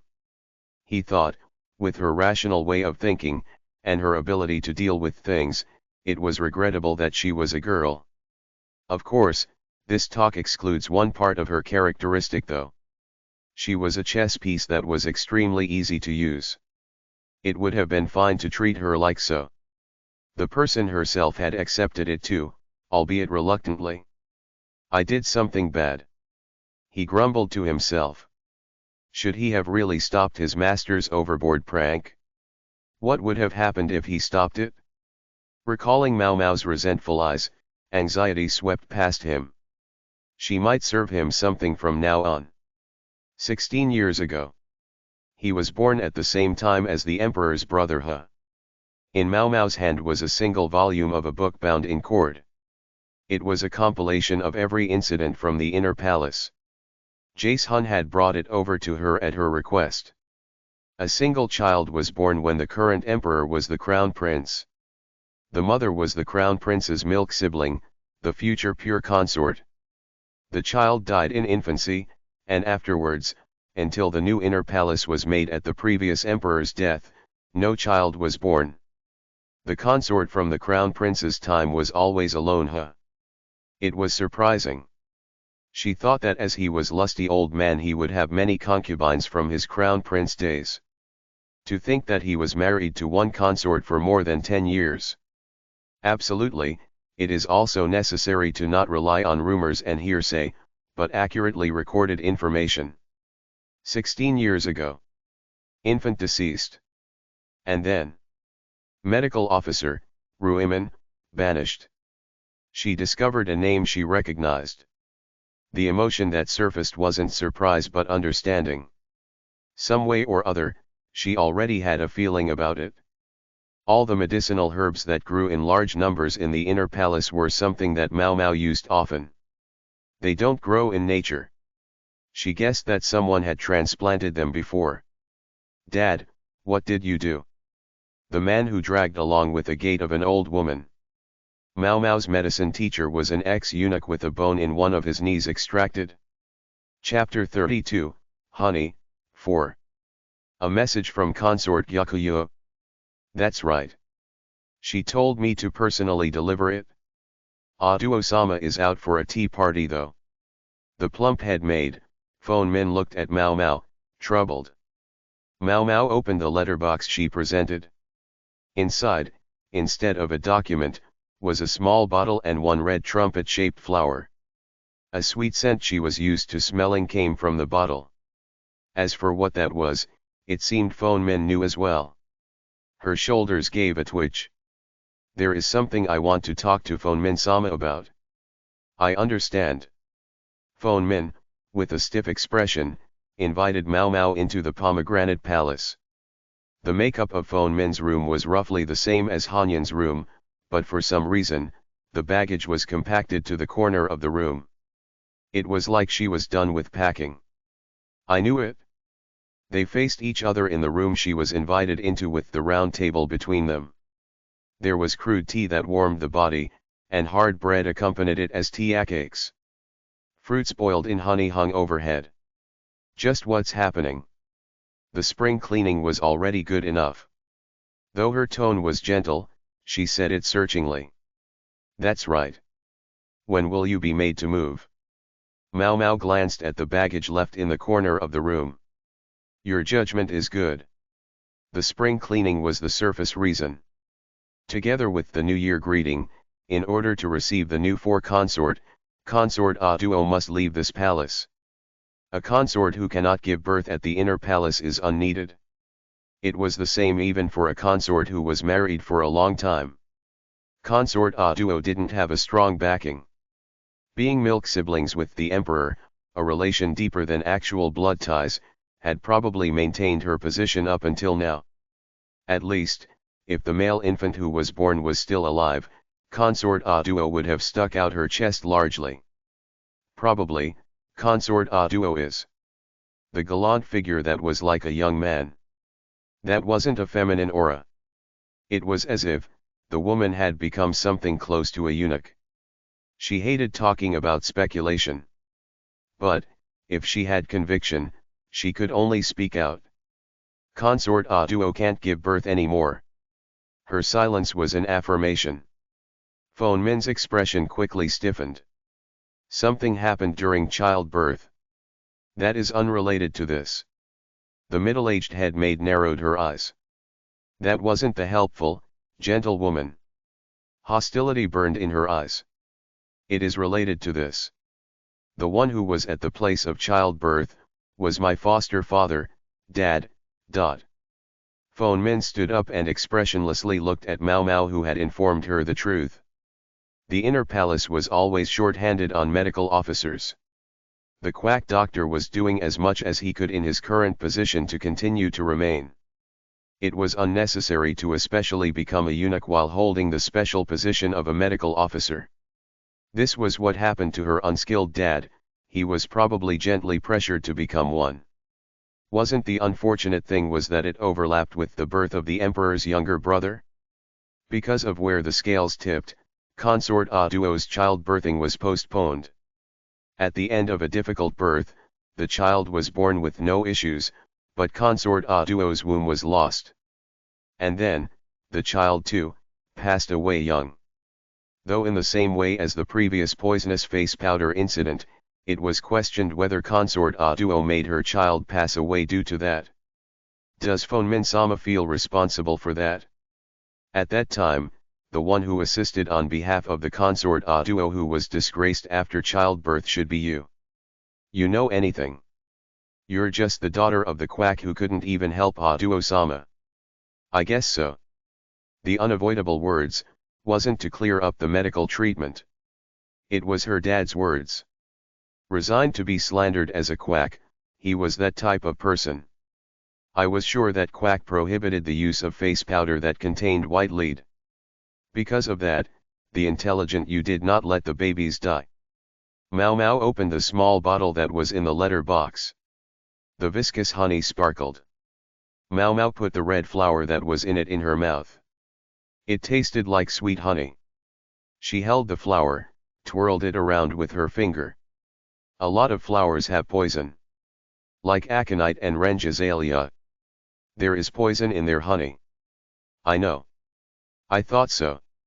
It wasn't strange for her to have that knowledge if her family ran beekeeping. She wouldn't give poison that would cause poisoning symptoms to adults to a baby. But you didn't know that just mixed in honey is still an effective poison for babies. It wasn't speculation. It was conviction. Though it was rare, there is that sort of poison. It was only effective to babies with weak constitutions. It was fine even when you tasted for poison. You never thought that the medicine you gave to nourish the baby would completely backfire on you. And so, Consort A Duo's child ceased to breathe. The cause of death was viewed as a mystery. At the time, her father, who used to be the medical officer, Ruiman, was banished from the inner palace due to his frequent mistakes, together with the treatment at the time of childbirth. As a physical punishment, the bone of one of his knees was extracted. You didn't want her, no. Consort A Duo. That she herself was the cause who killed her master's only child. That's why you thought to make Consort Ryasha disappear. Consort Ryasha became emotionally attached to Consort A Duo, who was the older daughter-in-law, during the era of the previous emperor. Consort A Duo was affectionate to Consort Ryashu, a young girl who was far from home, and a woman who couldn't have children. A type of codependency was born. However, suddenly, one day Consort Ryashu was rejected by Consort A Duo. No matter how many times she came to see her, she was chased out by Phone Min. And so, just like this, the previous emperor died, and Consort Ryashu retired into religion. Consort Ryashu told you that there was poison in the honey, right? If Consort Ryashu continued to come, she might talk about that. The inquisitive Consort A Duo might notice something from those words. Phone Min just wanted to avoid that. The girl who retired to religion, and never thought she would meet a second time, appeared back in the inner palace again. This time as the same high-rank consort. This time with the position to drive off Consort A Duo. And yet, that shameless young girl came to meet Consort A Duo as if to seek a mother. A young girl who couldn't read the atmosphere, who was ignorant of the ways of the world. That's why she thought to make her disappear. The gentle, helpful head maid wasn't there. Instead, a woman faced her with a cold stare. What do you want? I don't need that kind of thing. Mao Mao felt a tingling sensation on the back of her neck. On the shelf behind Phone Min was the knife that was used to cut the bread before. Phone Min only needed to stretch her arms out to reach for it. Anything is fine. Doesn't Phone Min Sama yourself know that type of thing is pointless? A few days ago, she reported what she investigated from the book to Jinchi. Mao Mao cannot hide secrets from that eunuch who oversees the inner palace. Like the time with Fuheim, she didn't think she can deceive him. She must not deceive him. Jinchi will catch Phone Min if he heard Mao Mao's talk. And then, capital punishment will be unavoidable. The truth from 16 years ago will come to light. That's why, even if Mao Mao disappeared here, it will be the same. Sooner or later, it would be exposed. The smart head maid should understand that. What Mao Mao can do, is only one thing. Not to hope for a reduction in penalty, nor to speak of dealing with consort a duo. Only to decide which one out of the two possible motives. To just continue hiding that motive from consort a duo. The result will not change. So if that's all right with you, please accept my proposal, she said. So tired. Mao Mao returned to her room in the Jade Palace, and collapsed into her hard bed. Her clothes were sticky with sweat. The clinging scent from the perspiration from the tension was strong, quite stinky. She wanted to take a bath. At least she could change. She took off her outer garment. The area around her chest to her belly was wrapped in cloth. It was fixed with oiled paper that was layered repeatedly over it. It's good that this wasn't necessary. It would have hurt if I got stabbed. Mao Mao peeled off the oiled paper, and put on a fresh change of clothes. And so, Phone Min surrendered. That's good. The blunt maid spoke, especially nonchalantly. Jinchi had his elbows on the table. He ignored Jae-sun, who only faced him when there was something he wanted to say. He wanted to say that his manners were bad. Do you know anything? What kind of thing? It seemed like you randomly got Jae-sun to gather up books though. Indeed. It became useless in the end. As if she was treating him like a fool, she indifferently brushed it off. As usual, she faced him as though she was looking at filthy mud. It was much more refreshing once you look past the rudeness. The motive is as you said. It was to maintain the 4 consort seat. Is that so? She looked at him with absolutely no interest at all. It's unfortunate, but it was determined that consort a duo will step down from being a high-rank consort. She will leave the inner palace and will now live in the southern villa. Is that because of this incident? Mao Mao asked in return. It seemed the cat finally expressed interest in the gold. Nah, it was decided from the start. The emperor's decision. Was she being enclosed in the villa without returning home because she was the love of many years? It was unusual for Mao Mao to ask something out of interest. He got unintentionally elated. When he initiated a step closer toward her, for some reason, she put herself on guard and retreated half a step. I told you so, Jae-sun gave him a look of amazement. Was she still holding a grudge on the trivial prank from the other day? Jinchi was quite bothered that he was being guarded against. He sat back down on the chair. The short court lady dipped her head. Though she was going to leave, her footsteps suddenly halted. There was a decoration with a branch of a red trumpet-shaped flower. Hanyan decorated just then. I see. It's blooming off-season. Mao Mao, taking the flower, held onto the stem and put it in her mouth. Jinchi tilted his head. He slowly inched close and copied Mao Mao. It's sweet. It's poisonous though. He spat it out and covered his mouth. Jae-sun came forward with a pitcher of water. You won't die, so it's fine. The odd girl, who was licking her lips, gave a faint sweet smile. Chapter 33, Consort a Duo. It was really by chance that Mao Mao couldn't sleep and slipped out the Jade Palace in the middle of the night. The pure consort was leaving the inner palace tomorrow. She went outside for some reason and was walking about aimlessly. The coldness wasn't to the point of freezing, but it was already winter, so she went out wearing 2 padded layers. The inner palace, as ever, is overflowing with rather unhealthy love. She must take care to not mistakenly peek in the thickets and concealed places. Suddenly, as she saw the half-moon in the sky, she recalled Fuheim. Seeing as she had the opportunity, she decided to ascend the outer wall.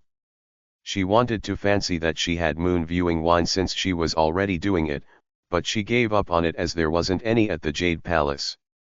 She was in the mood for some viper wine, it's been a while. She wedged her foot on the section of the brick that protruded at the corner of the outer wall, and skillfully clambered up. As her skirt might hook onto something, she had to pay extra care to it. Anyhow, as far as smoke goes, the moon and stars lit up the city, so of course high places are pleasant. The bright lights she could see in the distance should be the prostitution quarter. It was appropriate that it was called the night quarter. No doubt the chat between the flower and the bees are starting. Not planning to do anything, she sat over the edge of the wall, and decided to look at the sky while swinging her legs. Oh, there's someone here before me. She heard a voice that was neither high or low. She turned around. There was a gallant young man wearing trousers standing there. No, she thought it was a young man, but it was Consort Aduo. Her hair flowed down her back with a single bun. A large gourd hung down from her shoulders. Well, it's empty. That's fine. Wanna join me for a cup? She displayed sake cups, and Mau Mau couldn't find a reason to decline. She was going to refuse as she would normally with Consort Yakuyo, but it wouldn't be uncouth to keep company for her final evening drink in the inner palace. Both hands bearing the sake cup, she received the unrefined sake. It tasted of strong sweetness and low alcohol content. Not planning to chat, she savored the sake slowly to make it last. Consort Aduo heartily drank from the gourd. I'm like a man, right? You look like one when you behave like that. Haha, you're an honest person. Consort Aduo raised one knee, and placed her chin on it. Mau Mau recognized her fine nose bridge and the long eyelashes that lined her eyes from somewhere. She thought she looked like someone, but her mind was muddled. Because I lost my son with these hands, I was always the emperor's friend. No, we might have returned to being friends. She was close to him as a friend, not behaving as a consort. They had been childhood friends that have been together since they were babies. She didn't think she would be chosen as a consort. Just that she was only chosen as an instructor as his first partner. That she was an ornamental consort for 10 odd years due to sympathy. She should have just handed it over earlier. Why did he continue to cling onto her? Consort Aduo continued her monologue. She continued as if Mau Mau, who was right there, wasn't there, and there wasn't no one else around. The consort who will leave tomorrow. No matter what kind of rumors that would come out of the inner palace, it is already unrelated to her. Mau Mau just kept silent and listened. Consort Aduo stopped her words. She got up, upending the gourd, and the contents spilled outside the wall into the moat. Seeing the sake that was being poured as if it was a farewell gift, Mau Mau recalled the maidservant who committed suicide the other day. It must have been cold in the water. I guess so. I wonder if it hurt. I guess so. She was a fool. That might be true. Everyone is a fool. That might be true. She somehow understood. That maidservant really did commit suicide.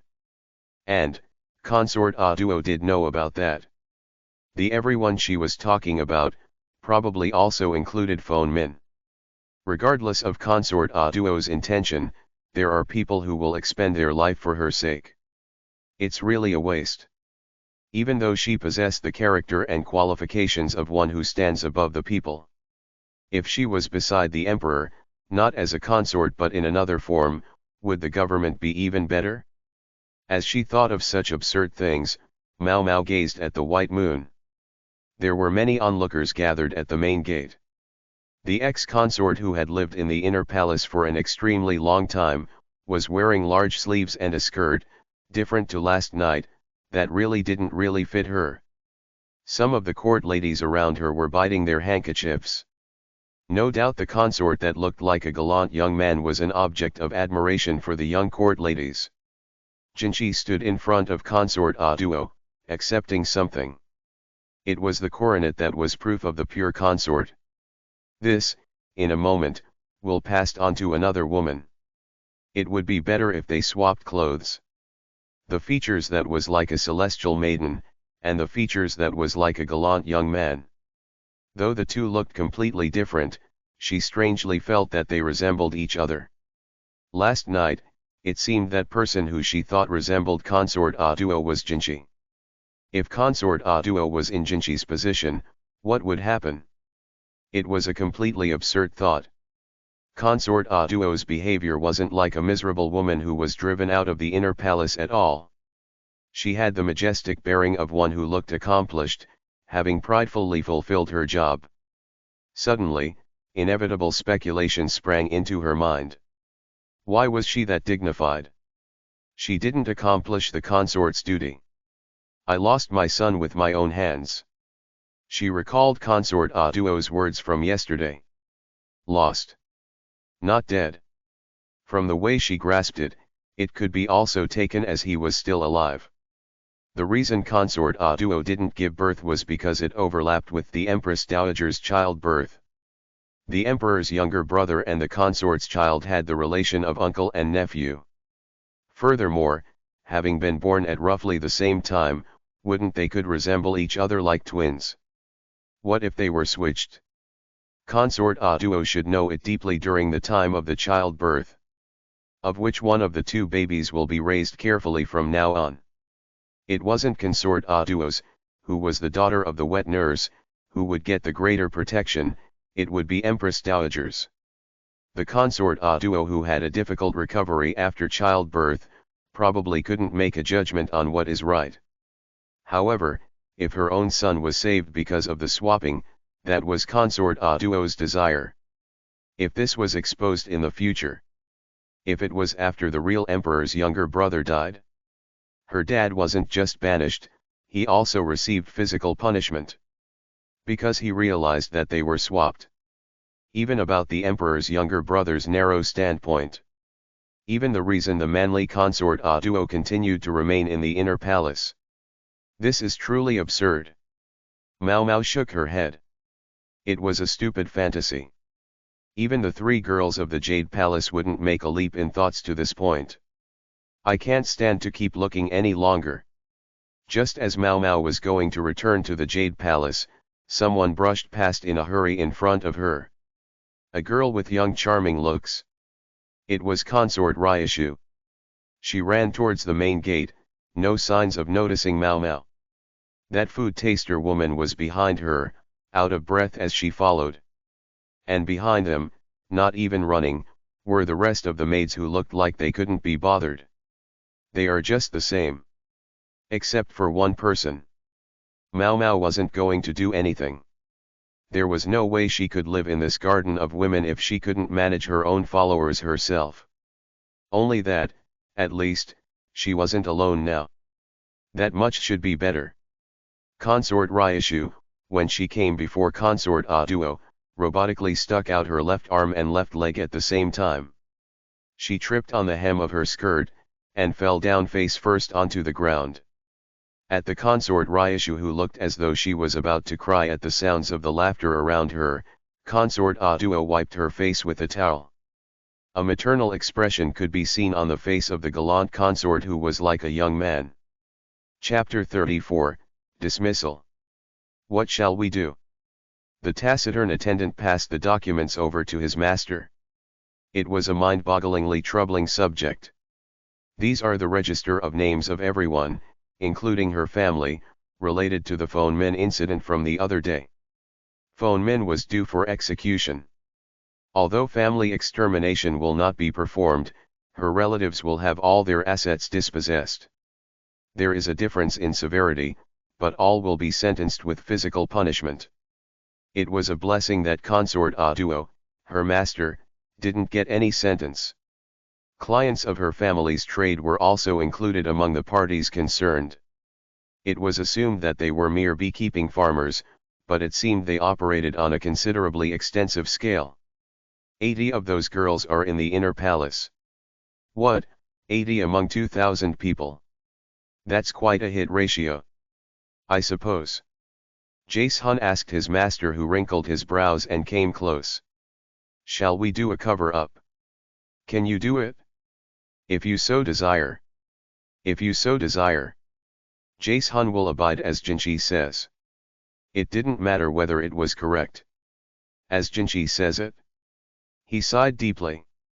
A name that he was familiar with was reported among the parties concerned. The party who was kidnapped and sold seemed to be a person related to the said incident. Well then, what must I do? It would be good if he could just simply decide. Because of the action he chose, he was very scared of what kind of face that girl will make. A massive dismissal. That's right. Shaoran was eating dried persimmons as she said that. The dried persimmons were something Mao Mao made from stealing from the orchard and secretly hanging them under the roof. It's kinda like a family execution or something. That the girls from merchants who had dealings have to quit or something. I have a somewhat bad feeling about this. Mao Mao's intuition is often right. Her family on the official papers is a merchant that deals with trade. T/N. I.e. the kidnappers who sold her. It would be quite worrisome if I get dismissed now. She was pleased with her current lifestyle as it is. Obviously, she would be happy if she could return to the prostitution quarter, but it would be downer to be caught by the madam who managed the money even if she returned. After Rihaku, she has yet to send in honored guests. That is a problem. I'll certainly be sold. After Mao Mao parted from Shaoran, she decided to look for the person who she wouldn't think to normally go to meet. How rare. Your breathing is wild. The lovely eunuch told her casually at the main gate of the inner palace. This was after Mao Mao went through to all the residents of the four consorts, not just the Jade Palace. Calm down. Your face is red. Jinchi looked at her somewhat impatiently with his celestial maiden face. I have, something to ask you. Mao Mao spun her words in pieces. Jinchi narrowed his eyes. For some reason, his face was suffused with gloominess. I get it. Let's talk inside. She was shown into the palace official chief's room. She felt bad for the chief who was stuck with waiting in vain outside as usual. She bowed once and went inside. In any case, you must want to hear about the current massive dismissal. Yes. What will happen to me? Instead of replying, Jinchi got her to look at the documents. Mao Mao's name was also among what was written on the high-quality paper. This means you will be dismissed. What should I do? She wasn't in the position to say, please stop calling it a dismissal.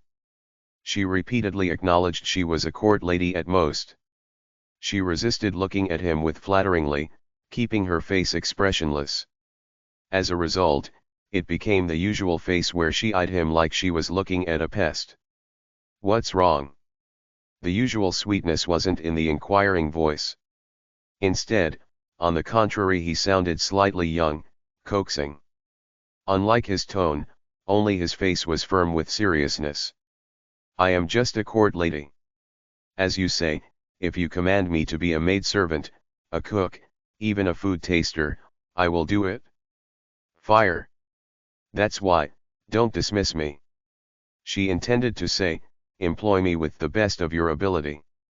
The young man's expression remained firm. He suddenly averted his eyes and made a small sigh. I get it. Let's give a bonus to your severance payment. The young man's voice was cold.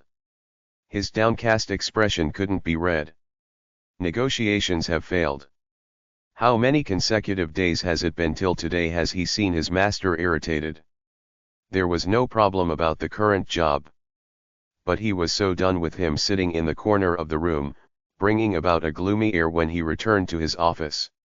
Even spores that don't fly have more energy.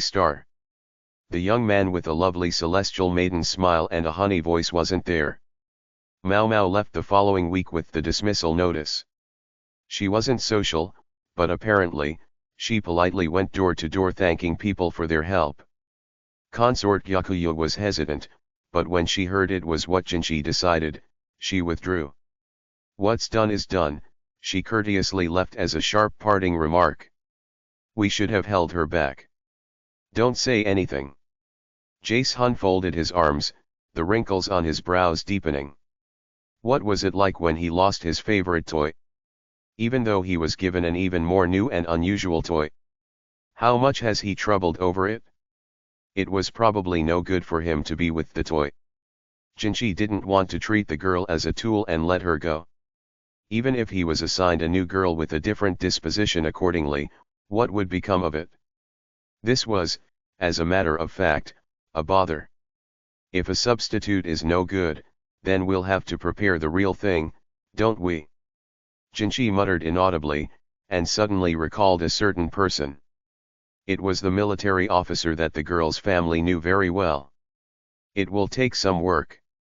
Jace Hun, the worldly wise person, scratched the back of his head. Chapter 35, Eunuch and Prostitute. You have work. Go. At the madam's pestering, she was forced to ride a rather magnificent horse carriage. Apparently, tonight's job was a certain nobleman's banquet. The sighing Mau Mau was led to a large residence in the north of the capital. There were her older sisters and several others. Everyone was dressed in beautiful clothes, faces applied with bewitching makeup. Thinking that even she looked just like the others, she felt a little ill at ease for some strange reason. They traversed the long hallway, climbed the spiral staircase, and were shown into a spacious room. Lanterns hung down from the ceiling, red tassels swinging. There were layers of beast furs piled on the red carpeted floor. That was where tonight's customers were sitting. The 5 people, who were lined up side by side, were younger than she thought. Seeing the young men who were illuminated with the wavering flame, Perrin Nichan licked her lips. Jaganishan, who was beside her, poked her side. Hurry up and introduce us. They were high officials who work in the imperial court. Apparently, the referrer was Rihaku. If Mau Mau had an affinity with Rihaku, her debt should decrease slowly. Well, her severance payment she received paid more than she expected. She didn't need to go as far as selling her body, and it was good this way. That she is living with a part-time job. The hag clicked her tongue. Apparently, the madam really wanted Mau Mau to be a prostitute. For these couple of years, those actions had been obvious. She had been told many times to stop playing pharmacist, but that was impossible. As her own interest lay in pharmacy, she had nothing towards singing and dancing. At any rate, they're filthy rich. It was priced even higher to summon prostitutes to the residence than to have the banquet at the brothel. On top of that, the ones they called were the popular prostitutes who could make 1 year's worth of silver disappear with a single night of alcohol pouring. To think that they called the Rokushoukan's 3 princesses, Maimei, Perrin, and Jaga, all together. Mau Mau was one of the several people who were brought along to support the 3 princesses. Though she had done most of the training, she couldn't recite poetry, couldn't play the erhu, and dancing was just unreasonable. At least she would keep the customers' cups from emptying. She didn't think she could just keep a close eye. With a smile plastered on her face, she slowly poured alcohol into the empty vessel. Everyone was in a daze at her older sister's poetry and dancing. It was a relief that no one was looking her way. Oh! Is he bored? Even though everyone was lit up with smiles, drunk with alcohol and enjoying the dance performance. There was just one person who was looking down below. The young man, who was clad in first-class cotton clothes, with one knee up, was pouring his own drink and gulping down alcohol. Only the atmosphere was clouded in gray. Did he lose his job? Mau Mau, who was in a strangely solemn place, held a full bottle of alcohol and sat down beside the gloomy man. His glossy bangs concealed the upper half of his face. "Leave me alone." Well. It sounded like a voice she heard before. As she was thinking, her hands moved at the same time. All questions of impoliteness and rudeness were gone from her mind. Taking care to not touch the forehead of the man who was looking down, she gently raised his front bangs. A beautiful face was exposed. Irritation instantly changed into surprise. "Jinchi-sama." Though there wasn't that glittering smile, and his voice wasn't sweet like honey, it was surely the eunuch she was familiar with. Jinchi blinked several times. She couldn't calm down at all from being stared at somewhat steadily. "Who the hell are you? I get that often. Don't tell me you're disguised with makeup. I get that often." She had a feeling that she had a similar conversation some time ago. She returned the bangs she was holding on back to their original position. And in doing so, Jinchi stretched out his hand and held onto Mao Mao's. "Why did you run away?" He looked at her with a sulky face. "Please don't touch the prostitute." Those were the rules. She couldn't do anything about it. "It will cost extra fees." "Before that, what's with your get-up?" "I'm in the middle of part-time work." "At the brothel?" "You don't mean, you..." Understanding what Jinchi wanted to say, Mao Mao scowled at him with her eyes half closed. It was simply his character to suspect people's sense of virtue, apparently. "Not really. I haven't snagged a customer." "Not yet." "Not yet." She couldn't answer back. Before repaying her remaining debt, there is certainly a chance of the madam forcing her to bring in guests. With her dad and her older sisters keeping that at bay, that was not an issue at present. "Shall I buy you T/N, or again?" "Ha. Don't joke." She stopped mid-sentence as an idea suddenly crossed her. "That might be good." Jinchi gave a shocked expression. Somehow, because he wasn't sparkling today, he was rich in expressions. The celestial maiden's smile was beautiful, but it was an expression that couldn't be deemed as human. She even occasionally wondered if he has two souls settled in one spirit. "It wouldn't be bad for me to work at the inner palace one more time." Jinchi's shoulders slumped. "What's wrong? Didn't you quit because you hated that place?" "When did I say such things?" Even though she requested to continue working for the sake of repaying her debt, the one who dismissed her was this guy. Although there were a lot of troublesome things, she was in quite favorable terms with consort Yakuyu's maids. She didn't think she would get used to thinking that she would do a rare post like food tasting. "If I don't like it, it'll be to the point of not being able to do poison experiments. You should really put a stop to that." Jinchi placed his chin on his raised knee. He made a bitter smile. "That's right. You are that kind of person, huh? What is it? That. Do people tell you that you don't say enough?" "I get that often." His bitter smile gradually changed into an innocent one. This time Mao Mao hung her head in sullenness. "There," Jinchi reached out his hand. "So why did you run away?" "Those were the rules." Even though she said it, Jinchi wasn't drawing back his extended hand. He stared at Mao Mao in a clammy manner. "Isn't it fine if it's just for a little bit?" "You can't. It wouldn't hurt." "It'll hurt my spirit." "Just one hand." "It'll be fine if it's just fingers." Persistent. Come to think of this man was sticky. She closed her eyes in surrender, and sighed deeply. "Just your fingers then." Something pressed down on her lips. She opened her eyes. There was red rouge on Jinchi's long fingers. As Mao Mao was caught dumbfounded, Jinchi drew back his fingers. And then, of all things, he gently placed it on his own lips. This jerk. He separated his two fingers, slightly transferring the rouge on his nicely shaped lips. Jinchi crinkled his eyes, making an even more innocent smile. His cheeks were a light shade of sakura color, like they were also spread with rouge. Mao Mao's shoulders shook, but Jinchi was facing her with his excessively innocent smile. She said nothing, hung her head, averting her eyes. Don't we match? T/N, I don't know, there's a pun here on Utsuru. It's got multiple meanings. It'll edit as transfer and spread for Jinchi, match for Mao Mao. But if anyone has a better idea. Mao Mao, who was bound with her mouth jagged, her cheeks were becoming sakura-colored. She wasn't even wearing cheek rouge. When she thought she could hear giggling, everyone around them was watching her way. Her older sisters were looking her way, grinning. She feared what comes after. She was extremely ill at ease. Jace Hun, who appeared unnoticed, folded his arms in relief. As if to say that one task was finished. Because she was already embarrassed about something or other at something, she couldn't really remember what happened after that. Just that, she remembered that her older sister's questioning was very persistent. A few days later, a beautiful nobleman appeared in the capital's prostitution quarter.